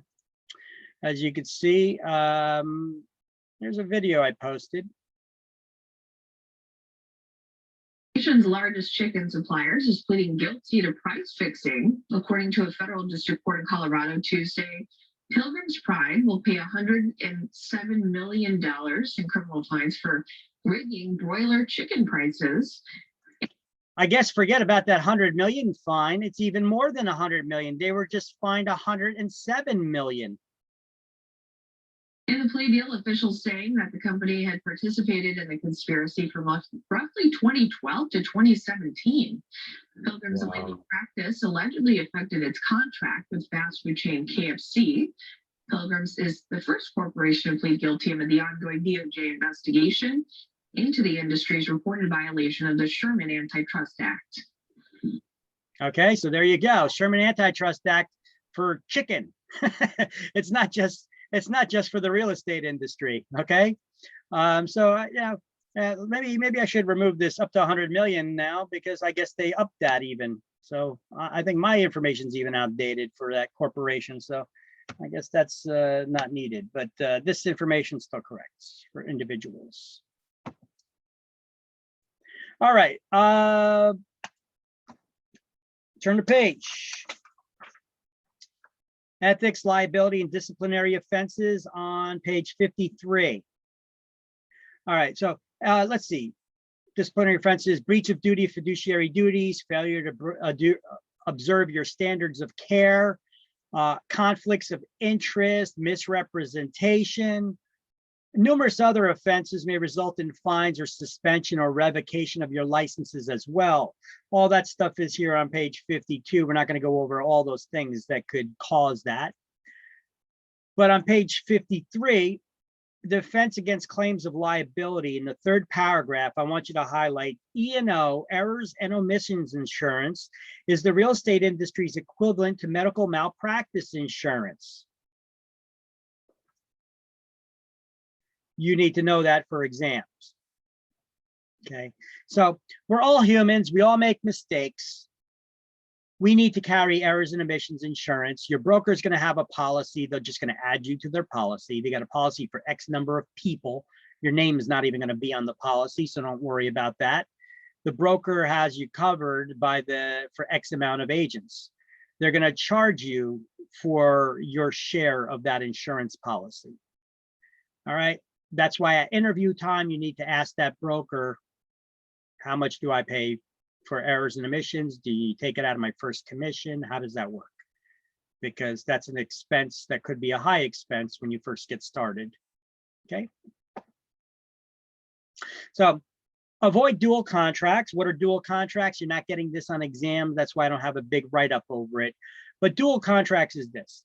When you guys have a buyer that makes an offer on a property, say they offered $300,000 for a property, the seller accepts the offer of $300,000, and then that contract is signed by both the seller and buyer. Then what do? Submit it to the broker? You give them their duplicate original, right? Oh, yeah. And then you send it to the attorneys for attorney review to start the attorney review process within 3 days, right? Now, the attorneys are going to want that contract, but so is the buyer's lender is going to want a copy of that contract as well, so that they could start processing their loan application.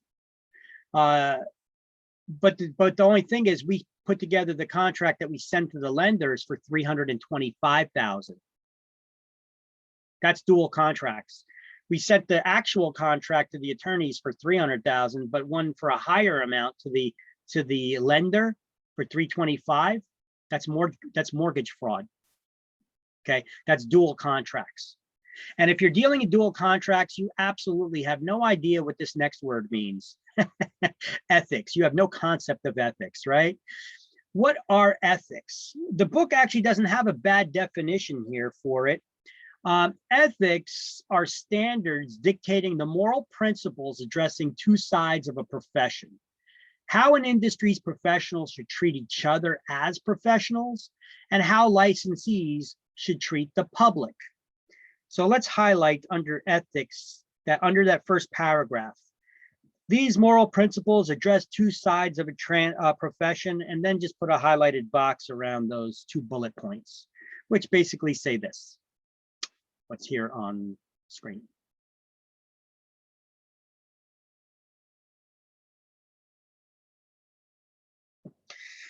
Turn the page. Okay, you guys are going to become members of NAR, National Association of Realtors. They have a separate code of ethics all on their own. NAR has been around, and they've been NAR has had a code of ethics in place since 1913. Way before licensing has been required in New Jersey. When was licensing required? Remember on the first page of this book, what, 1921 or something? So I think it was like 1921 or something. From the first page of this book, I think we had it written there. So the Realtors Association, we put in place standards of how we should treat each other in the public since before the state even had regulations that required licensing for the real estate profession. They've had it around since 1913. And this is a live document. What do I mean by a live document? It's regularly updated, these standards, okay? And here is a link where you guys can get your Realtor Code of Ethics training class done for free online once you have your license and your membership in the Realtors Association. So here's a link to the Code of Ethics training class. And here's a link to the online Realtors Code of Ethics for 2021. You click on it, just show you. Takes you here to the Realtors website, National Association of Realtors. That's NAR's website. And you have the latest code of ethics. You could search the code, or you could do your code of ethics training. And there's a couple sections to it. The duties to the clients and customers, that's articles 1 to 9. Duties to the public. Now keep in mind the 2020 version's in the book. 2021, I'm not sure if there was many changes, if any, to it yet. There's a preamble, okay, it just talks about the code and our obligations. And then it gets into it. And basically there's videos that you watch. This training class is is actually videos that you watch, and then it asks you a couple of questions. So it's a slideshow and videos. And asks you questions, okay? You're gonna need to complete your Realtor Code of Ethics training class, I think within 60 days of your becoming a member, okay? But anyway, I have the links here to your Realtor Code of Ethics and the training class that you could take online for free. The Realtors Association is big on education, probably because they create a lot of educational classes that they sell to us, right? But either way, they call them designation courses. What is a designation course? It's one where after you complete it, you can put a couple initials or a logo on your business cards and advertisements to show that you specialize in something now, or you have a certain expertise. It's kind of like a CPA to an accountant. You know, you could be an accountant or you could be a CPA. An accountant took advanced classes and maybe even took an exam to become a certified public accountant, right? A CPA. It's in the same regard. You know, not all accountants are CPAs, but NAR has a lot of different designation classes for their online learning. Let me click on this link. Here's a bunch of them. It's not all, but it is a bunch of them. And NAR is not the only one that offers educational classes. There's a lot of groups out there that do, but NAR is one of the bigger ones. So there's here ABR, that's an accredited buyer specialist. That means you specialize in being buyers only agent. That's kind of a niche. You may learn something in it, but I wouldn't brag about being an ABR. You may take the class to learn some details, but they try to sell you on only working with buyers. I think that's stupid. You know, that means you'll never get both ends of the transaction. How about specializing in land sales, okay? This is a big one to get if you're involved in commercial real estate, the CCIM. Very few agents throughout the world have this designation, but the ones that do are highly sought after to be team leaders on these $100 million transactions that specialize in commercial real estate. There's probably about 7 to 10 class modules. Each one costs about $1,200 to take. And it requires you to take an exam. And you still can't use this designation at that point. This is one of those few designations that have an experience requirement. They want you to have so many sales in different kinds of properties, so many leases in different kinds of properties. They want you to have some experience before you earn this designation. So it's a hard one to get. And it can take a long time to get, but when you get it, you're in demand for commercial, okay? Everybody still here with me? Yes. Yes. All right. Still Here. here. Yes, we're here. I just hear sounds of people dropping off. I just want to make sure everybody's done. Okay. SIPS, Certified International Property Specialist. If you want to learn about being an international realtor, selling property overseas. Oh my, or selling property here in the United States to people overseas. That is an expertise all on its own, guys. There's a lot of details about that you'll need to learn about. Trust me, there's a lot. I remember I gave a referral out one time. I had somebody that walked in my front door and they were looking to buy a property. I think it was like in Costa Rica or something. I forget what country it was. They were looking to buy all cash a vacation property. And so they even knew the area they wanted to be in. So I reached out to a real estate company down in that country, in that area. I forget what country it was though. I said, I offered to send them a referral, and I knew that these people were good. They had cash. They were serious about buying. They were definitely going to buy something. So I was like, I want a 35% referral fee. You know, average is probably about 25, but you could ask for more. You know, why not? See what you can get away with. I knew these. So I told them I'm looking for a 35% referral fee, and they were like, oh no, that's not average. They're like, the average around here is 20. I'm like, well, I'm definitely not giving it to you for 20. And 25 is actually the average here. And but I'm going to give it for 35. And listen, if you don't want it, I'll just call your competitors down the street and I'll give them the business, because these people are buying cash and they're serious and they're definitely going to buy. They already know what they want to buy. It's a done deal. It's easy money for you. So take it or leave it, you know. So I sent them the referral. They ended up signing a contract with me to pay me the commission. But I was not familiar with international real estate. You guys see a lot of politics going on. We've had a recent change of president, and when President Trump was in office, he was doing a lot of stuff about international. We heard about free trade and fair trade and a lot of words like that. You guys recall that in the news? And some people are knocking him. I tell you what, the guy knows business, because until it affects you, you know, you're not gonna care too much. But I sent out this referral for 30, and I asked for a 35% referral fee, not knowing that that country, that when any money leaves their country to come to the United States, they take 15% out of it as a tax. So me asking for a 35% referral fee, thinking I'm getting 10% more than I normally would, I actually ended up getting 5% less than I normally would, because their country charged a 15% excise tax to exit the country.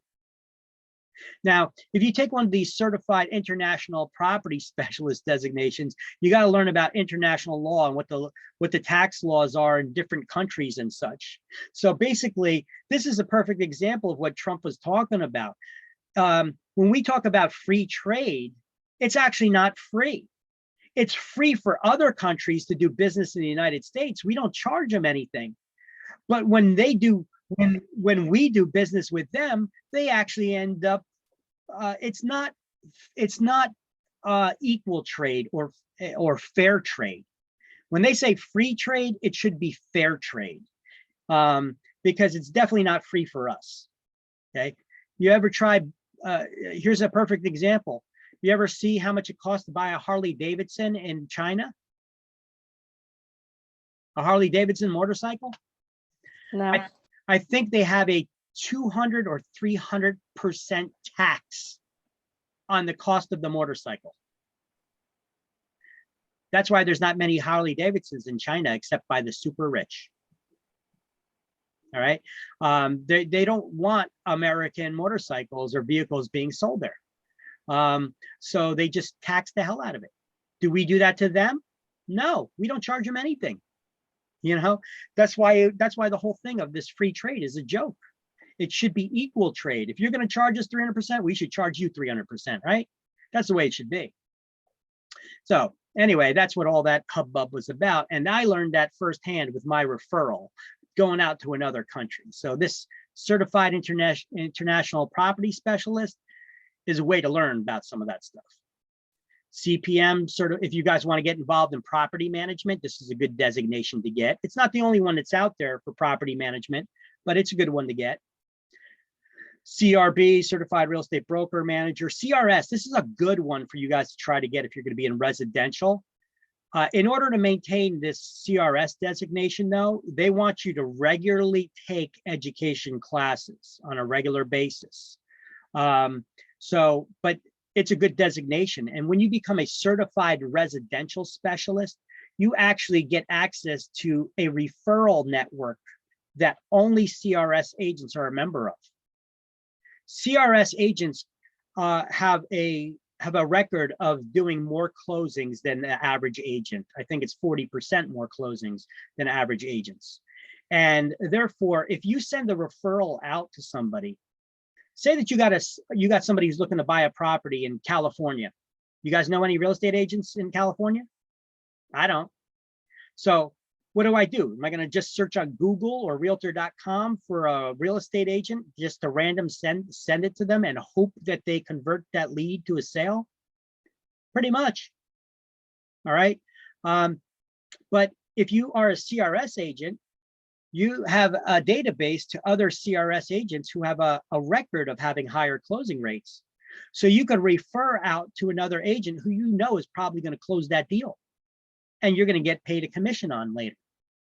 So you're probably better off doing that. And likewise, you're going to be in that database too as a CRS agent. So other CRS agents are going to send leads to you. Not a bad deal, huh? And it's a way for you to get generated business without having to go through your broker to have your broker spoon feed you business leads. You're generating your own. Are these all the ones where you were saying before where you have to pay dues in each of these, belonging to each of these? Yeah, you will pay. You'll pay dues every year to keep your CRS designation. Hey, the tax deductible, you know, CRS designation. For instance, if it costs you $100, you're going to pay $100 every year to keep that, to keep using the CRS name at the end of your the CRS initials or logo on your business cards. Okay. Mm-hmm. But in addition to that, CRS also requires you to take classes regularly too, though. That's why they have a higher closing rate because they stay educated. They stay up to date on the latest issues, you know? Okay. And look, there's on and on, a green designation, on and on. I'm surprised they don't have one here.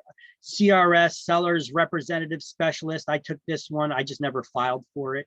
I never sent my paperwork in. I took this class. I took a Certified Negotiation Specialist too, but I never sent my thing in to get that. I took the classes, but I'm not designated because I never sent in to get the designation, but I took the classes. Here's one for you guys. It's easy to get. I think it cost $100. Becoming a senior real estate specialist. You can become familiar with the unique needs of senior citizens who maybe their kids grew up, they moved out, they got families of their own. That senior maybe can't maintain that big house anymore or doesn't need it anymore, especially paying on those high taxes in New Jersey. So maybe it's time for them to downgrade, maybe get a smaller apartment or condo. But how do you help that senior pack up all their stuff and sell the things and move and all that, obtain financing? See, these unique issues that are unique to senior citizens who are retired and working off of savings, fixed incomes, etc. How do we help them? Well, this class will teach you that. Okay. So it's not a bad way to get more business too. And it's easy. It's $100 and it's a couple-hour class. Okay. On and on and on. You can see there's a bunch of, oh, look, this is new. So digital social media certificate. ePro is a good one. It teaches you, this one's about $120, I think. It teaches you how to integrate technology in your real estate business. You know, about tools that'll help you, like tools for your cell phone or how to do virtual tours or websites and other software. It teaches you how to integrate technology in your real estate business to make your life easier. All right. Which, by the way, my school is, I'm working on putting together a class for teaching about using drones for people to get their pilot's license. You need to get a FAA certified. It used to be you didn't. When you have a drone, you know, like those remote control helicopters to take aerial photographs, you could buy one and go out there and you don't need a license to play with it. But if you're using it for business purposes, you need a license. You need a pilot's license. It's called a Part 107 pilot's license. And I'm putting together a course to teach students how to get that Part 107 drone pilot license to use in commercial. So you'll be able to get that through Career Path Academy soon, okay? Anyway, a lot of designations. Dealing with military relocation. That's a big deal, right? A lot of military people out there. Help them relocate. Yeah, you know, they get, there's loans out there for military personnel, and there's all kinds of issues with relocation for active duty and no longer active duty, but veterans, you know. It's another source of business, guys, you know. A lot of designations you see here. You want to learn about short sales and foreclosures? Here's one, short sale foreclosure resource specialist. Okay. Anyway, just wanted to throw that at you. And I have the links to that in the Word document, that class links file, as well as on, oh, my screen's not changing, as well as on this slideshow. Okay, so I got a lot of information here for you. I know. Here's a link to the New Jersey Realtors Association website. They just call themselves New Jersey Realtors now.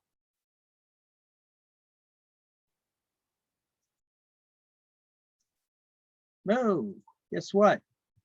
It is defunct. They lose their domain. That's no longer good. Maybe it's njr.com. Are there requirements for the CRS? Like, do you have to wait? Do you have to have a certain amount of time, experience? Like, how does that work? To become a CRS agent? Yeah, I think you have to be an agent, first of all, and you have to have at least so many closings under your belt, and then you could start taking their classes to get that designation. So they want you to have some sort of a performance. So you should be in the business for at least a year.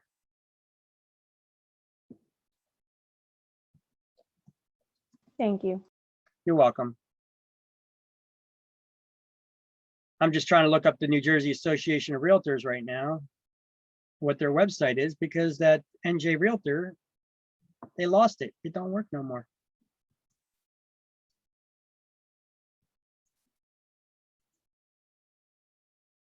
Oh, no, it does. That was weird. Oh, I have NJ Realtor. I think I have NJ Realtors. It's just NJ Realtor. Let me fix that. This is not correct. Sorry. So this is NJ Realtor, not NJ Realtors. Okay. That is New Jersey Association of Realtors. They go by NJ Realtor, or I think NJR as well.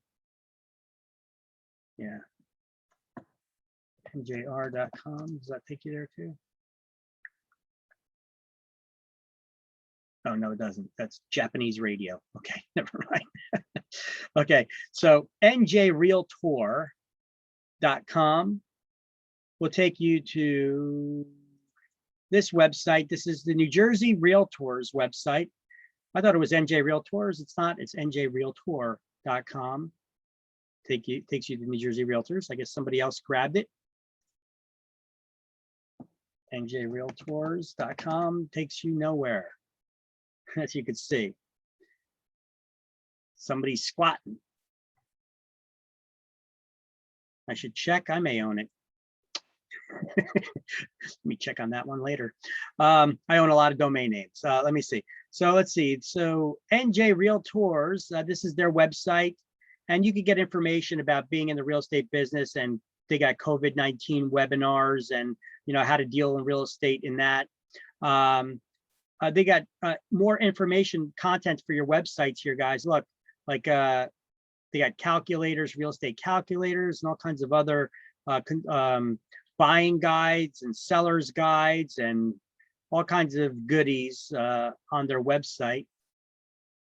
They've got information about New Jersey government affairs, research and statistics about real estate.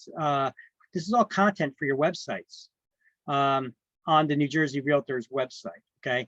You can log in here to pay your realtor dues through the New Jersey Association of Realtors or the local association that you're a member of. You could find, you got legal questions, they got a legal library. If you want to get involved in politics, they have their political action, their PAC, Political Action Committee. RPAC auctions, I'm not sure what that's about. Probably selling off some trinkets to you to fundraise. Okay. They have classes that they have, view the market statistics, housing market statistics in New Jersey. You could click on that, get information about different reports and stuff. If you want to drill it down to the municipality, it requires your login, okay? So they got a lot of information. It's another source of resources for you. But take a look at this. I actually own this domain, njrforms.com. I actually own this, and I'm forwarding it to New Jersey Realtors form contract system. Watch what happens when I hit enter here. I have it just forwarding to njrealtor.com/zipforms. And this is where you go to, this is the contract form system, the digital zip forms, where we could do contracts, that we could put digital signatures and send them to people for e-signing and all kinds of stuff like that. So you could either remember this one, njrealtor.com/zipform, or you could just type in njrforms.com. And that takes you here too. I like simplicity. And I have all of these links. They're not just on the slideshow here, but I also placed them on the in that Word document.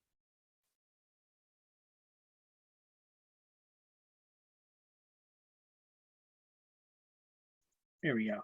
In this Word document. In the Word document and on the slideshow. All right. And here's some of those other certifications on that NAR website. All right, and I think that's it for the slideshow. I believe that's done. We're done with chapter 3. And chapter 3 has three key terms to review in this chapter. But before we move on and we do the key terms to review to complete this chapter, I just want to take a look at something right quick, because there's usually videos that I show you guys during these.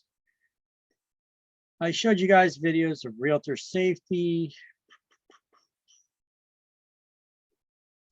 Let's talk about a couple things. I want to make sure, since we talked about ethics and stuff like that in this chapter, right? There's some other issues I want to discuss with you. Let me see. I have some videos, just some quick ones I want to go over with you.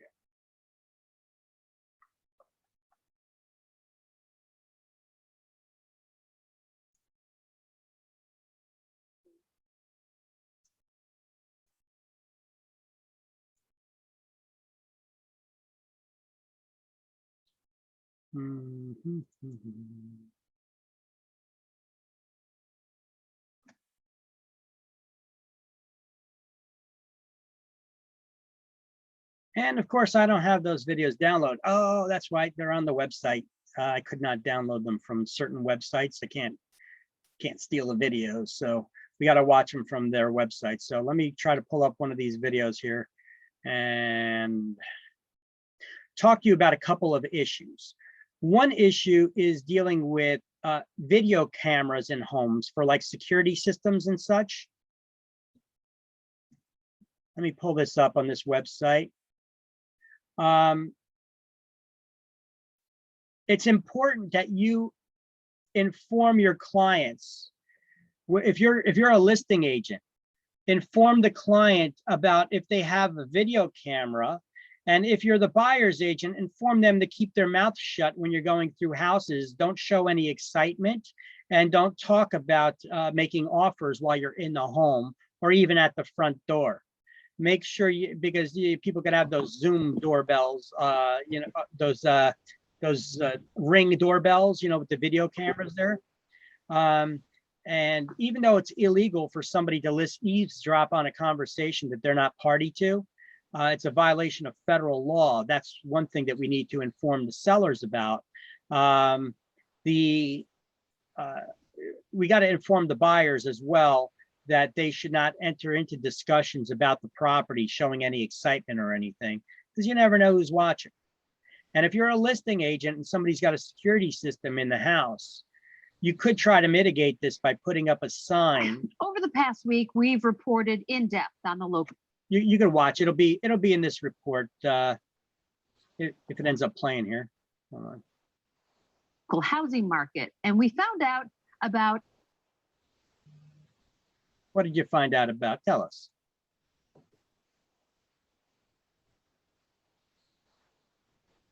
Maybe they'll tell us one of these days.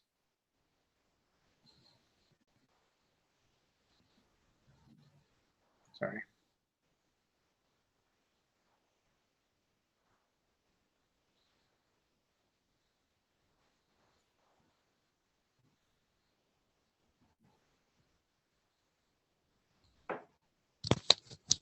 It'll start playing any second.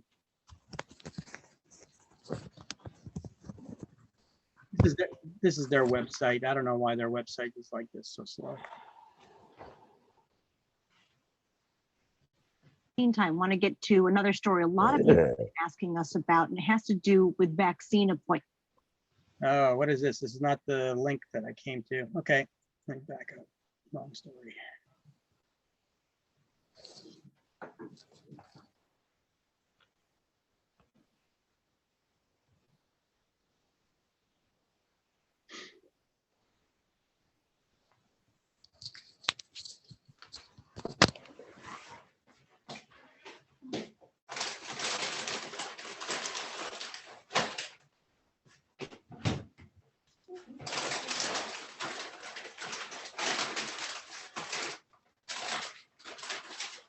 All right. And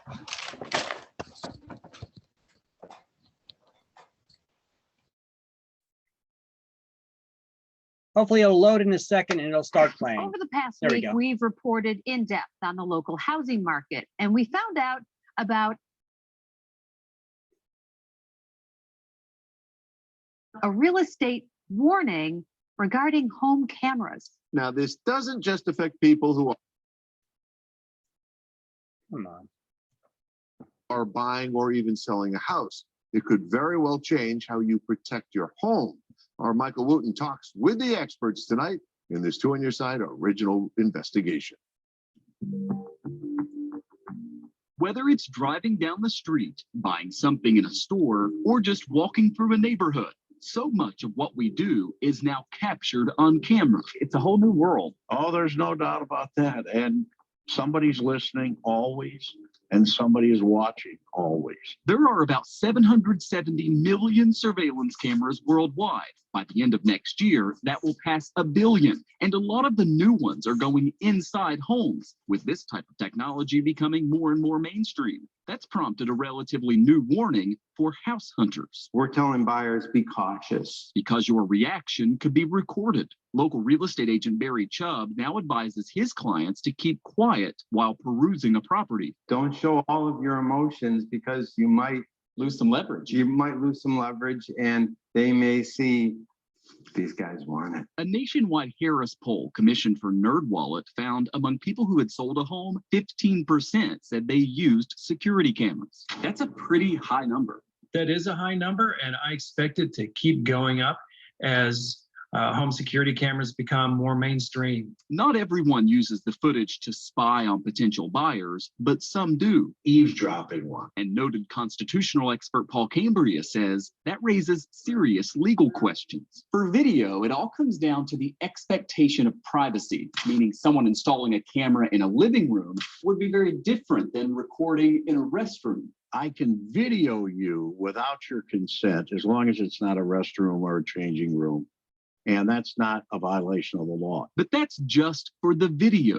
Audio is very different. Just like with a phone call, here in New York State, you can only secretly record someone if you're part of the conversation.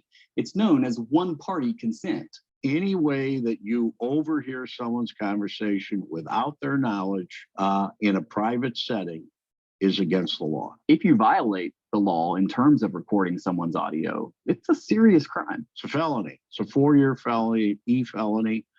So it's a very serious thing. If someone wants to not break the law and they're selling their house and they have these cameras, your advice to them would be turn the audio off? Well, that's one of the ways. The other thing is you could put up a sign that said video and audio recording in progress, that there would be implied consent. Keep in mind, this goes beyond just people buying and selling homes. If you own one of the popular Ring doorbell cameras, for instance, you could be violating the law and not even know it. So someone comes up to your house and they might be on the phone with someone or having a conversation with someone else. If you're listening to that and you don't have their permission to listen to it, it's felony. With that said, it is a difficult crime to catch and prove. So Barry stresses to buyers, keep your poker face while you're viewing the property.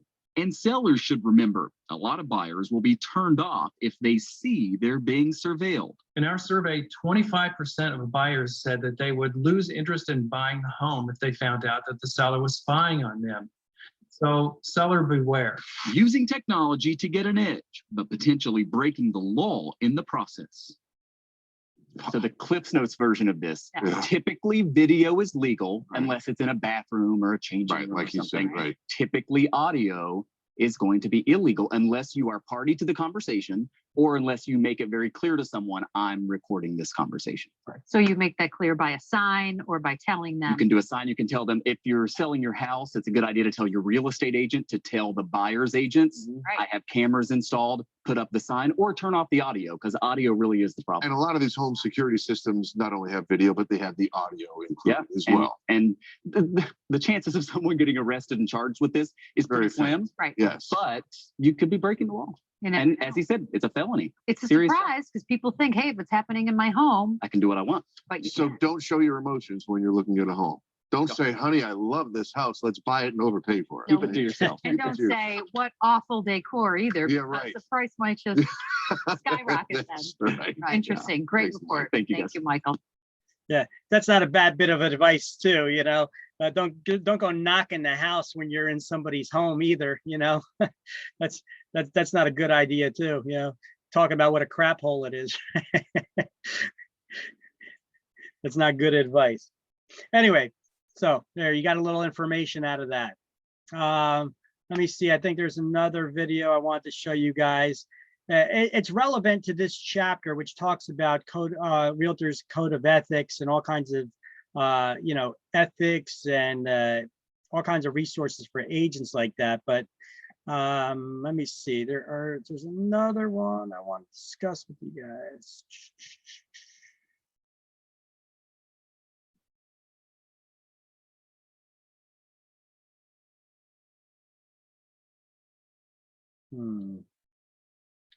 Hold on one second. Let me find it here and then I will share it. So let me just give me 1 second here.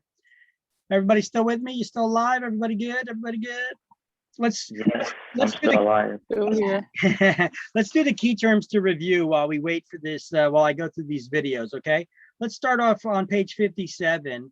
The key terms to review, number 1. All right, everybody there?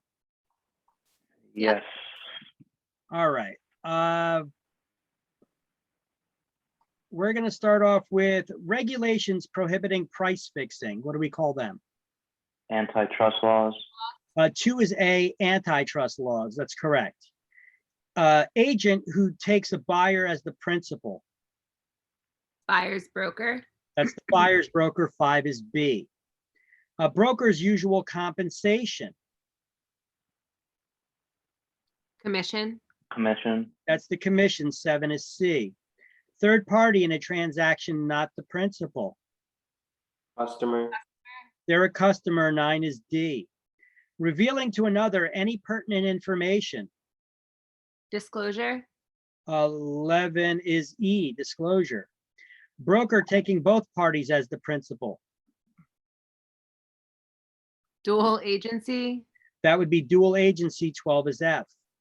One authorized to act for another. Agent. An agent. 1 is G. Person authorized to act under a power of attorney. General agent. Attorney in fact. Attorney in fact, although I could see why you would say general agent. 3 is H. Salesperson whose broker pays their social security, regulates their hours, etc. Employee. They would be an employee if the broker is paying those fees. So 13 is I. Trust and confidence between parties. Fiduciary relationship. 15 is J, fiduciary relationship. Principal who engages an agent. What do we call them? Client. They're a client. 6 is K. One empowered for a wide range of actions. Is that one general agent? That one would be general agent. 17 is L. One who owes special duties to another. What do we call that person? Fiduciary. They are a fiduciary. 14 is M.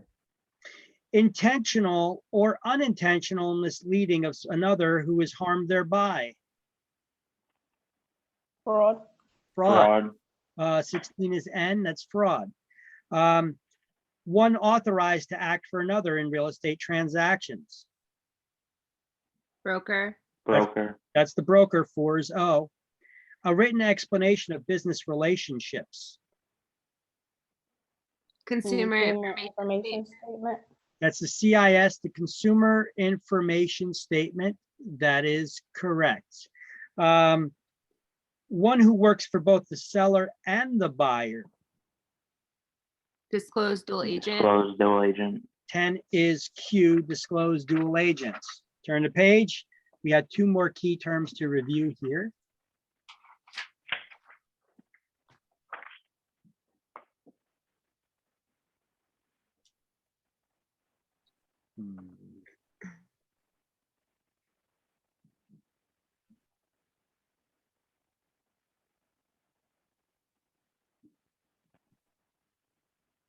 Sorry, I'm also looking for these videos at the same time, trying to multitask and show you something.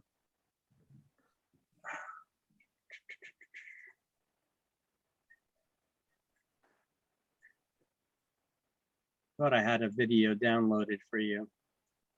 And I may be mistaken. So key terms to review 2. Agent of an agent is a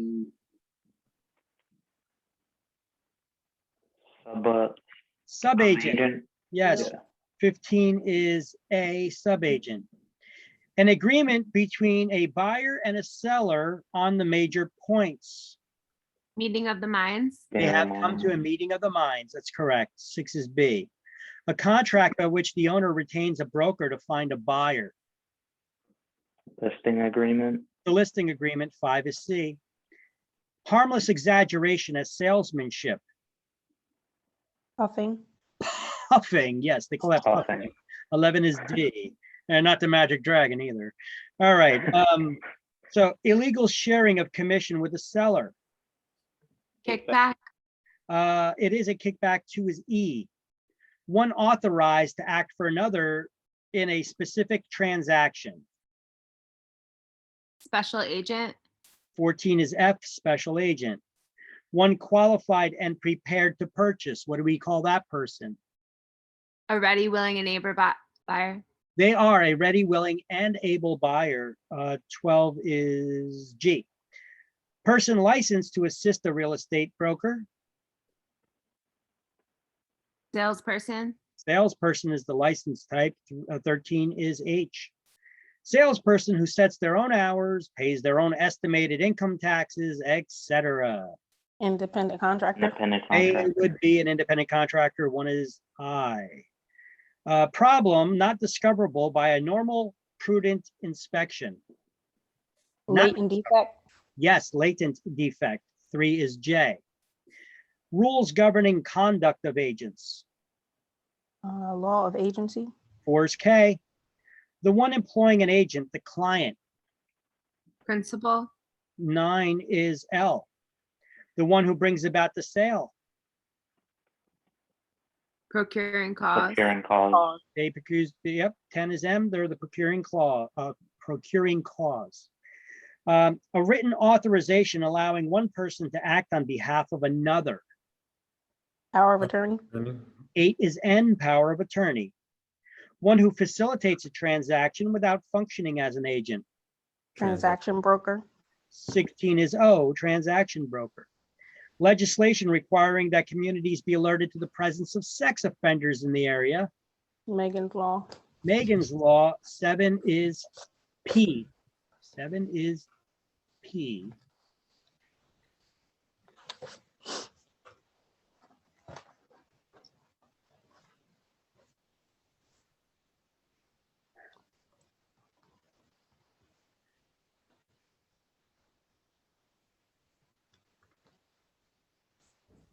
All right, key terms 3. Competence normally expected. Standard of care. 11 is A, standard of care. Fraud committed by someone who should have known better.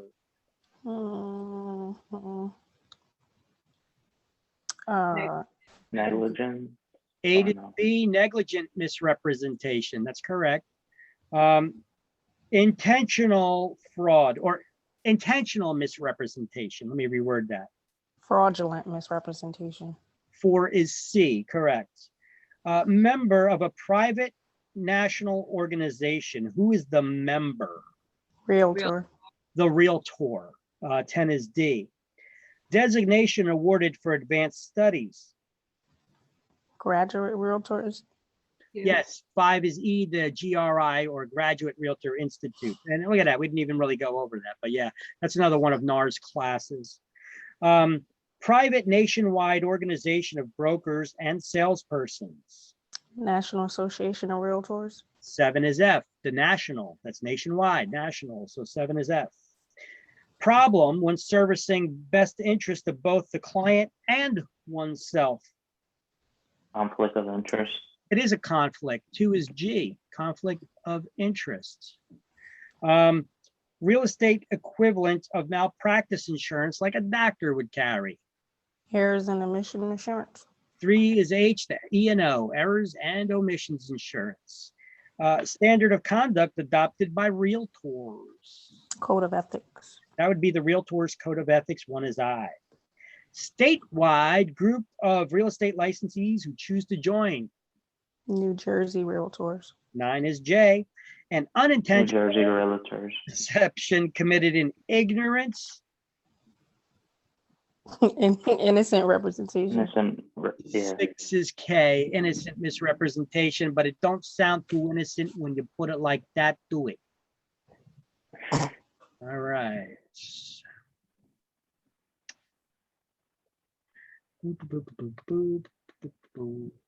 Okay.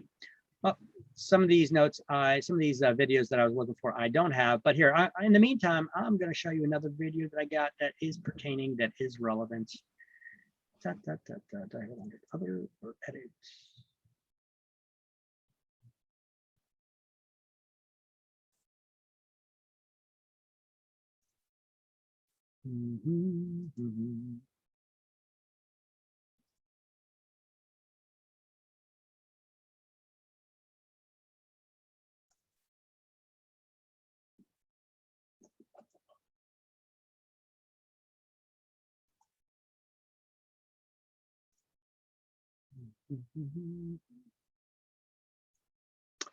Okay.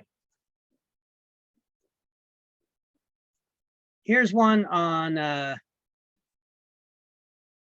a couple of videos I got on stigmatizing factors. Okay. Do we know what a stigmatizing factor is?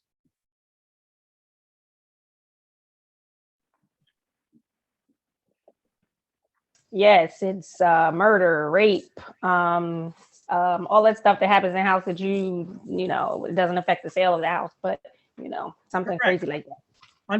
Unpleasant events, There you go. right? That could affect the sellability of the property, right?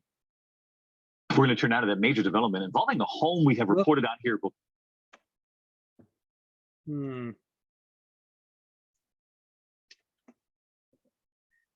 All right, I got one. Let me just put to the screen, and I'm going to show you a little story about one that's local. We're going to turn now to that major development involving a home we have reported on here before and the disturbing letters sent to the family who bought it. The family bought their dream home in New Jersey, never moving in after getting frightening letters from someone calling themselves the Watcher. Now the family has finally found someone. I got everyone's attention here. Someone's going to buy that house. Gio Benitez is here with more. Hey, Gio. Hey, David, good morning. Yeah, for years, so many thought nobody would buy this house because of all that negative publicity with those threatening letters. But this morning, we know the family has finally gotten rid of it by taking a major financial loss. This morning, ABC News has learned the New Jersey family, allegedly terrorized by creepy letters from someone named The Watcher, has finally sold the house that started their nightmare. Derek and Maria Broadus bought this idyllic home in Westfield, New Jersey for $1.3 million back in 2014. But they say a stranger kept them from moving in by sending letters like this. I watch and wait for the day the young blood will be mine again. And I pass by many times a day. You know I will be watching.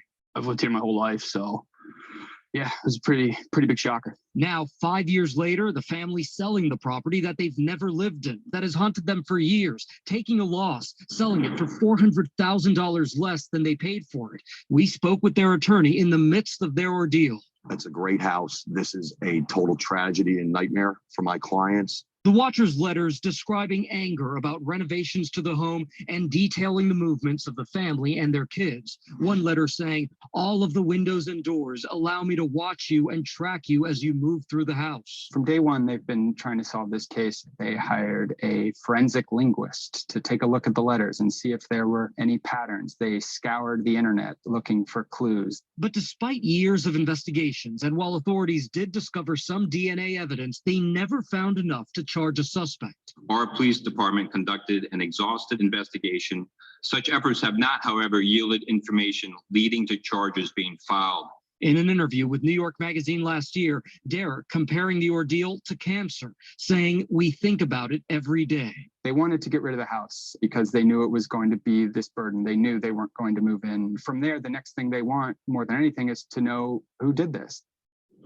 And we're told the family still lives in Westfield after staying with family a few blocks away from the Watcher house. Now they've bought a new home and they hope this one brings them peace of mind. But what an ordeal. We don't know anything about the new owners. No, not yet. Hopefully they're not watching. Yeah.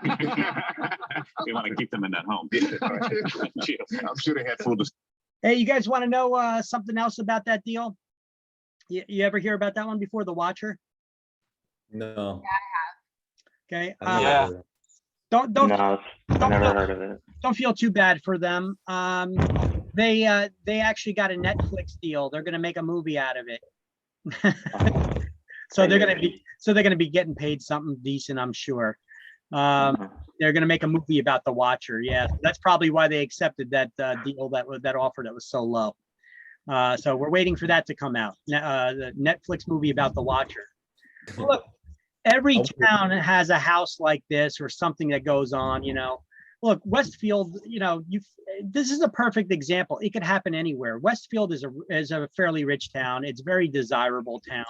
And we've got problems like this. So it doesn't just happen in rundown neighborhoods. It happens everywhere, right? Look, in the 70s, you remember the other home, the John List story in Westfield? Yeah, down the street. No. There was another one down the street from my house in Plainfield, right on the corner, where the guy killed his whole family. I remember John List too, but there was another one in Plainfield too. Wow. Yeah. Well, the John List story is how America's Most Wanted got started on TV. Remember that show? Mm-hmm. America's Most Wanted. That was the first. That was the first deal. That's the first person I think they captured. America's Most Wanted. They put it on air. It was this guy. He murdered his whole family, his wife, kids, and mother, and left them in the house. You know. And he moved, got himself a new life and a new wife and new family. His new wife actually ended up reporting him because she saw him on America's Most Wanted. She's like, wait a minute, that's my husband, you know. And so she reported him. So that was another case with that. Here's another stigmatizing factor. Here's a real creepy one. All right. I want to just get your guys' attention just off of it. This is real estate related, but I want to get your attention to relax your minds a little bit, loosen you up a little bit, so prep you for a little more learning. Okay. Here's another video. Talk about harassment and stigmatizing factor. Okay. Ready for this one? Here you go. Can you guys see this video? It needed work, but don't we? Okay. When a single-story house with a pool in San Diego's Carmel Valley came up for sale, a lot of families wanted it. Married couple Jerry Rice and Janice Bruder got it. This woman, Kathy Rowe, then a 50-year-old unassuming wife and mother, was among those who didn't get the house. That just didn't seem right. At least if you were Kathy Rowe, it didn't. Put so much hope into this house. I walked in, it was my house. Yeah, but it wasn't your house. No, but it felt like the house I always wanted to own. And when I found out we didn't get it, it was devastating. It was heartbreaking. It was almost like the loss of a loved one. It was that critical to me. Kathy Rowe had a job at the county, had a very ill husband, she said, and had a Mother of the Year award for being the sole caregiver looking after their severely disabled daughter, Rachel. That house, though. It had more significance than just a structure with four walls. When I lost it, I cried and cried. Kathy Rowe also had enough bank to offer $100,000 more for Jerry and Janice's home. When they failed to respond to the note she sent them, she launched a harassment campaign, stopping their mail, relisting the house on Zillow, sending those phony Valentines. Oh, and hey, so you guys were asking about this technology. Look, she relisted the house on Zillow for sale. She's harassing them digitally, right? Watch how bad this story gets. You just heard something. About phony Valentine. Let me back that up just a little bit, and we can continue that play from here. Ready? Pay attention to this. This is an interesting story. Sick, but interesting. on Zillow, sending those phony Valentines. Oh, and at the outset, coming by the house with her daughter on Halloween. You wanted to see who was in the house, didn't you? I had no interest in them. I was more curious what they had done to the house. Who came to the door when you trick-or-treated? The wife. The wife, Janice, whose photo Kathy Rowe would later put on this Carmel Valley Freak Show online ad, inviting men to stop by anytime. I was jealous, destroyed, and devastated with pain and depression. And Why did that result in your lashing out at innocent people?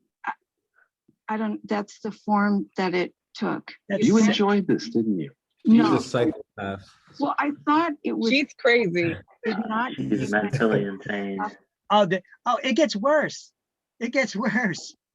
But when men responded to the ad, Kathy Rowe wrote them back, fueling the fire, providing specific and perverse encouragement to one 25-year-old male looking for fun with a totally unaware Janice. I'm going to leave out the dirty words here. This is someone pretending to be you. I'm pretty much home all day, every day, bored and incredibly horny. I love to be surprised and have a man just show up at the door and force his way in the door and on me, totally taking me while I say no. Janice, what is the person who is writing this trying to do to you? She wanted me raped. This is my wife they're talking about. Crazy. There's no mistaking the intent there. Then, for the Rices, the ultimate nightmare. Another man did show up at the house, only Janice wasn't home. Jerry met him at the front door. He thought he was going to walk in and have his way with your wife. Yeah, I knew something was off with the guy. Flummoxed, the man fled and emailed Kathy Rowe. A guy was there. Had to make up an excuse why I was there. But Kathy Rowe wouldn't let it go and urged him to return to the house with another sordid scenario. I remember what you said. It's like, I hope it's okay with you. I see other guys. Right. And you ask about threesomes. Well, he had no interest in being involved if there was any other man involved. You're the luckiest person in the world because of that, aren't you? It never even crossed my mind that that a man could go to the house and hurt her. Probably should have, shouldn't have. Oh, absolutely. I normally am more concerned about other people's safety and welfare than my own. Yeah, right. So much this time. Yeah, right. Absolutely not this time. It's just how impaired my thinking was. Kathy insisted we also speak to her psychologist, Sage Breslin, PhD, who largely attributes Kathy's actions and state of mind to excessive sleep deprivation, brought on in part by her round-the-clock care for her daughter. It isn't one of those things where you sleep for a couple of days and then you feel better. Sleep deprivation makes the person get crazy. Well, boo-hoo for you. How does that make it okay to try to set somebody up to get raped? I mean, that's ridiculous. Yeah, nah, Kathy Exactly. needs to lose her child, Exactly. unfortunately, and she should be in jail. That's crazy. I mean, that is, she is sick Wait, in the head. how is she not in jail for this? Well, because you've got professional psychologists that make professional give me a excuses for break. them. Wow. Give me a Crazy. break. And because Baloney. he never ended up getting actually raped. Terrible. She got lucky that she didn't get raped. The No husband was harassment there. charges, no nothing. I think we can understand the mental pain you were in, you know, and I think we can understand the sleeplessness as well. She didn't put a restraining order. Is how thousands of families go through everything. Well, when you don't know that somebody's doing this to you behind the scenes, taking your picture, putting it up on adult dating sites and trying to set up these scenarios. She was unaware that this is getting done to her by this lady. You know, that's crazy. All because she didn't get the house. This is all from keep in mind, this is all stemming from a real estate deal that she didn't get the house. You were going through, and they don't lash out at innocent people. I think people have resiliency by their support network, by their family, by their friends. Let's try to fast forward through this a little bit. Right moment to come to the house and things would have happened. Things happened all right. Catch, the high-tech law enforcement task force, connected the dots between those sexed up online solicitations in Janice's name and Kathy Rowe's computer. We identified Ms. Rowe through search warrants to Yahoo, and then that led to the identification of the residents. The Heat paid Kathy Rowe a visit. Eventually, she admitted to it all. Initially, she faced the possibility of 9 years in prison after many months of legal wrangling and a new life as a media sensation. Kathy Rowe tried Kathy Rowe seemed a major fall from grace. She copped a plea to felony stalking and apologized to the Rices. All the things that I've put them through, the stress, the lack of privacy, just, I'm just very sorry. I think that you said that you didn't want to hurt them. I think that's exactly what you wanted to do, was to hurt them for buying the house that you. I was sentenced to 1 year of confinement on a home ankle monitor and 5 years of probation. She actually And no internet access. You know, what the hell? is going to be watched a lot longer than she would have if she served some jail time. Kathy continues to have the responsibility basis. Person. Still afraid. Anyway, who cares about the rest of her story? This lady is sick. That's a nutty story, isn't it? All stemming it's from real terrible. estate, you know? Terrible. No Oh, one deserves that. So somebody was asking me before about technology and how it could be leading to the death, how it could be used negatively. You know, I told you about somebody posing to be a landlord, you know, a situation like that. And as I'm looking through this for this other video for you guys about ethics violations that real estate agents have done in New Jersey specifically, I came across another one. I came across another one of those issues where somebody was posing as a phony landlord, and just to collect that, collect the rent, the security deposits, and stuff. I already explained it. I don't need to show you the video for that. But here is another video I want to show you that is New Jersey based. Hold on, I got a couple versions of this, so I'm not sure which one it is.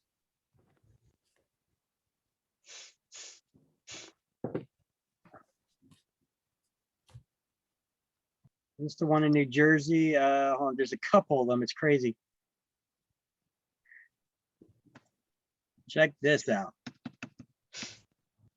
Just embarrassing. Tonight, this Houston realtor is in serious trouble. All right, no, after police say she no. was caught. Wrong one.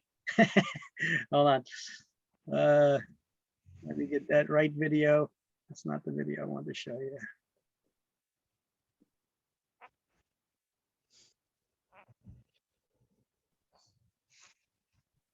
That face that is usually covered by her phone has finally made it. All right, we got an ad there. Okay, skip the ad. Okay. There is new video tonight of a pair of real estate agents accused of using a client's home to hide a steamy affair. Well, now the tables are turning in a counter lawsuit. The realtors claim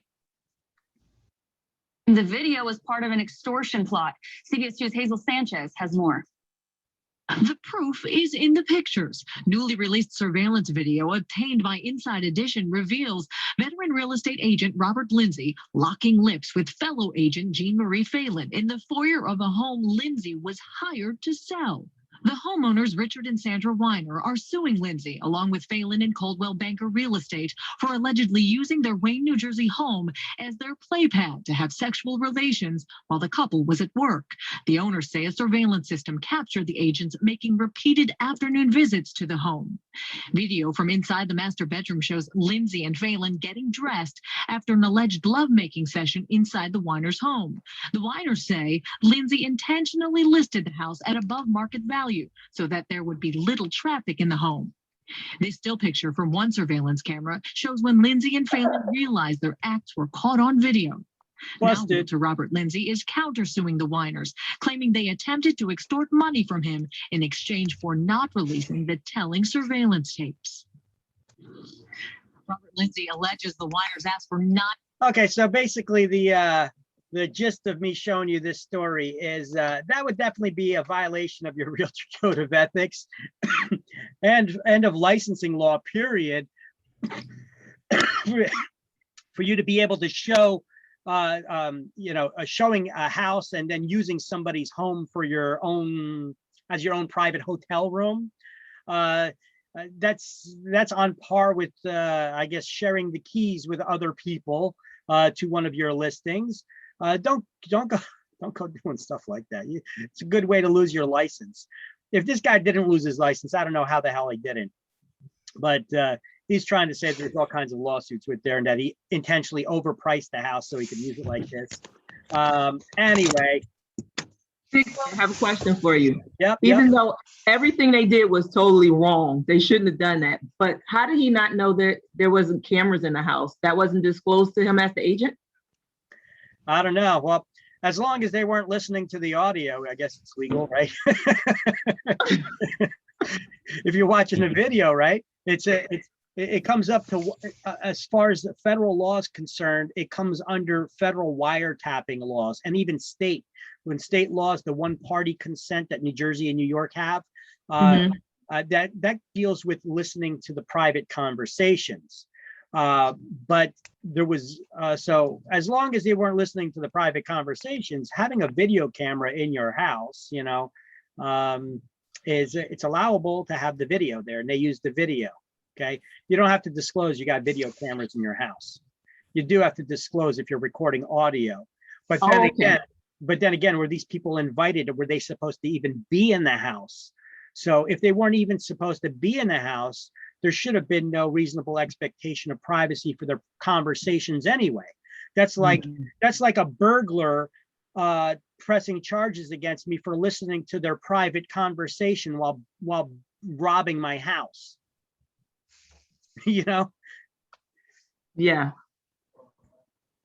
So, yeah, just messed up situations all around though, right? A lot of screwed up people out there. That includes licensees. All right, so let's turn the page. Let's get into, we got about 20 minutes left here, 15, 20 minutes. Let's get, should we get started on this?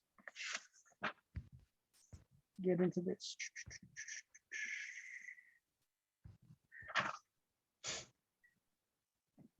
I don't think we're going to get that far into it. So you know what? Instead, we're going to do chapter 4 tomorrow, but I'm going to have another video that I could use this time then to show you pertaining to discrimination and such like that. No, those I'll show these to you when we're actually talking about discrimination in chapter 4. Stigmatized with factors. I got so many videos here for you guys. Okay.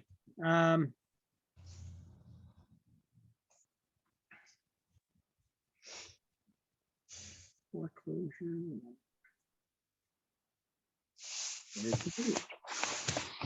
Okay, so let's do a little trivia. You want to have a little game here? Let's do a little trivia. Sure. A little real estate trivia for you. Why not? Next questions are with. All right. I stole some Cash Cab videos that have some. You guys know that program, right? Cash Cab. Well, here's one with some. Here's some with real estate. Next questions are worth $50 each. What spatial philosophy is used to determine sites for graves and house design? You guys hear the question? What Chinese spatial philosophy is used to determine sites for graves and house design?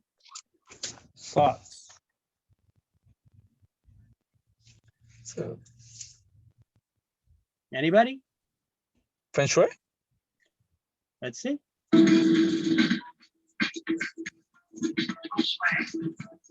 is correct.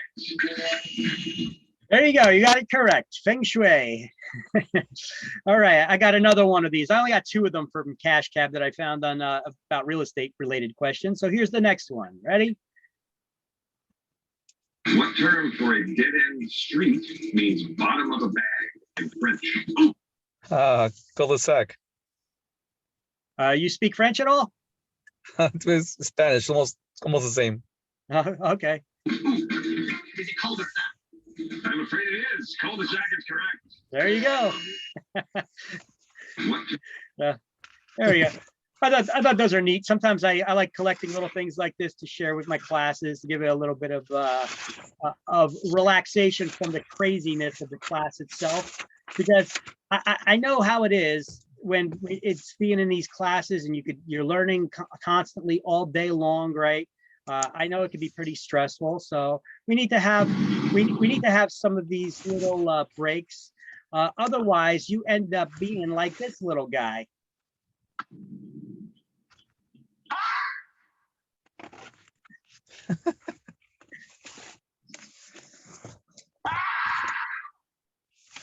You know that's real. You know that's real. Those animals really scream like that. That's what a beaver, badger, whatever it is. They scream. They really scream like that. All right.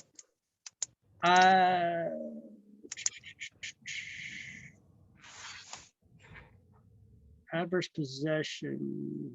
Nope. Safety. Okay.